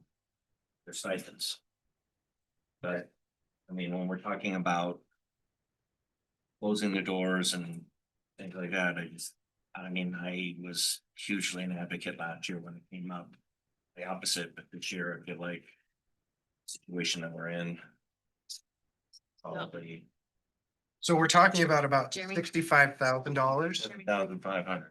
We're gonna be talking about the city's stipend, and they need to read a disclosure for that conflict at that time. They need to. Because it has to deal with their salaries. It's their stipend. Okay, I I mean, think, that's what I'm I saying, think there's my not- comment doesn't go quite there. I'm just saying before we discuss it, Yeah. we need to make sure so they don't get any. I actually issues wanted to this week. suggest we don't go there because it's only 65,000 and I think we've got to fry bigger fish right now. We can maybe hold this for later discussion in the meeting, That's but I think a it's, part-time librarian position. I understand, but we're talking about $1 million level problems. I mean, we can start with the smallest ones. That's How to fine. Rebuild your budget when you are this messed up is $5 at a time in a household. I'm sorry. So something like this, that's a couple libraries. That goes towards somebody else's salary. I don't mind. We've already funded the library at this I point. understand that, but we don't have, there's nowhere we're gonna have $1 million just come out. It's There not, is. it's not come Sure. from. So let's talk about a 10% reserve. And what would that mean because the police for a 10%? What would that, where would that be? So we're at 5% now? It's to not. Would the audience please refrain from interacting with the council unless called upon?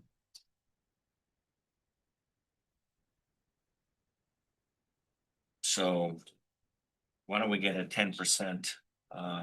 So to your question, Steve, so I just want to know what the number. 5% is what we're being shown in these numbers, Correct. And if which we, hold what, on, equates to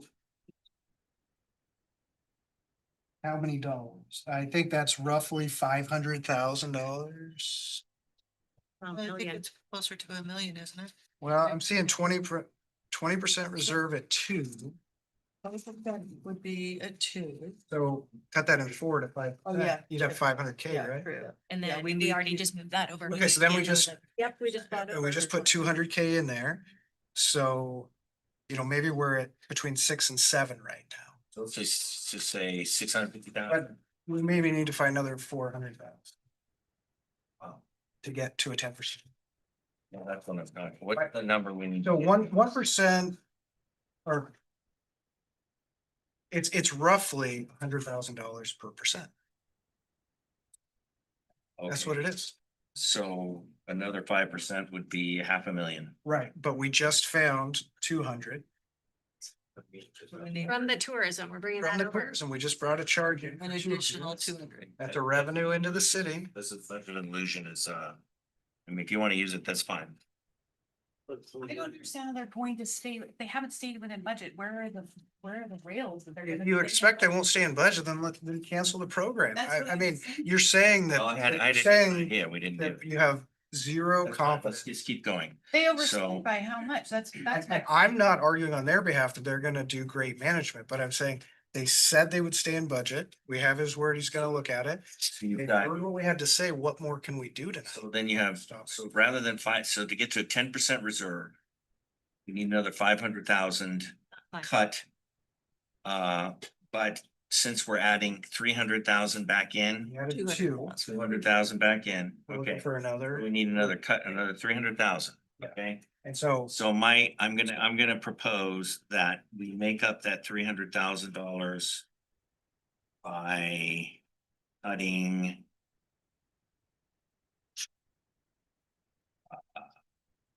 $100,000 from the police personal budget, personnel, and 200,000 from the police materials and services. And then that would then get us to a 10% reserve. With the GFSS of 300,000, which we're going to be having very serious discussions with our tourism contractor about. So I'm gonna make a motion that we, and this will be a yearly budget, not a 6-month budget. This will be a yearly budget of, that's going to reduce the police personnel services to $3,936,900. And police materials and services to $46,500.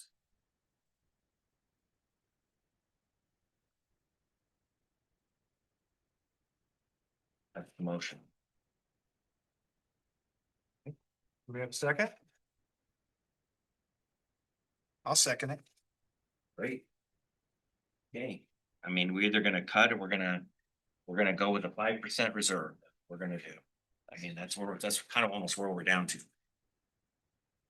And with the risks of that, so. Why are we wanting something that we don't know what it looks like? What does that look like? You want to repeat that? No, I want to know what it looks like if we're cutting that out. What does that look like?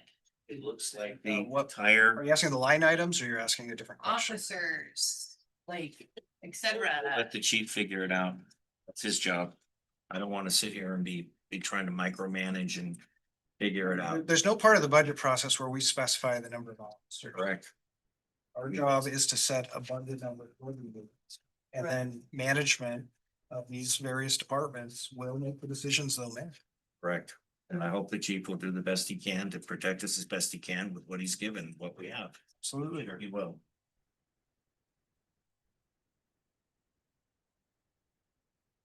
So there's a motion and a second. There any other discussion from any other members? Should it be repeated one more time? Yes. The motion is on the 2026-2027 draft approved budget provided by staff today. That we reduce the expenditures in personnel services to the police by $100,000 to a total of to a total of $3,936,900. And reduce the materials and services line item by $200,000 to $446,000. Still having discussion? So. Yeah. I think that the personnel is when we look at how much it costs to try to bring somebody back, right? We're looking at $150,000 per officer, right? So I think that maybe it'd be more reasonable to, if we're talking about materials and services, maybe we address that, but maybe going to 9% of the reserve and keeping that 100,000 in for staffing. Sorry, repeat that last part again. Sorry, you're saying shift it to materials and services? No, I'm saying 9%. 9%. 8 or 9%, like Oh, 9% not and go to leaving, 10%. and not go to the personnel services. Can I withdraw my, I don't know what the Robert's rule. I think we have to vote on it and then it'll be dead and then a new motion can be made. And we do it appropriately. Right, to me, it's already been Okay, seconded. let's go. Okay. All right, all those in favor, please say yay. Aye. On the Aye. first motion, sorry, on the first motion, Yes. On the first motion, Steve presented to to, be clear for the record. so the motion is to reduce the personnel services for the police department by $100,000 from $4,036,900 to $3,900,036,900. And then to also reduce the materials and services by 200,000 from 4,683,400 to 4,483. No, 646,500 to 446,000. Thank you. I read the next line down. I apologize. Gloria stated that correctly. It will be 6,465,500 less 200,000 to 4,465,500. And that's two ayes now. Two ayes. Now, Everybody Any voted other yet? okay, nays? Nay. Five. Nay. Okay, the motion fails. Make a motion that we retain the personnel services of the police at $4,036,900. Use materials and services to $446,500, and that would leave a 9% reserve. Discussion. Wait. Oh, we need a somebody has to second. Second. Maybe we have Okay, a motion, second. second, is there discussion? Can we also look at the transient tax fee, the 70%, and move that over into the materials and services? From the tourism fund, that's, Let's do this motion and then, let's do this motion, and if we This would want to be- add more money and plug more money, we can. well, okay, so we have a second, so we're gonna end up with a vote on this first, on this I agree motion. with that too. So we can have this discussion and then move to that vote, or we can move to that vote now, and I'm sorry if I complicated it. that's where we're at.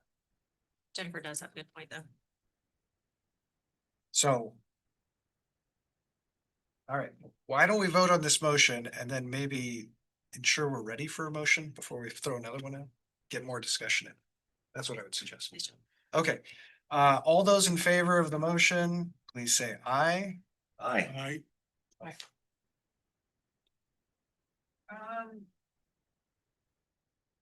I'm still not terribly thrilled with this item going to be no. Hold on. We have. He's not on. No, no. Not. Okay, No. so we have 4 in favor. 3, 4. Thought I heard 4. State your names on the yays, please. Toski. Ivan. Jen, Brandon. Did you get Hubbard? That was like. Hubbard and I. Jeremy, you and Jenny are nays. I am a nay. Are there any other nays? That passes. Motion passes. Okay. Okay, so now. So the topic you raised, maybe we need a motion to adjust this further. the transient lodging tax, the 70%, to put that also into personnel, the police. Okay, so there's $170,000 in lodging tax, correct? My understanding is roughly half of that is union votes. So just to be clear, the 70% is not applied to the 170. Right, but just legally what we can spend. Yeah, so we're talking about $85,000. Should go into personnel. Okay, so in order to do that, we'd have to go back to the tourism fund and make that adjustment as well.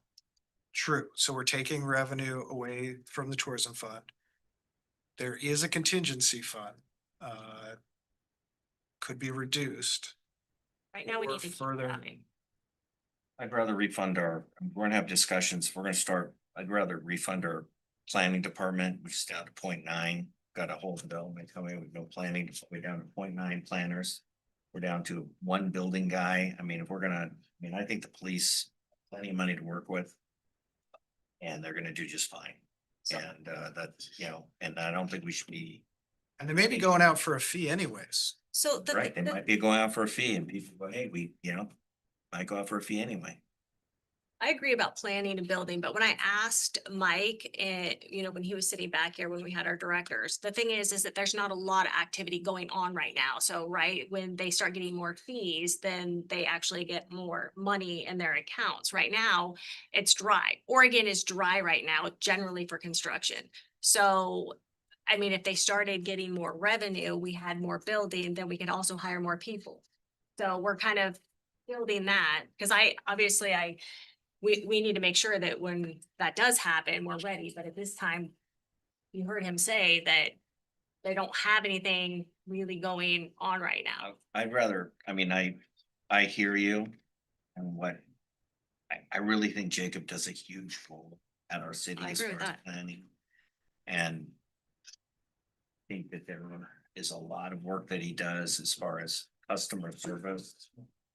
And people have questions about whether they're gonna buy property, come to him and they get answers. So But I agree with what you're saying, Steve, but I also look at how much money it costs when taxpayers are paying to put these officers in place. We're looking at $150,000, right? So that's basically, so that's where I come on the fact that if we can save individuals that are actually, that it's very expensive to hire them and the citizens here have already paid for them, then seems like money should be allocated there. And I would And- feel the same way if it was planning or public works or whatever the case is, if it was the same scenario. I get you, and I'm gonna come back to Dan Tennell from the union showed up. And he says the union's gonna make concessions. And I say we drive a hard bargain. And one of the things that officers have going for them is St. Helens. It's a very relaxed place. It's a very nice place to work. There are a lot of benefits to working here versus anywhere else in the world. I can say for me, I could live anywhere in the world right now. I choose to live here because of the place that's it. And I think that goes for most everybody in this room. And that to me pays dividends. And so I think that St. Helens is an exception. And I think we should drive a hard bargain with the union and make, have them lower the pays to the point where, this isn't a town necessarily where somebody's gonna come and say, I'm gonna get rich because I'm gonna get paid the most of the police. Maybe Portland's that place. I don't know how that's gonna be negotiated, but I say we drive a hard bargain, keep our planner, and we keep our police too. I think a lot of these guys are gonna say, I'd rather take a pay cut than move. My turn. Yeah, go ahead. I know for a fact, I'm not outing anyone. There's lots of them. They will not go anywhere else because they cannot get paid better than St. Helens. I'm not too worried about that part. And I respect them. I like them. I appreciate them. I think they're all decent. Most of them are decent guys. Me too. What I would like to stop talking about is funding the police. We have people, it's not open. The city is not open now. We have people that are terrified for their jobs. We have,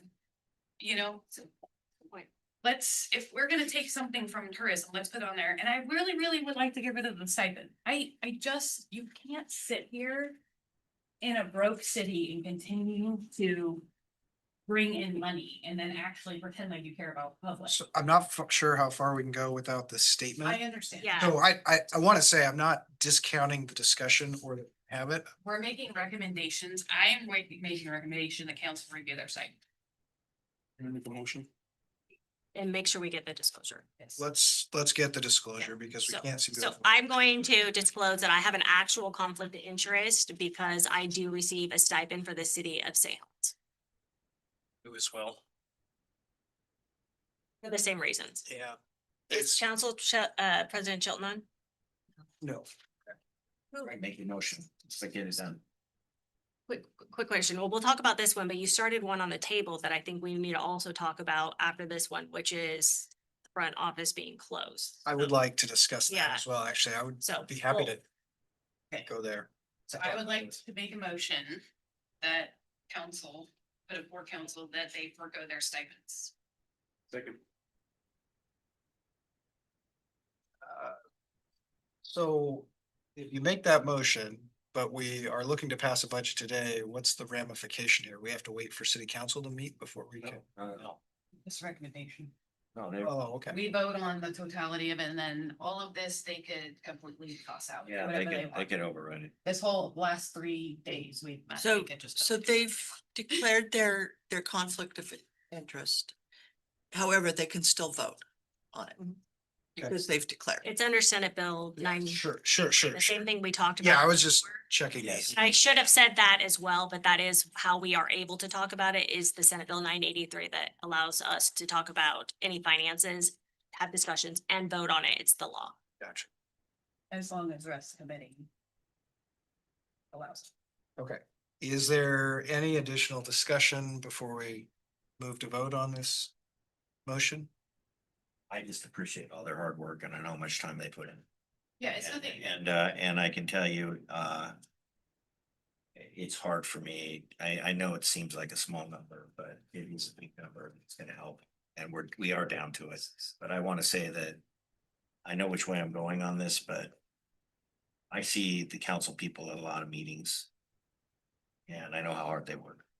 So I'd like to have a little bit of discussion about that. Like, I donate my entire stipend, so I I could go either way, but I will point out that for on behalf of the other council members, that they sit up here on the diocese, they are cussed at, they are cursed at, they incur, I mean, I have incurred at least $40,000 in my own personal legal fees based on misinformation and accusations. And the thing is that if we're expecting people to go to all these different meetings and sit up here and be verbally abused by citizens on most cases, it's really probably a hard pill to swallow for a lot of my fellow council members. Me, I donate mine anyway, but I know that it's really impactful. And maybe if we had a more harmonious and nice decorum that made it a little easier, I can't see that most people would want to sit up here and take that for no monetary amount. You know what I think? If you're in politics, you shouldn't get paid. I don't disagree with that. But it does make a Because you difference. love your community, you wanna show up. But there's a lot of people and it's a lot of time. Like there is that piece of it, that there is a lot of meetings that people go to. And so Any more to the I council? think that On the phone? She was not last check. I'm not, on behalf of my fellow council members, I'm not going to be me personally, I'm not going to be in favor of it, just because I see what they go through. And I think that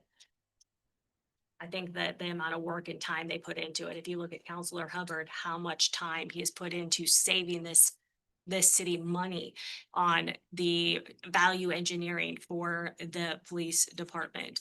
If you look at how much time he's spending with the Romano properties, bringing his skill set down there. If you look at Gunnarsson and what he's doing, all the work that Councilor Sundin is doing. I just think that. So that's my job, is to advocate for my fellow council members. So I will not be in favor, but I think. Was the motion to recommend a reduction or to remove the stipend? Remove all. Stipend, because we're broke right now, something that a different council could always, but if we're just referring to them, they're the ones. that get- Yeah, not actually cutting them at this point. I suppose it puts it on the agenda almost. Yeah. For city I council. think it should be a discussion. I think I brought it up like a few months ago or something, so I think it should be discussed, but I think that the different dynamics, so I'd have to advocate for my council members. I get nothing out of it, so I will advocate for them. I agree. It should be discussed. I think, I would love to be in a position where I could donate my whole stipend. I'm not currently in that position. I'd love to be someone that could live anywhere in the world. I'm not. I live here because I can afford to live here barely. I have a job. This is not my job. So I have a full-time job that pays the bills. I didn't do this because of the money. But I take time off of my work so that I can come here and fulfill council duties and attend meetings. And so just something to keep in mind. There is a lot that goes into this, a lot that people don't see and understand, and that's fine. But again, I'd love to be in a position where this wasn't a part of my income, but it is, and it's not a decision that this council made. It's a decision that was made long ago, many councils ago. So again, I'm not here for the money, but it's not much, but it does help me. Councilor Hubbard, do you have anything to say? Well, I'm sort of in the same as Brandon. When I'm working for the city, doing what I'm asked, I'm not working for my company. And this one's job has taken much more. Today, let's see, right now, about 13 hours I've been working on city things of today on. Thank you for that. I would say, if you want to pay me 1% of what I'm saving the city, for what I've figured I'm doing, that's fine. I'll do that. Then I'll be doing pretty good. I won't have to have my own job. So I don't know. I think it's a give and take. And if people don't feel we're worth it, then fire us. It's not a matter of worth, it's that we are broke. Our city is broke and you have to find money somewhere. We have employees that are coming for the thing. We don't know if we have a job or not. And I personally think it's in good faith that people that are being elected. Let's go with money for right now until we get on our feet. That's my opinion. There's an election coming. I think at a minimum, it would send a very positive message to the voters, especially if another fee is proposed on the ballot, to at least see sort of this token of city council saying, yeah, we got a hard job, we had got this stipend, we understand it's meaningful, but as a sort of a token of we're gonna take a cut while the city takes a cut. I think there's room for discussion there, whether it's reduction to $1 or some percentage. But I'm not generally opposed to stipends. I think it's a particular circumstance of hard times right now. This does include a 10% reduction in their stipend in this budget. That's a good Already have. Voted on that clarification. That is already. Yeah. What's that? The stipends have been reduced by 10% year over year. Have here. Right. Is this 67? Okay, how about That's this? right. I'm not trying to kill this, but we are in discussion. Yeah. We cut it to half. And we say that it's gonna be front loaded and it'll be gone January 1. That way, those people that are sitting will make it through. And nobody says you have to keep, you don't have to run again. You can bail out. An election in November. Yeah, it's not worth it to me. That's an interesting idea. That way, then you can just say, I'm not gonna do it anymore. And, Russ, I appreciate the time. I can tell you my time's equally yours today and yesterday, and the amount of time I've spent on this, with this pile of work. Well, just the budget alone, I can vouch for the amount of hours I put in. I can only imagine the time you're putting in. It's copious Right. amounts of hours. But that way, the people who are dependent on it, same as the employees here, right? That you could be saying 6 months is going away. And that way, people who are. We could do a stipend furlough. It comes back in a year. Break my brain right now. I'm having a really hard time with basically. Sounds actually fun. I don't know, I'm just saying, if what we're looking for is a temporary Yeah. adjustment, it could be reviewed again in the future, but we could say we're taking a break from this. That is legally, the sitting council members cannot vote. to Yes. themselves. Yes, we can.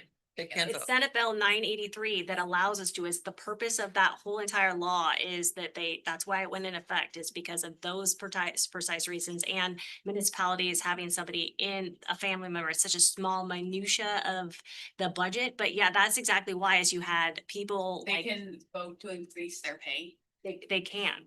Gloria, can we earmark money for 6 Yeah, months? it's crazy, like literally, like Okay. We went earmarked through money for 6 months. because it was obviously something we looked into. A line item. Reduce this by half and basically and you say that's your recommendation and yeah, you can do it that way. Could we say that if the budget comes in too high, basically hold the stipends back for the whole year, and if the budget doesn't pan out, we run over budget, we don't pay stipends. It's make it a contingent payout on performance. Let's align some incentives here.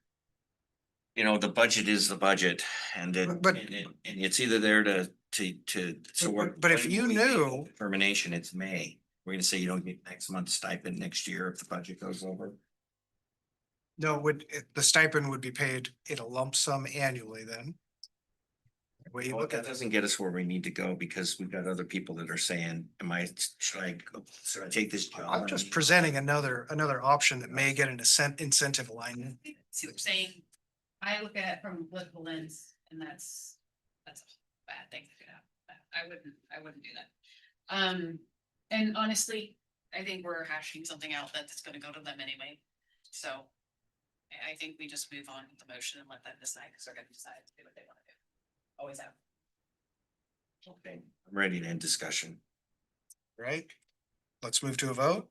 All in favor? Aye. Aye. Aye. That was Toski, Gilbert, Evans. Who else said yes? All opposed, please say nay.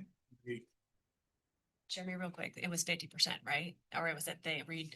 It was just that they review. Oh, yeah, It's just that they- yeah, absolutely. Yeah, it's just for review. Yeah, for review. Okay, so are you The now, motion was to review getting rid of the stipend.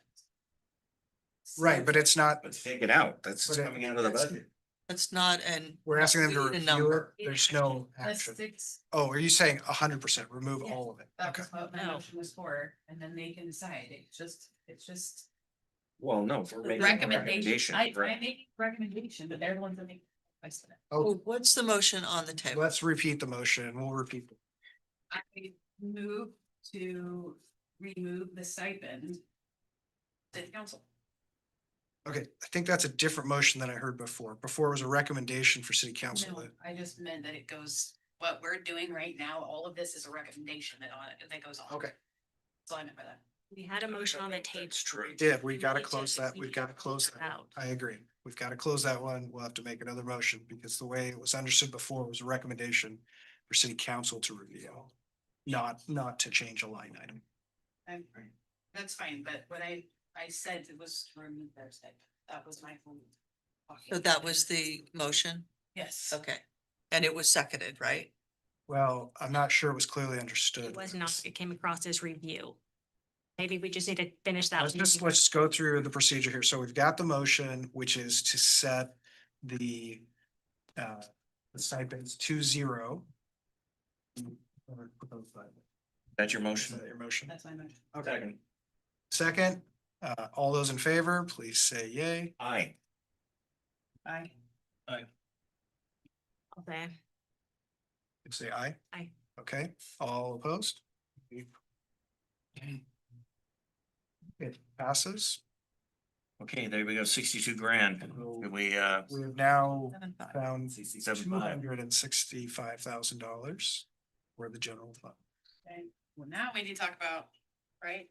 Well, I got some more line items I want to go Well, I'm not sure what you're referring to, but were you referring to the hours of operation? Going back to that topic? Okay. Yeah, I did have on my thing that discussed with reopening the city and keeping it open, ensuring that we have budgeted enough money to keep it open all year. What is budget going to allow us to do that? No, I think we know that, right? So I think the question is how much it cost to keep the normal business hours at the city offices open to the citizens to come in. I think that's the concern, right, Steve, is that Discuss. the hours have been. That's one of my points. Discuss reopening the city and keeping it open and ensuring that we have budgeted enough money to keep it open all year. By keeping it Well, open. Mayor had suggested moving over some of the lodging tax. That's already done. Yeah, so hold that thought for a second. I think let's define what it is. Are we talking about 9 to 5 Monday through Friday? But it's, yes. Yeah. I think that this is more of a diverse question, right? Because then is it just keeping the doors open? Is it one person in front? Like, what does actually that mean? Is it just having open doors? We might not have the staff to facilitate any of the needs for the people that comes through the doors, but is the goal to have somebody stationed there at 9 to 5? Do you see what I'm saying? My understanding is that we needed 2 employees, right? Because the handling of money, and we could get into some risk. Well, there's more to that than budget. Looking at the budget, there's more to that. This budget includes laying off 2 of the front staff. So 1 in utility billing and 1 in administrative assistant here. So those are 2 reductions, and then everybody else is on furloughs. So a reduced week at 36 hours a week. We've restored the library, we restored the rec. You did. Okay. But everybody else in City Hall is on furloughs. We have $265,000 now. That's not going to go far enough to keep the doors open. What, Need level set on what are the hours today? What doors are open? What hours? The annex is open. Just the annex, and it's open. Which days and times? I'm just trying to. well, it's not open now. What, 8:30. thinking last week? Door open is 8:30 to 5. 30 to 5 with an hour left. 8 to 12, 1 to 5, Monday through Friday. Okay, pretty typical. And that's Monday through Friday? Yes. It is until the furloughs go into effect, yeah. Can 36 furloughs be staggered? 36 hour week. Okay, post furloughs, it will be what hours, days? Employment only, right? Haven't fully vetted that out, but the challenge is that we're reduced staff and reduced. Right, we've lost staff and reduced hours, so we still have some critical work to get done and Will, hopefully have an impact on our hours to the public. right. It's going to impact our public hours.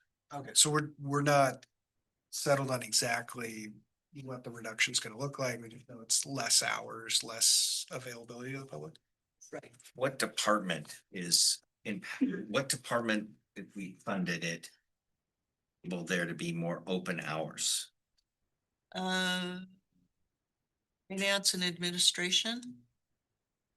I think the community development assistant was a big loss because it supports Jacob, supports Mike. And Jacob's having to do very administrative intense things rather than working on planning for the city, and we're just one big project coming through the door away from a big number, because we have 265,000 now. Does that mean you want another $100,000? We should start looking through here to find another 100. Do another 100 from the police. I don't know, but how do we keep the doors open? Filling that position would go a long ways. Is that the admin assistant? Yeah, the planning is. I'll tell you how much Okay. to add those two positions back.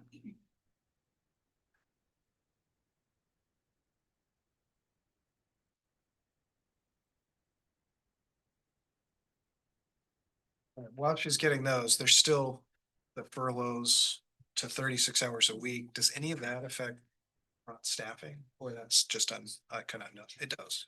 Are we staggering those days?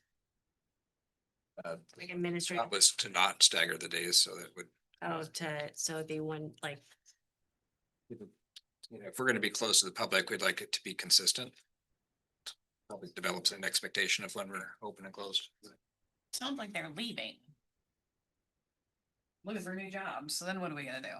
That's what it sounded like to me, they were trying to find jobs. Oh, for that, us. well, they were notified they were gonna lose their position. Be looking too. Yeah. Well, but then what are we gonna do? Well, what we do is we put a job out there and we say, this is how much it pays, and we hope somebody answers the ad, and we train them and we have them come work for us, hopefully. That's Why don't we what just you keep do. it? I don't know. I'm just trying to put a number in so we can have the doors. I am curious to see what. I think Gloria's gonna. Yeah, it's gonna take a minute. Right, can we shelve that? Cause Kinda we put it table in this it. and- Yeah, let's do Yeah, that. so can we talk about $1 million for a stage? I don't know where that money's coming from, but I wanna. did you come up with that? Uh, I'm curious. I didn't- I saw it as well, Yeah. and I think it's being financed through. It's a placeholder in the. 19. The Community placeholder development. in the community development fund, you know, one-time revenue funds, yeah. Says it'd be augmented by a grant. Grant, yeah, there is a placeholder. Okay, so okay, I move that. So- $1 million in funding of a stage. Before we get too far, I just want to clarify. We make an adjustment of this, say you cut it. There's no impact on the general fund. No impact on any fund. There's no money there already. There is. There is some money, there's a balance in that fund. You know what, honestly, I'd rather tax the community development. I'm not arguing for it, I'm just stating a fact. There is money in the fund. It won't affect the general, just. Yeah, I don't wanna spend $1 million on a stage. where people Horrible are look. being- I mean, on that topic, thinking about a stage, I heard the number, I don't know if it's right or not, $40,000 to rent a stage, which in my mind. You could rent one for 50 years or something, you know, very long, 20 years at least. For the $1 million cost, so I don't know. You know, I don't know enough detail about the project itself, but it seems like in the financial condition we're in. We tend towards lower costs than a one-time investment. I was saying it may have a grant. Well, and that's great don't know. too, but then if the grant hasn't been secured. Maybe we shouldn't be pushing it through here. It's in a fund that doesn't exist. And I agree with, One-time revenue fund, it's not, there's no recurring things happening there, Yeah. so. but at the same time, then that's spending $1 million of non-recurring revenue, and we want to make sure we're spending it very wisely. And that we don't. And I think a grant's a great idea. I just think we should secure the grant before we spend the money. In fact, I think, I mean, if necessary, let's say the grant is secured mid-year or something. could a supplemental budget be done to pull it in? If there's a grant, then I'm sure they can discuss it, but Okay, so on that basis, I'm good with this discussion. Understand? okay, I'm gonna make a motion that we remove the Columbia View Park stage of $1 million from the proposed budget at page 119 of 147. Okay, we've got a second. I need to catch up on that. Where is that? That's at page 119 of There's 147. a $1 million line item. We'll see clearly. Well, that's actually budgeted in the community development fund. Capital improvement project. It's, yeah, but that's not the fund where it's budgeted at. Yeah, that's my understanding is coming out of community. That's budgeted in the community development under Riverfront. For $1 million. Yeah, so right, and this is really where it shows up and becomes obvious, because I think you're right, it's actually inside of a line item. Yeah, so that's page 85. Which actually, it made it kind of tricky to understand what was going on. Okay, I make a motion, I've already had a motion. It's the same motion, just want to get the page right. That the expenditure capital outlay budgeted in the community development fund of $1 million Riverfront, which was art for Columbia View Park stage, be removed from the proposed budget.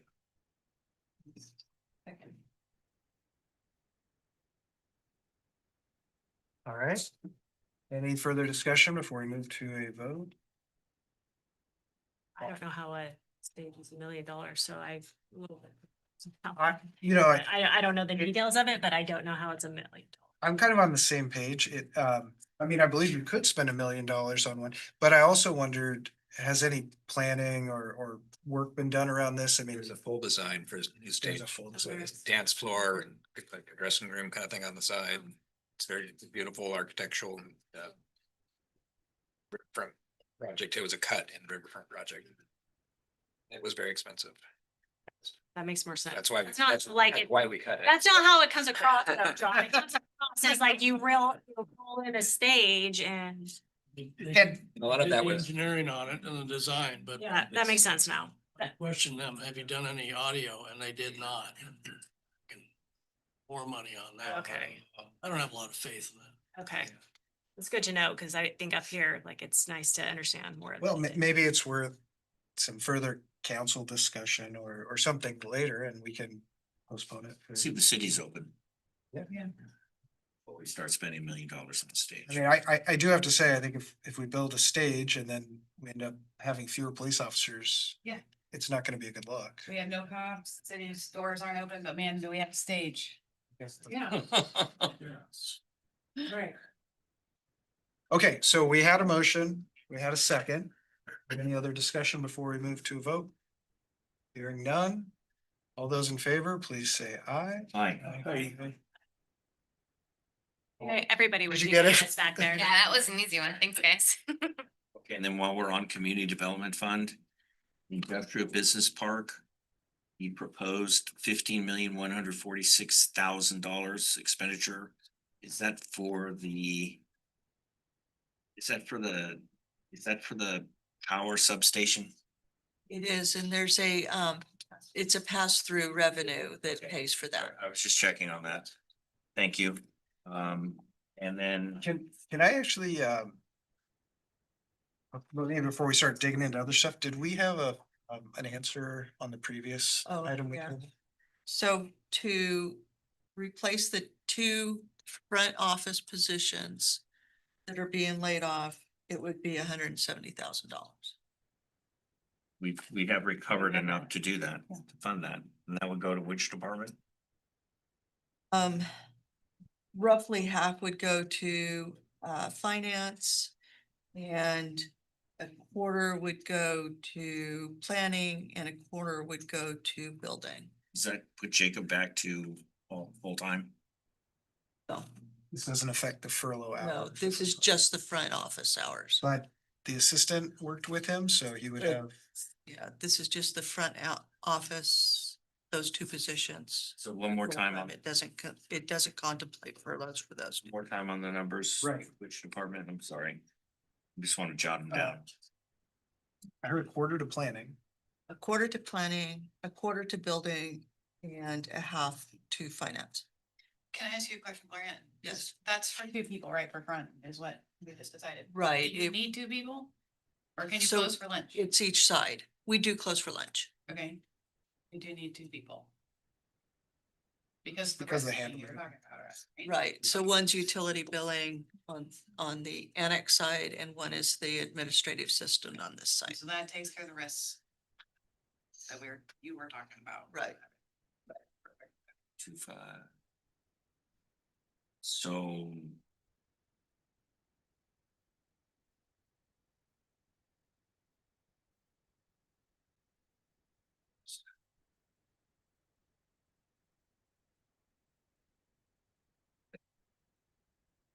So half goes to which one again?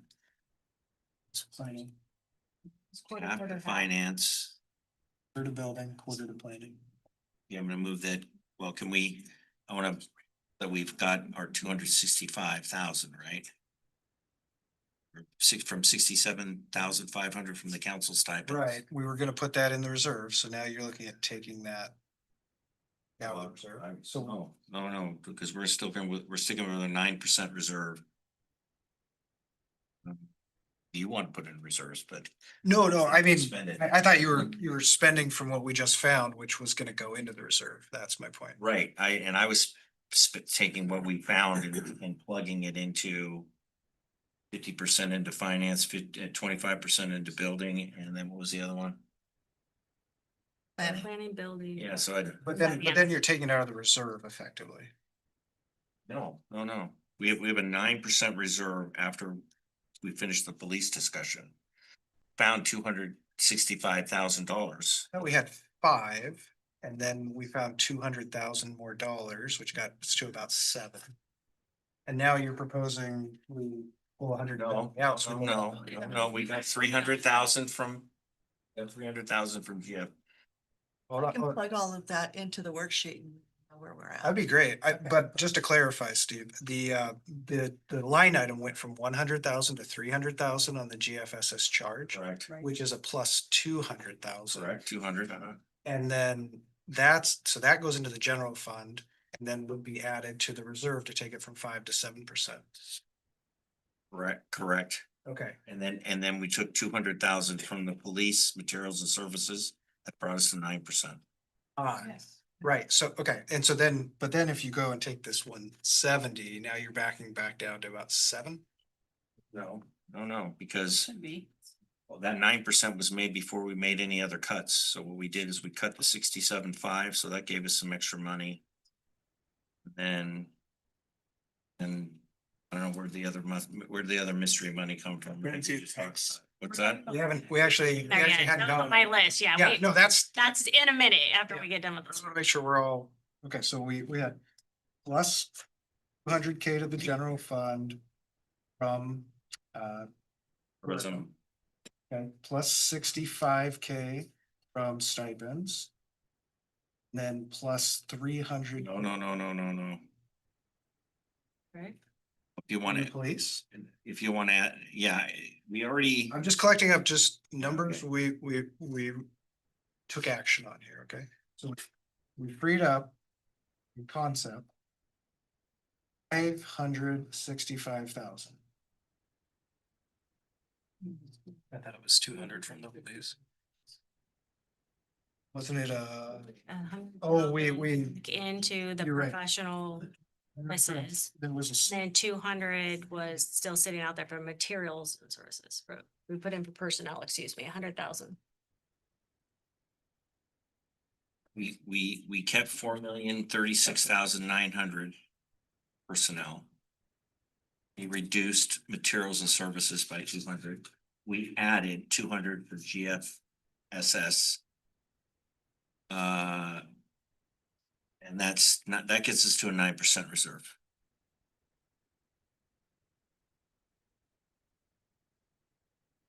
Okay, so then the 67.5 is on top of that.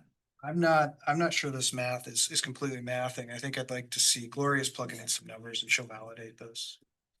It's 100, it's 1% per 100,000. No, I understand that. Leave that aside. Just I'm not sure I'm agreeing with even the totals and the way you're thinking about debits and credits here. Because We added to 200,000, we added 200,000 for the GFSS. agreed. So we're agreed on that one. That's an add. And then we Then we took 200,000 from police materials and services. You need to look at that as what you did is you put money in the general fund by taking it out of the. That's correct. That's why it added to our reserves. 200K, Correct. and you have 65. 67.5. Right, 67.5. So And 5, so I'm trying to figure out where the other 200. see, that's where I'm. Oh, I see. So Something- that was confusing. Yeah. See, I was wondering where the other money came from. We don't have the 200,000 that we wanted to. All right, so we're at 67.5 then.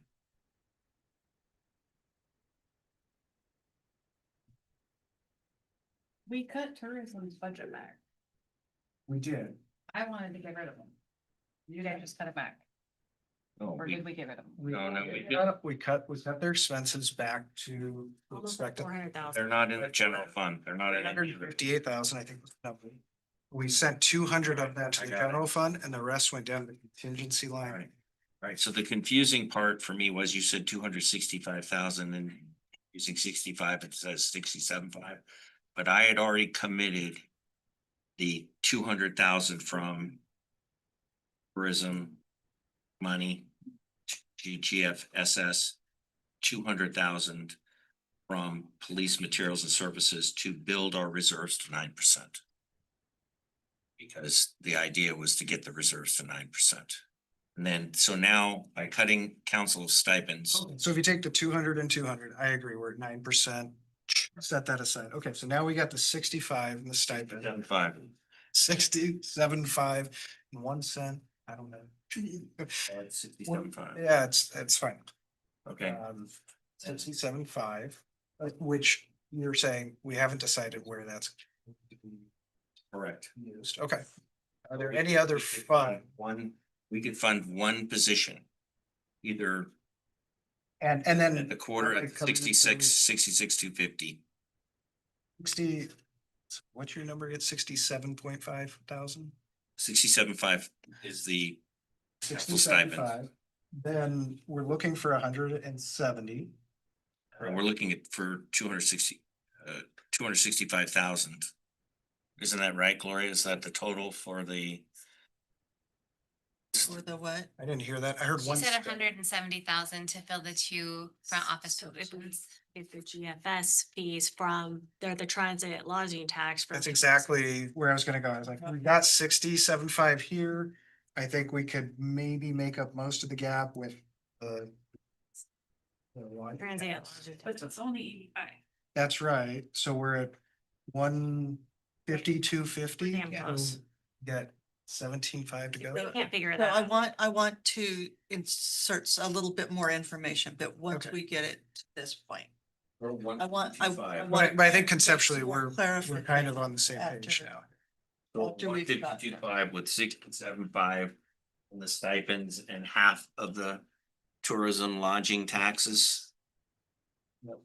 Okay, so half of the lodging taxes to the general fund? Correct? So, yeah. So I'll say the same Which thing. was another 85,000. So effectively, that's gonna be reducing the contingency in the tourism fund by 85. Just stating it to make it clear. So I think that Okay, so I want to make sure that I've got everything first, okay, before we do anything else. So we've reduced council stipends. Yes. here's a question. So no, let me finish Yeah, go the ahead. part. Make sure that I've captured everything. We've reduced police materials and services by 200,000. We've added another 200,000 from the tourism, plus another 85,000, so 285,000 from tourism fund is a plus to the general fund.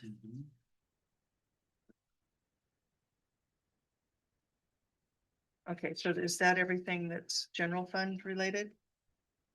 Is this stipend paid from the general fund? Yes. Did you say that? Did I miss it? No, I we think didn't. there's another 67. So Oh, $67,500 maybe I just.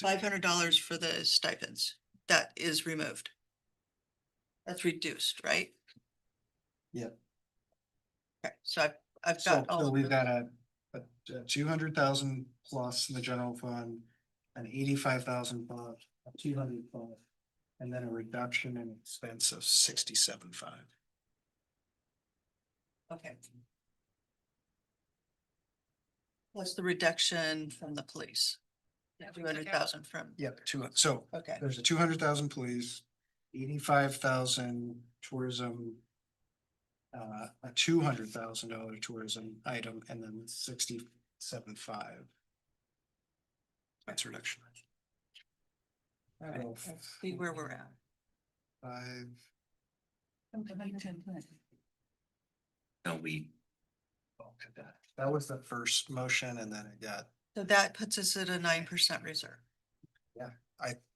Okay, so I want to do a little more clarification as far as the layoffs and furloughs. So with this, you've replaced not laying off two of the front office people, okay?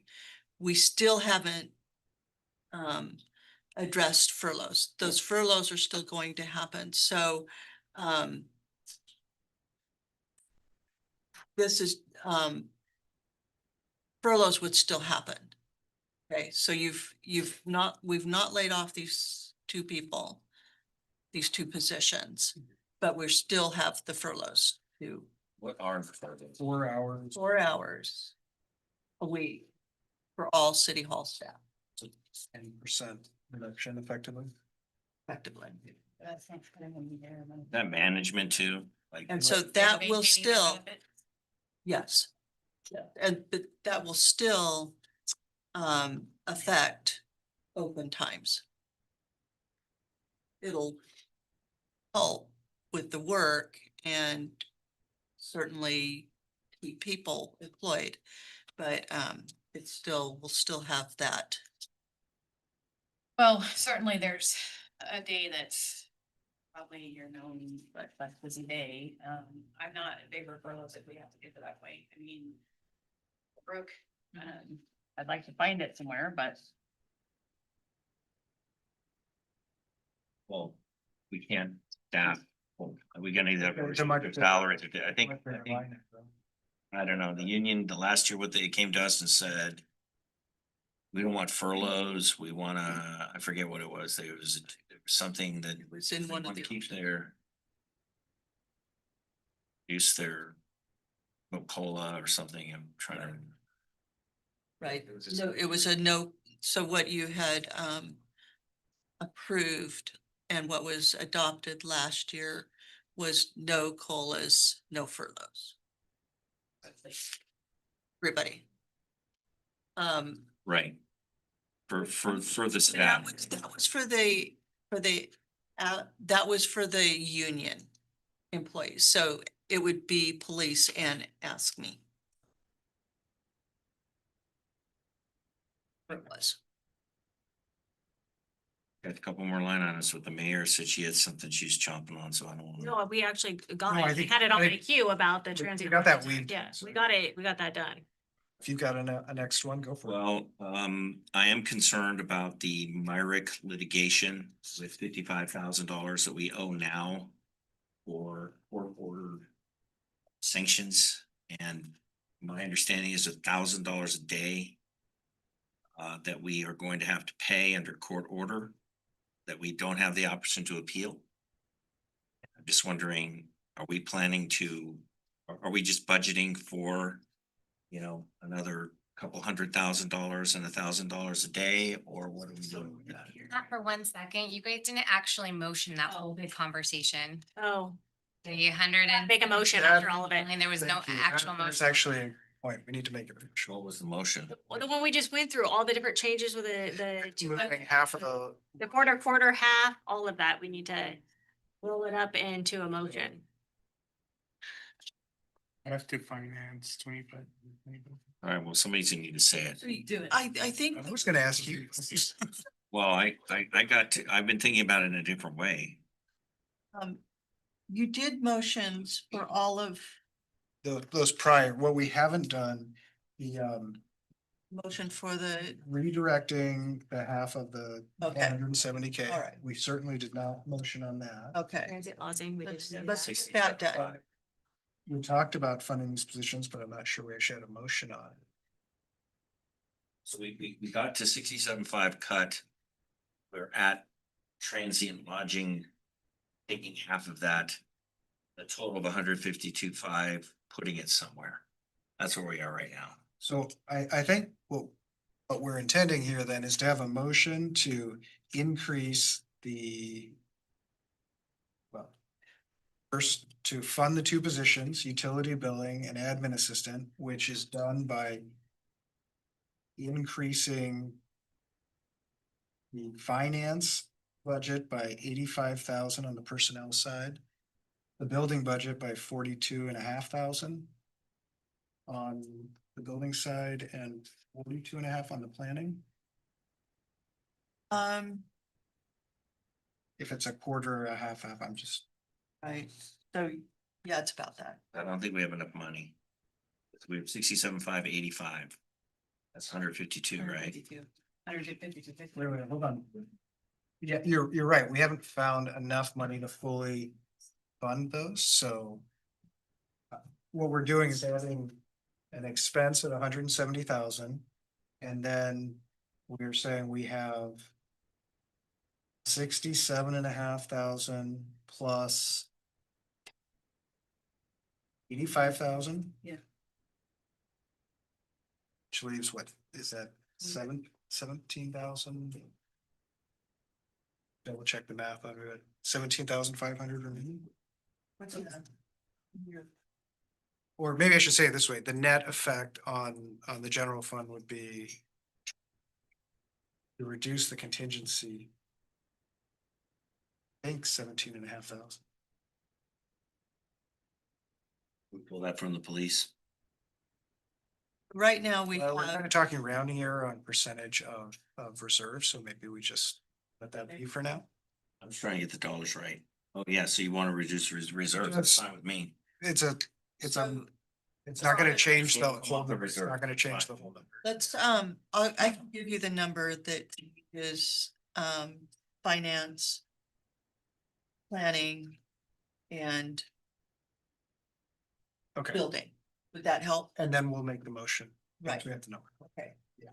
So, Do we need to put a pin back in this? so we add back in finance, we add back 83,400. Okay.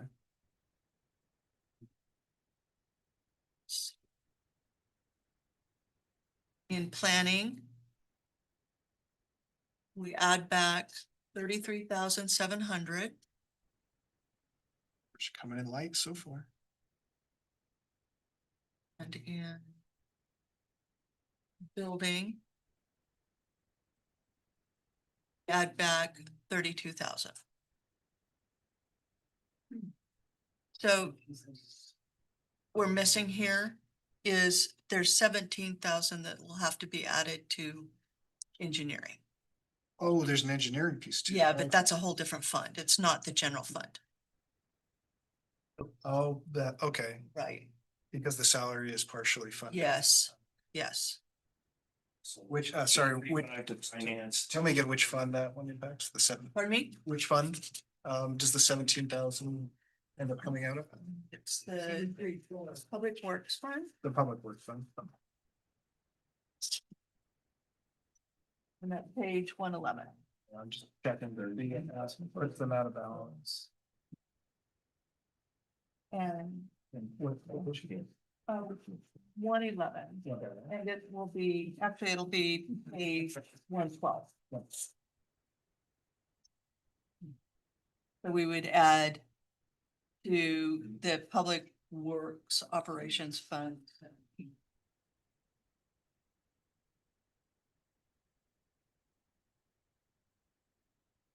Engineering, correct? Engineering. Yeah. And then what's the mechanism to add that? Cause it's gotta come out of. Is it a transfer from the general fund then to cover that? No, they have enough contingency that would be adjusted in that. Oh, I'm looking by department. That's the problem. Doesn't show the contingency. Thank you. So Okay. we would reduce the Reduce it. contingency by the same amount. Got it. Okay, so there's 983, 485 in contingency, and that would be reduced by 17,000. Right.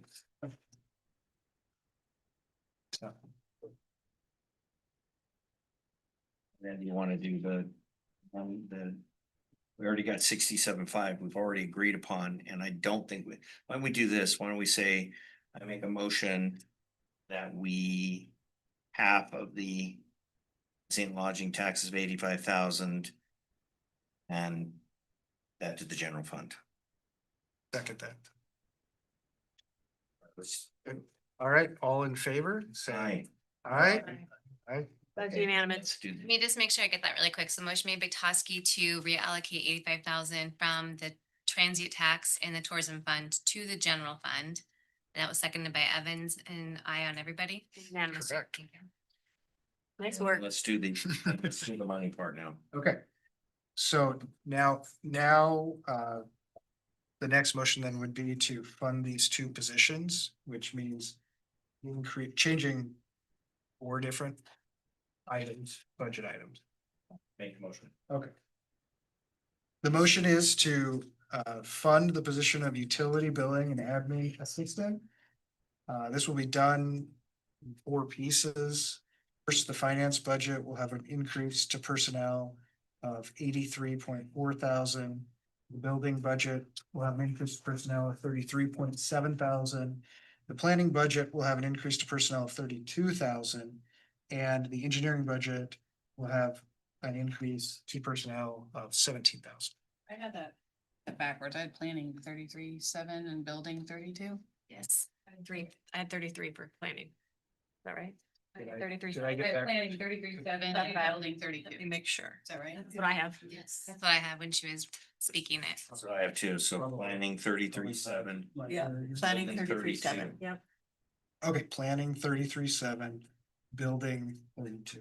And then what was the fourth one? The fourth one was 17,000 for engineering. Coming from the contingency out of the That contingency. will be funded by the contingency from the Public Works Fund. So the 17,000 will be added to personnel services and engineering, which is in the Public Works Fund on page 112. And that will reduce contingency by the same All 7. right, so I'm gonna make a motion that we add $17,000 Public Works Fund from the contingency fund. No, Well. Right. I don't think you have to motion because it balances out. It just reduces it. We're still in It just balance. reduces We just have less. Right, so I'm making, okay, I'll make another one. I make a motion that we add what are we adding it to? Personnel? Public Works personnel. I made a Motion motion. right now that covers that. Make the motion again. Right. You didn't state the numbers, but go ahead, try again. All right, the motion is to fully fund the utility billing and admin assistant positions. This amounts to $170,000. Will be reflected in an adjustment to the finance budget of 83.4 thousand increase to personnel. The planning budget increase to personnel of 33.7 thousand. The building budget personnel by 32,000, and then the engineering by personnel by 17,000. Second. All right. Any further discussion before? we vote? Just a point, you said fully fund, and so that would create a situation where you have some people being furloughed and some people not in the same department. Right, so we're just adding, yeah, right. Oh, that's an interesting point. Yeah. Is there more a good to elaborate on or? Draw my second then. Is. I don't, I don't believe you can do that. Okay, well Hold then, on. let's vote on it. Finish the discussion, we'll vote. Is that being raised as an optics issue, or is there some other ramification we should be aware of? One, Yeah. with everybody else furloughed in City Hall, that would leave two people that aren't furloughed and there'd be no management, no, That occurred to me as you started to say No. it. Yeah, there's sort of these two people on 4 wild hours with no. Right, right. Okay, so is the implication to fund them Furlough. at the furloughed level, so 90% instead of fully funded? Okay, well then, let's move this to a vote and knock it down, and we'll make the next motion to get it right. Yeah, We're doing a great job with this too. All right, all in favor, please say aye. All opposed, please say nay. Nay. Nay. On We're gonna redo it. Okay, the motion fails. Do we have a new motion? I was thinking maybe this time I'd give you a chance. I'm not even. All right. close. The motion is, I make the motion to fund the utility billing and admin assistant positions at 90%, which is equivalent to the furloughed level of 36 hours a week. In order to do this. Let's just go now- ahead and add. Why do we back need to those- say what percentage? Let's just put money in and. Yeah, let's just put the money in and Well, then, now each of these Will- is reduced by 10%. So now instead of 170, we're talking, actually, we just found the 17,000. we reduce them there. By 10%, it's 17,000. Right. So the 170 would go down to 160 or 153. Because we're only funding them to 90%. Members are already discounted. No, they're not discounted. That's a good question. I could find those discounted numbers though, I think. I think that's what we're gonna need unless we can Okay. make the motion that what we want to do is fund them at 90%. I just Without want the the specific specific, in there. I don't care. if So it's we don't have a 90% finished or- motion, right? No. Like, we had a discussion. That's right. I don't wanna tie the budget to a percentage. I just want to tie the budget to numbers. Should we set this aside for a minute and we'll wait for some 90% numbers? Sure. Okay. So, yeah, sure. Steve, your wife gave public statement today about code enforcement. And the name in itself is indicative to municipal code, right? Code enforcement. So I'm wondering, we should maybe have a conversation about that. She had an idea of where that could be funded, but if anybody would like to pull public records, they should see how many citizens are complaining about vermin and rats and issues that we have for code enforcement in this city, and probably a conversation we should have. It was actually a good idea she had. I was just on the phone with somebody today about rats. Yeah. Code enforcement goes just so far. Is that unless the city is willing to take the next step in saying, if you've got 3 rat code enforcement you have not abated, we're gonna declare your property a nuisance. Yeah, we have. The council has done that.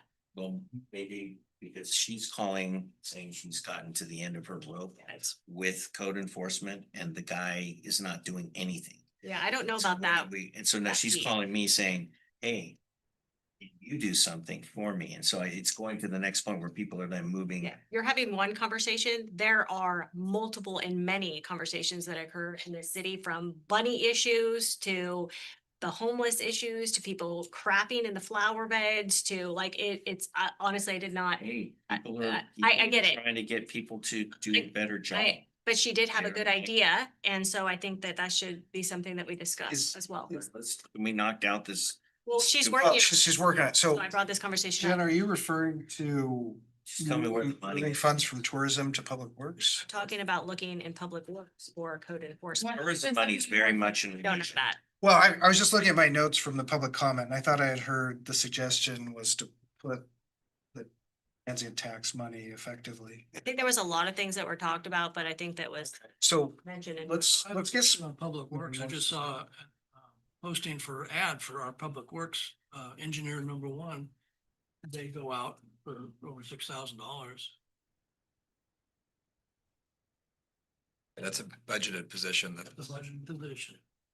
it's much needed with all the capital improvement projects we have going on right now. After Bashar left us. So We I, get Gloria for that too. Find out how much the code enforcement is. so I think we should have that conversation. Yeah. Because I there can is a pull lot, that. we've had people come and do testimony and there are a lot of individuals that do email us. Surprisingly, some of the issues. Yeah, I got problems in my neighborhood. I fought with rats, but that's because of the chicken epidemic and What? people with roosters. It's I think council heard roosters a couple years ago. I just, No, it's geese. I personally It's actually think geese, the bro. rise of people having chickens has increased the rat problem. Yeah. Really? I like the idea of. Why are we not talking about this as council? I dealt with the problem myself. I didn't call the city. Oh, That's probably Okay. why. Let me ask you this question. What do you do? This is just this isn't a budget question, but what do you do when the person has this complete wreck of a house and doesn't do anything? then it needs to come, I believe it needs to come in front of council and we need to deem it nuisance, just like we have in the past. Maybe we need to tighten that up and make sure that happens much I faster. mean, there has been like where walls are moving, that rats are like, No, I don't think it has to get to people that are, point. you know, at their wit with I them. think, but I think it's if you the- trashed your property and it's causing problem to your neighbors, I think that. That's exactly how the problem arises. Yes, I agree. You know, get on it and tell people that. But that's that to just the doesn't go. extreme side. So on the code enforcement side, he's actually out there, you know, trying to get these things. We're talking about the extreme piece Right. and then they need to, yep. And the guy says, forget it. Yeah, and then it has to be elevated, but in a lot of cases, that corrective behavior, people don't like the tickets and it's more of a behavioral change and they do rectify the situation, so. Yeah, I'm with you. I don't think there's any debate that we need code enforcement. We're probably all in agreement. You need someone. But other municipalities actually have it out of like police. I think that's It interesting. is, they do, Wait. they have it in, When we decide we're doing on the Myrick, are we? can we finish table this? that one? To that yet, we want to finalize the, Numbers for this. yes, so, Please. so the revised numbers for the two positions. Finance, is 67,200. Planning is 27,300. Building is 26,200. And engineering would be 13,700. Okay, and I've put those into sheet and like we're still at 9%. So is the total will that come to 134,400? It's four pieces. Yeah. Okay. All right. We're ready for a motion. Third time's a charm. All right. I motion to fund the utility billing and admin assistant positions at 90%, consistent with the current furloughs of 36 to 36 hours a week. And the total funding will be 134,400, which is realized through 4 budgets. The finance budget, and the amount to personnel added will be $67,200. The planning budget will have 27,300 added to personnel. The building budget will have 26,200 added to personnel. And the engineering budget will have 13,700 added to personnel. I say. All right, we have a second. All in favor? Aye. Aye. Any opposing? Do we have President Children on vacation? So she's having technical difficulties and. I'm just checking in to make sure. Thank you. Okay, so the motion passes. How much is code enforcement? Okay, how much is? Where are we gonna find that money? Well, we need to find out first how much it is. Okay, while we're looking for code enforcement, maybe we could go to this. I wanted to talk about the $25 million in debt that we're thinking about, that's in this budget that we're taking on. Let's, before we open up another topic, let's try to close this one out here.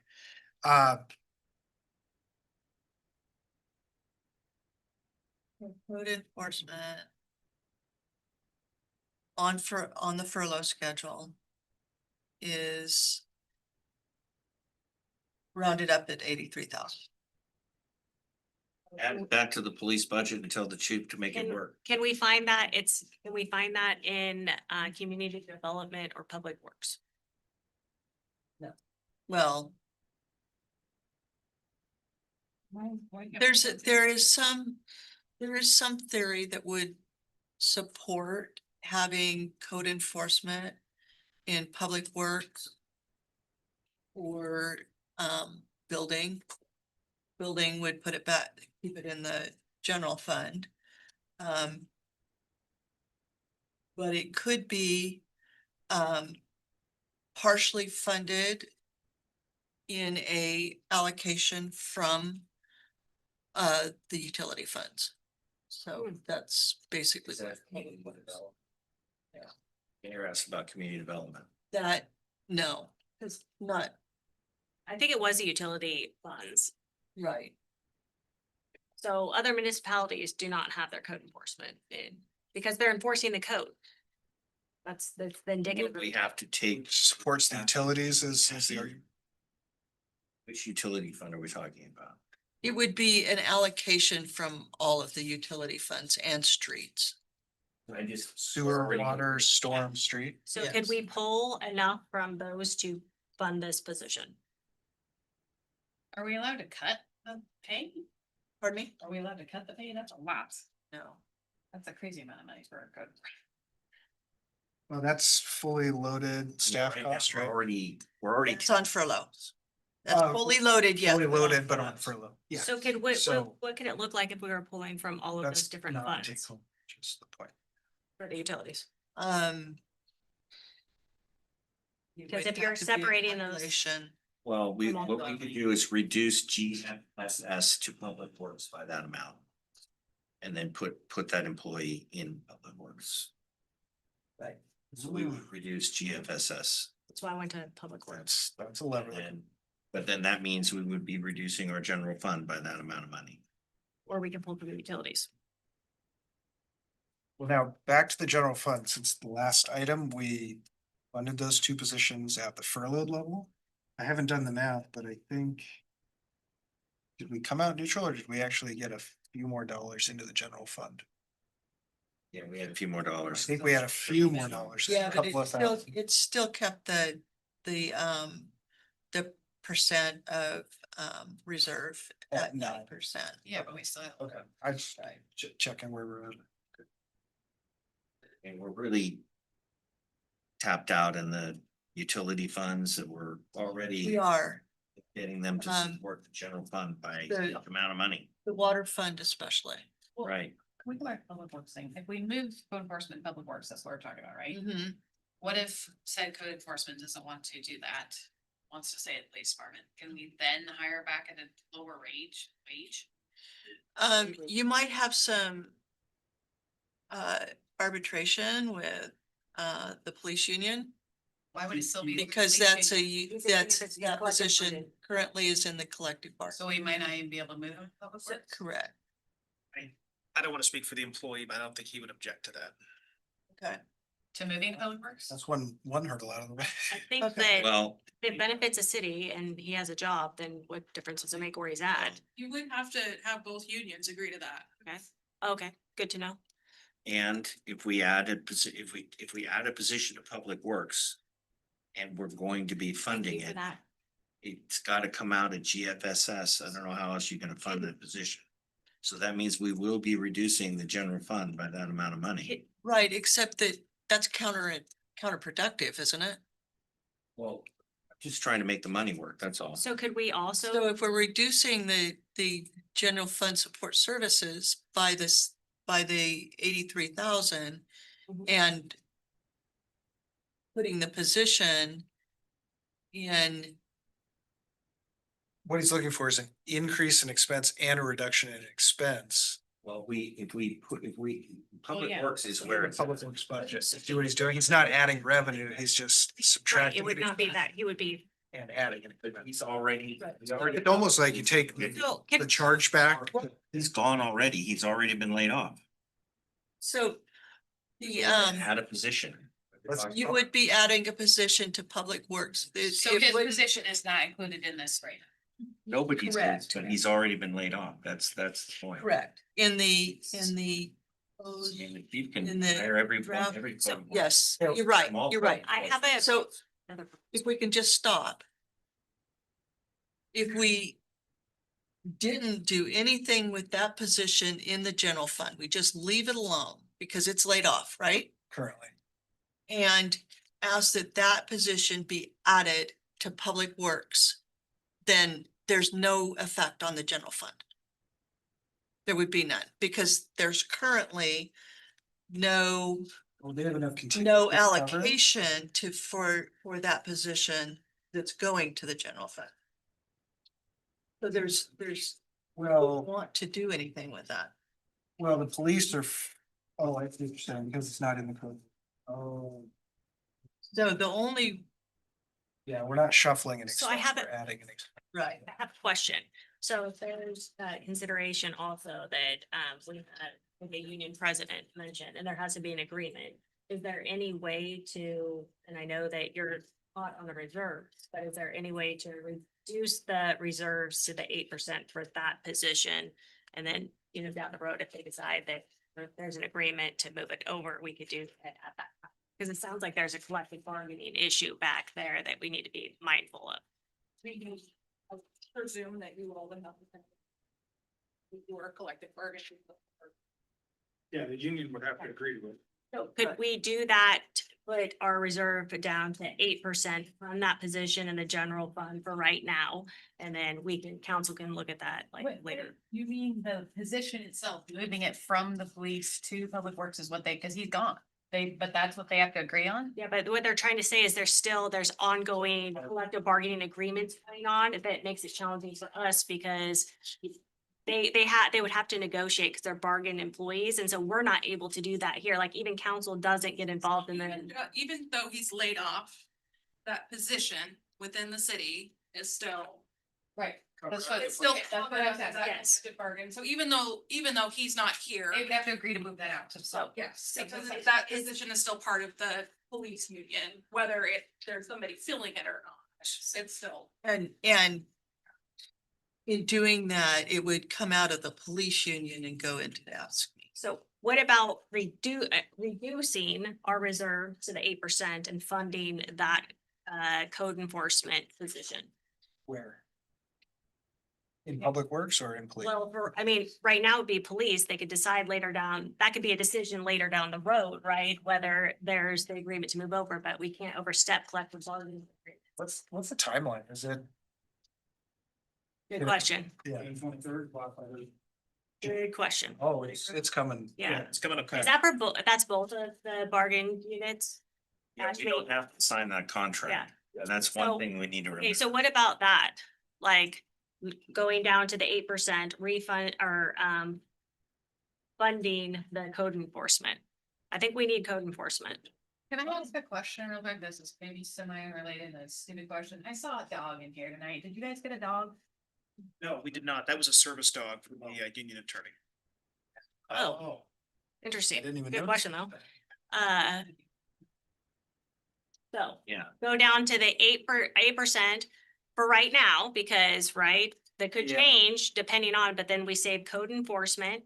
We go down to 8%. When the negotiations are done, that can also be, because it's gonna come before council's consideration anyway, at Why that don't we point, just right? take 83 grand and put it into Jacob's position and some other position? I mean, you know, right now, the police are in negotiations. I'm not for plugging more money into the police and going down on reserve. We have this huge discussion, 5%, 4%, whatever. We're gonna start plugging positions. We should be plugging positions. Be open that help us plan, help the library, whatever we need to do to keep our operations Fully going. funded library, fully funded rec. We've just now opened up the front office. I think we need code enforcement. There are a lot of livability issues that code enforcement, that is my personal opinion. And whether that person down the road, I hate see heads shaking out in the gallery, whether down the road, after the collective bargaining agreement is done and they can choose to where this person lies or lives, I should say. Percentage should we go over our reserves this year? That caused us to close down. What was that? what percentage did we go over our reserves? I mean, we're Tourism. talking about. We made a decision to fund the police and now we're now gonna go back and revisit that position and Not add, interested. and add less reserves and. Not actually going We down. already made a decision on the funding for the police. I'm We worked interested in really code hard enforcement. with the 9%. Yeah, I am interested in code enforcement. I am not very interested in taking down the reserve because I think there's at least one other item to discuss, which may be a reason to hold more reserve, pending some clarification. Okay. And that's the legal matter and the fees accruing. And I'm just wondering, do we have any sort of legal estimation of what the cost will be? Because so in a business context, we get lawsuits. And so we estimate how much we're gonna pay and we hold a reserve. Sometimes we do better than that. But it seems to me like there might be a legal overhang right now that's unaccounted for. So I think that is and this goes back to Steve's conversation, because we have had about what, $750,000 in legal fees. So that's part of the reason I would like. But those are unknown, and it just depends on what comes up, right? So it's really hard. We've had that. But if they're 50% chance of a million and 50% chance of zero, I'd like to hold 500,000 and get it on every. I mean, in a great world, I think that'd be great. I mean, but here's the thing that we're being charged $1,000 a day. no, you're hearing that, but actually No. that's not what council said, though. I mean, Worked to $57,000. So all I'm saying, we have 3 council members here. The information that has given to us by our attorney from the last time, correct me if I'm wrong, is that we had 1 day of contingency. Unless my council members say something different, we as a council have not been given any other information. I called to verify it. I'm sorry. $57,000. We have no knowledge of any of that, as From I say. administration or finance, is there anything you can add for color around legal, financial? In particular, I don't know that to be true, that I mean, we have insured and uninsured kinds of things. CIS handles some of the. What you're saying is right now. Oh, insurance may cover. $1,000 a day and we're owed 55,000. What you're saying, the administration is not aware of that. And that's what the council is saying too. Yeah. Cause I'm just talking about budget. I'm saying, as I sit here today, I understand 1 day. That is all that I can speak to. That is all that I have been told. So I have not seen anything that you either one of you are like. And to be clear, it's not been paid.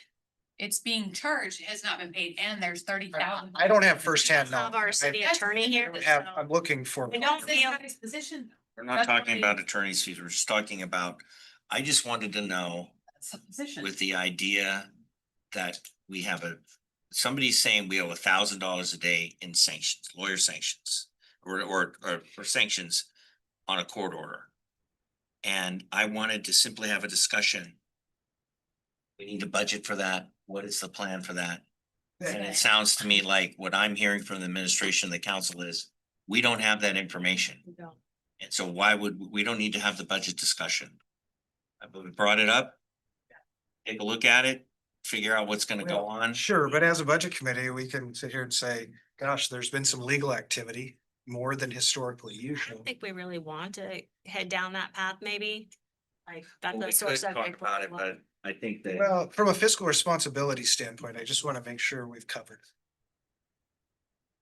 Because the costs could come in and be unbudgeted. and I'm- $365,000. I can't tell. I think that's the problem. I can't tell if we've got any provision to deal with pending litigation. Well, That's a good point. That's what I just can't tell from this budget. So if anyone could help direct me to it, or otherwise I start to think we may have a potential liability that's unaccounted for. I think it comes into, I think the line item is professional services, yeah. This is on page 79. Yeah. Professional services. Budget right now is only 100,000. Okay. So. That's where it would come. If this reported $1,000 a day penalty, which the mayor is aware of, one day applicable, well, 1 day applicable, council is aware of Them too. 1 day applicable. Thanks for being on What again. day was that's applicable? 79. You know, What day did it start? yeah, like, no, that was a day in March. that March one. 25th to today. Okay, so we're lacking information. There's a possibility it's been accruing every day until now, unless someone I can. know for a fact. at that point, it feels like what we're talking about is Steve's term phantom numbers, because we don't know what that is. And we don't know if this is, Except it's a liability, It which is, but you we have don't to, know. you have to account for what is a Also- probable expense. we also don't know. The language, I don't have, and so it's not reasonable in my mind. A If, reasonable if estimate. we know $1,000 a day charge, at least for one day was wagered and 50 days have passed, there could be enough to almost pay for code enforcement. I'm just trying to get to the bottom and this seems difficult to understand. We need more information because I mean, it's very difficult when we have people coming in and saying one thing, but then council's not Totally fixing it. agree. So I don't want to cut positions on information that we don't have at this time when we're trying to say. I don't want to cut the reserve when there's this issue. So that's the crux of it right there, is that we don't know what we don't know, and that contingency, that reserve. There's a court order that literally to that. says you are ordered to pay. I Right, mean, okay, but still, our contingency balance, our reserve balance needs to be able to cover things. Sufficient to cover that, yes, exactly. And so that takes me back to, I don't want to go down 1% to fund code enforcement, but I do like code enforcement existing. So I'm just not willing to budge on the reserve because there's also this other overhang. On top of the fact that we're running, even if we get to 9, we're below half of the target reserve. So I will say this, having done a FOIA request on, and I don't have it, I mean, I could look it up and try and find it, it's many pages long. On the professional services line item, which is, you'll see it in every single professional services line. That covers lawyers, it covers street sweepers, it covers painters, it covers a lot of different vendors. The audit. So if you want more granularity, which I think is reasonable, because we do have significant expenses, legal expenses that are occurring significant. So I think it is reasonable, and then we had this discussion last year of more granularity. You need to be breaking down professional services into legal. And then we could say, oh, well, we're paying $500,000 a year in lawyer fees, and I'm just pulling that number out of the air, as you say. But don't be surprised, it's certainly more than $250,000, okay, it's more than that. Wouldn't be surprised. It's a large number, it's a 6-figure number, I don't know the exact number, but we don't have the granularity in this document. I think it's a good idea to have. Yeah. I think it's a good idea, because it is something that is. If we went back and compared as market. It has gone up. Yeah, and there's other things like he was talking about though, when you start looking at when you are purchasing or doing negotiations for industry, you're going to have more contractual attorney fees as you go through that process. So there's a lot of things. So when people try to portray that it's all like a lawsuits, that's not actually factual. So that's why I want. I just want us to not go insolvent as a city because of something we could have foreseen. And so my argument is, well, if it could be a 6-figure number, I don't know exactly where in there, but we're only talking about a 9% reserve, which is in the 6-figure range. It's not in, it's not the 7 figures yet, right? I will say. Dollars. But we do have professional say services that- in every single fund. Sure. Pulling numbers out Sure. of the air. But they may be insufficient is the point. Because a lot of that is business as usual professional lawyer services. Well, this is sort of this one-off lumpy thing that happens. I don't always have all this. There are legal positions being taken by the city that are costing. And then there are also things that we are doing. Well, I don't. Excuse me, let me just finish. There are other things that we are doing. Like negotiating contracts, complex contracts regarding real estate purchases with, companies that are coming in to do significant amount of work or work of negotiating water deals. That also is significant. So, so we can't say Yeah, it costs us a lot to do business. Real estate. And then we have a litigation profile. We are prepared to discuss that. Because we don't have the granularity, but I will say that litigation is costing the city money. Significant. Does it increase our insurance? Well, the insurance numbers sure have run up rapidly. We haven't gotten into that. And I don't know that we can do anything about it, but the CIS lines are all growing. What is that percentage? I didn't do the percentage. I don't know if Gloria happens to have it, but We've been having year over year, it's rising. litigation. It's also causing us to dip into our, it's a profile we're talking about, and what are the risks that the city is ameliorating? What are the risks the city is willing to take?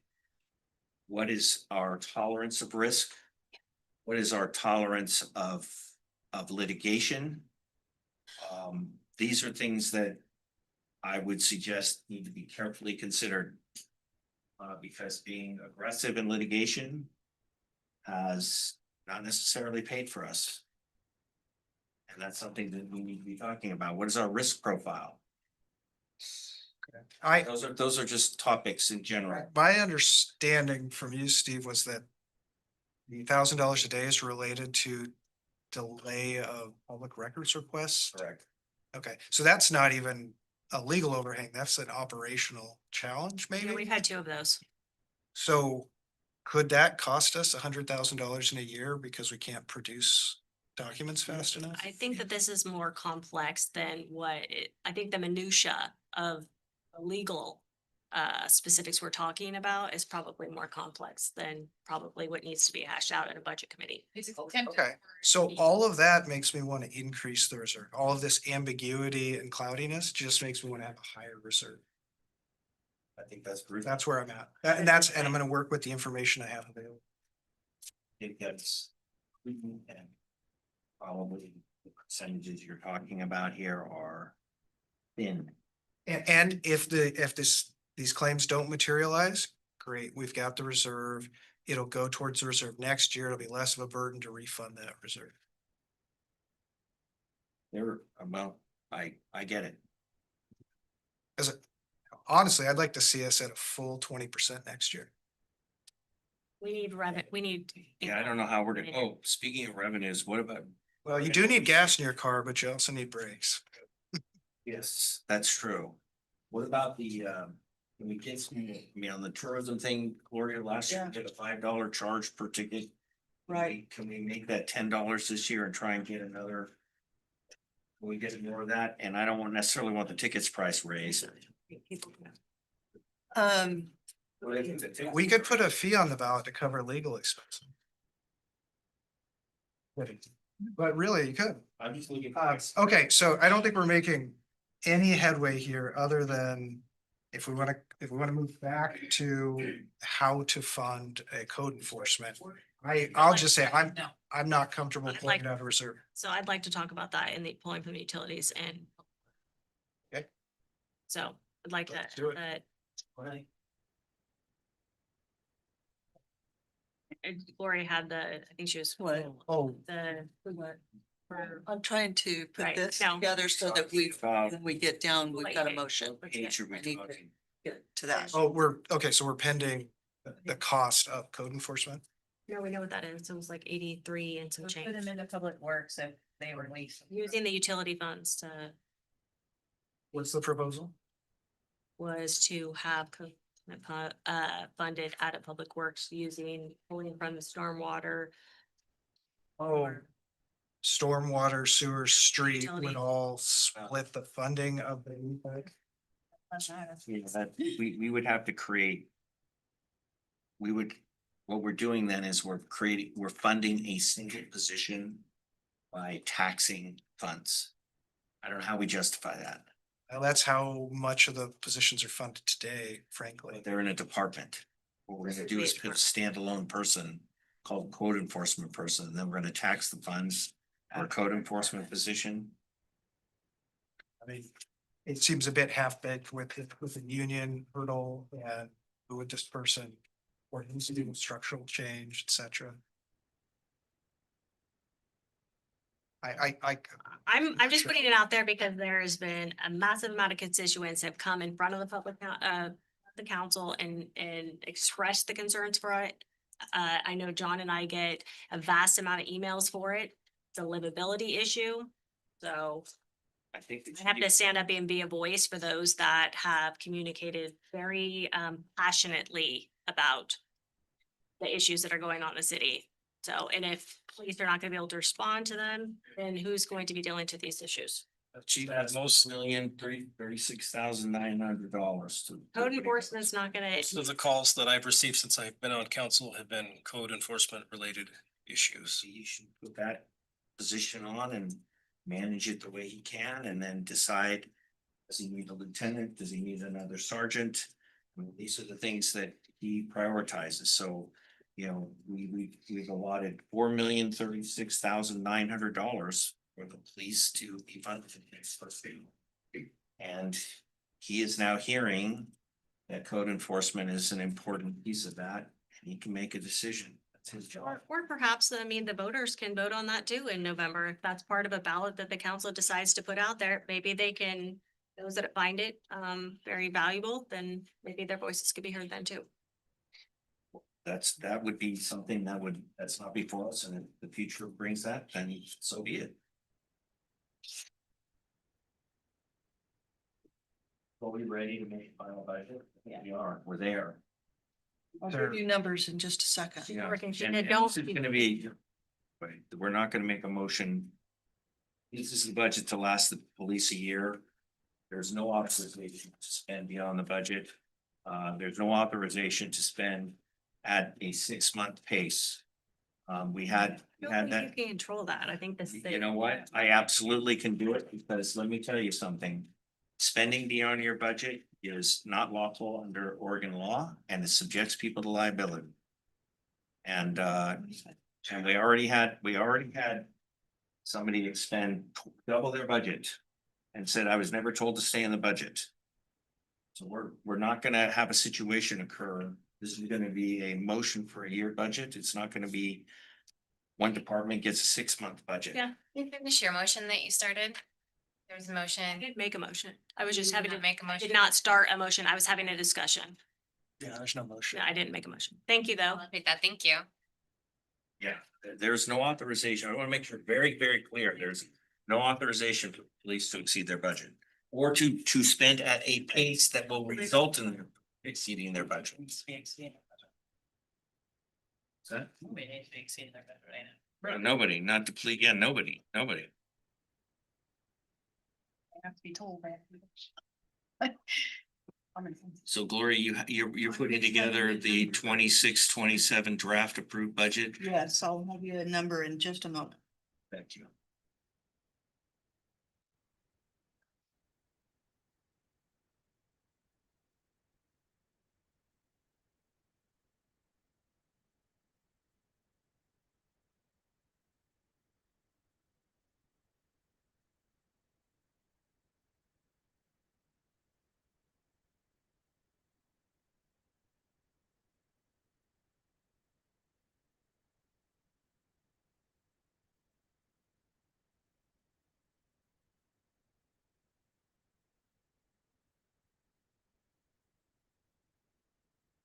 We want to say it because should we say, oh, never mind, finish what you're doing. Still haven't talked about, she's adding that up. What about this future debt, this 25 million? It's That's 12,500,000 for speaking about the capital improvements. power improvements, a substation, is that the one? No, I'm talking about talking about the capital improvement projects. We have a sewer project. And we're looking for 12,500,000 in funding for this year and then. Yeah, those are both projects that are kind of tied to our ability to building permits. Well, I'm with you there on that, John. I'm just trying to figure out. Are we? Well, they've been funded through service charges. The bond, there's a bond drawn and the bond can't be drawn unless there's a revenue source. We're approving the funding in this meeting. That's police station. Oh, that doesn't, I believe that should, police station, the sewer capacity project is gonna grade basins 4 and 6, and it's over $20 million estimated cost, and that's gonna fall on. It'll be, we're looking to be a loan through the state. Plus another one of these low interest. Loans that get put into. Borrow more money from them at 0.6%. It's very favorable terms, yes. yeah, sure is. Yeah. Okay, Wait, let's finish before we do final budget, because I want to talk about these loans. So I think we should talk about them before we So. authorize the Can borrow. I ask a question on that? So if you draw those funds from the state, do they not, it's not contingent on having a source of revenue to pay it back? Oh, absolutely. they do, yeah. Okay, They assess all of that. okay. Yeah, bond ratings, all of it. Yeah. That's what I thought. So this is sort of tied to future increases Right. in utility rates effectively. Right. It's tied to our rate schedules, Okay. adopted rate schedules, yeah. So there's where, that's how the debt is going to be serviced. You're making an assumption. No, these No. are correct. That's not an assumption. That is a correct statement. So our increase in our utility rates that we've already agreed upon is going to fund these loans, is what you're saying. Correct. And the continued increases that are scheduled, right? Yes. All right, so how much? There's quite a schedule of increases. Yeah. There's a projection to the end of the loan term. Well, I think we gotta borrow the money because otherwise. My understanding is if we have a 5-year event for a storm, we might have sewage running down the road. It's a huge expense, but I think, having a reservoir for water and being able to move sewage, especially, I mean, if you dig in a little more and read about it, it sounds like we already have some problems with flow. Capacity. Andy, from talking a private conversation, well, not private, I was in his office, but Mohammed said the reservoir project is absolutely critical to continuation of delivering water to our people. That is, these are critical infrastructure projects that should get done. Yeah, actually, that's almost exactly where I stand on it. And in fact, my bigger concern is why we haven't gotten them kicked off and going already, but that's not necessarily the budget issue. We're just behind on getting rolling. There are a lot of reasons for that in budget issues, but we don't have to talk about them. Yeah, we don't need to go there, but the sooner the better to get these upgrades. And I think that's this year, we're gonna be moving forward, right? I mean, that this is, things are already moving. We just need projects to are be approving moving. the financing. I guess I'm poking at the basin one because I think it was supposed to get started in the last year and it's carrying over. Yeah. Okay, so Gloria, we're that, I don't. And I should also clarify, part of the reason I want to hurry up and do it is costs rise. Okay, so for whoever wants to do the motion to approve, the amount is 99,472,232. Okay, I make a motion that we adopt. No, approve. Thank you very much. I make thank you. If I trip up along the way, catch me before we get a second. Catch me before we get a second. I make a motion that we approve the 26-27. Correct, CD St. Helens draft budget. As we discussed and amended today during this budget committee meeting. With total budget of $99,472,232 as we discussed and amended during this meeting tonight.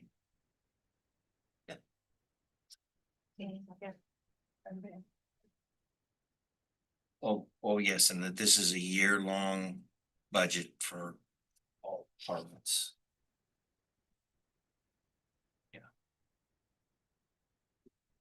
Second. Nobody wants a second it.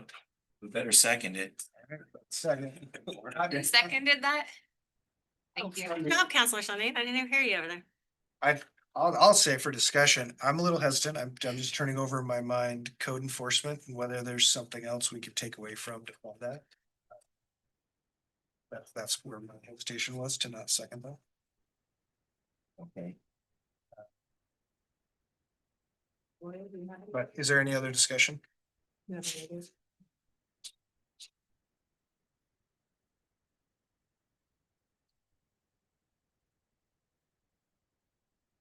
The only idea I have, which is not a fantastic one, if you do move the position to Public Works, you could draw the salary out of the contingency there. They have nearly $1 million in contingency, which is more than what we're talking about in the general fund. Yeah, and we're about to do a $20 million sewage project and you saying that we don't need contingency money there. Not saying we don't need contingency. I'm saying if you're gonna take 85,000 out of somewhere, I wouldn't take it out of the general fund when the general fund has less contingency than the Public Works. I'm for it.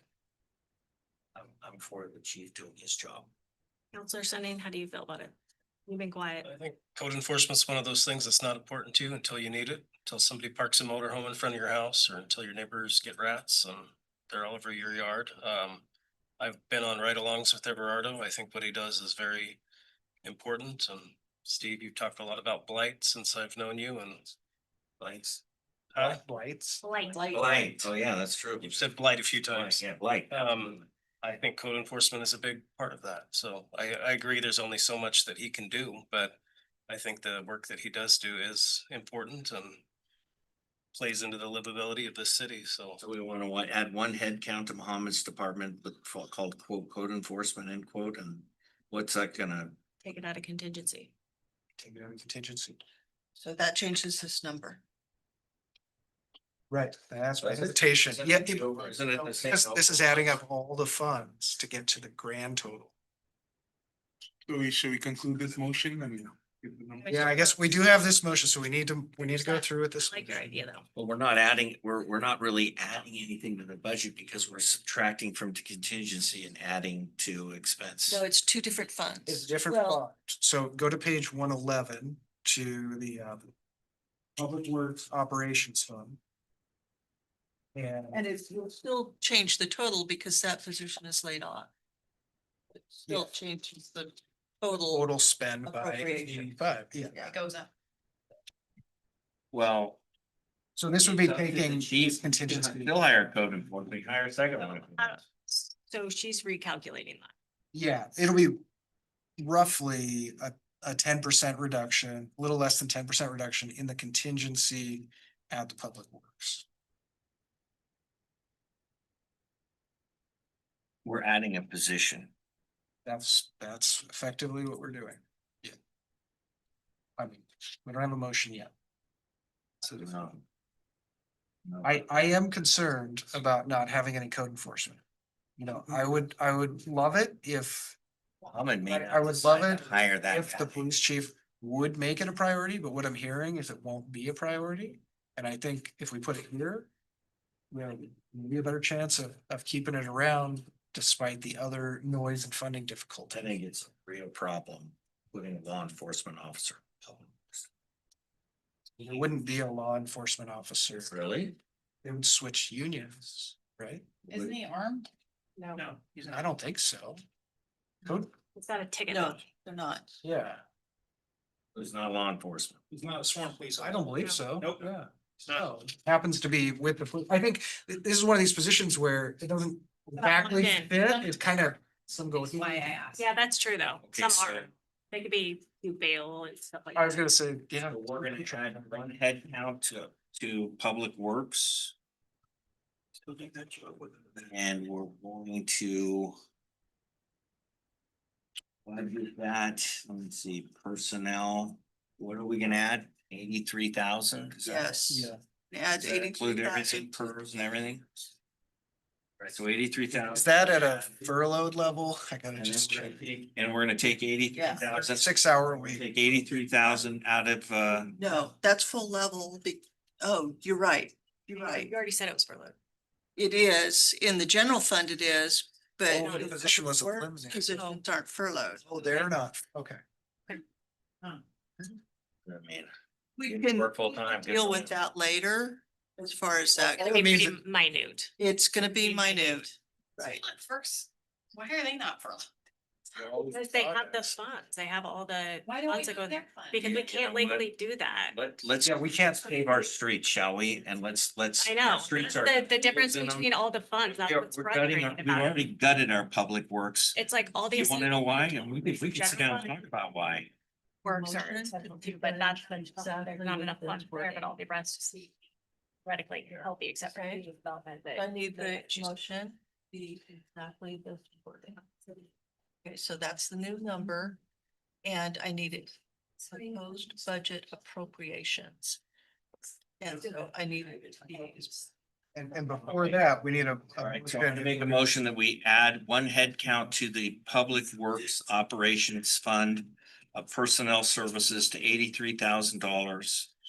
And we reduce contingency. I'm sorry, we have a previous motion we need to clear up. Thank you. Alright. There was a motion seconded. Yeah, we To did. approve the budget, so let's go ahead and vote on it. And if we vote it down, then we can make this motion. Okay, so all in favor, say aye. All opposed, say nay. Nay. All right, motion fails. I make a motion that we add one head count to Public Works for a code enforcement personnel. We add $83,000 to personnel services for the Public Works Operations Fund. And we reduce contingency fund by 83,000 in the Public Works Operations Fund. We use the contingency that's within the Public Works Operations Fund. That I said, but Reduce the contingent. reduce the contingency. All right, I'll make another motion. One more, try it again, one more time. Here we go. We're gonna get it. That we add a personnel to the Public Works Operations Fund, so they're gonna gain one head count for a code enforcement personnel. Going to add $83,000 to personnel services to the Public Works Operations Fund, and we are going to reduce the contingency in the Public Works Operations Fund $83,000, such that the contingency in the Public Works Operations Fund will be $900,485. Second the motion. Great. Any other discussion? Include payroll burden on that number? Yes. Any others? Right, all in favor, say aye. Aye. All opposed? Okay, passes. All right, I make a motion to move the budget.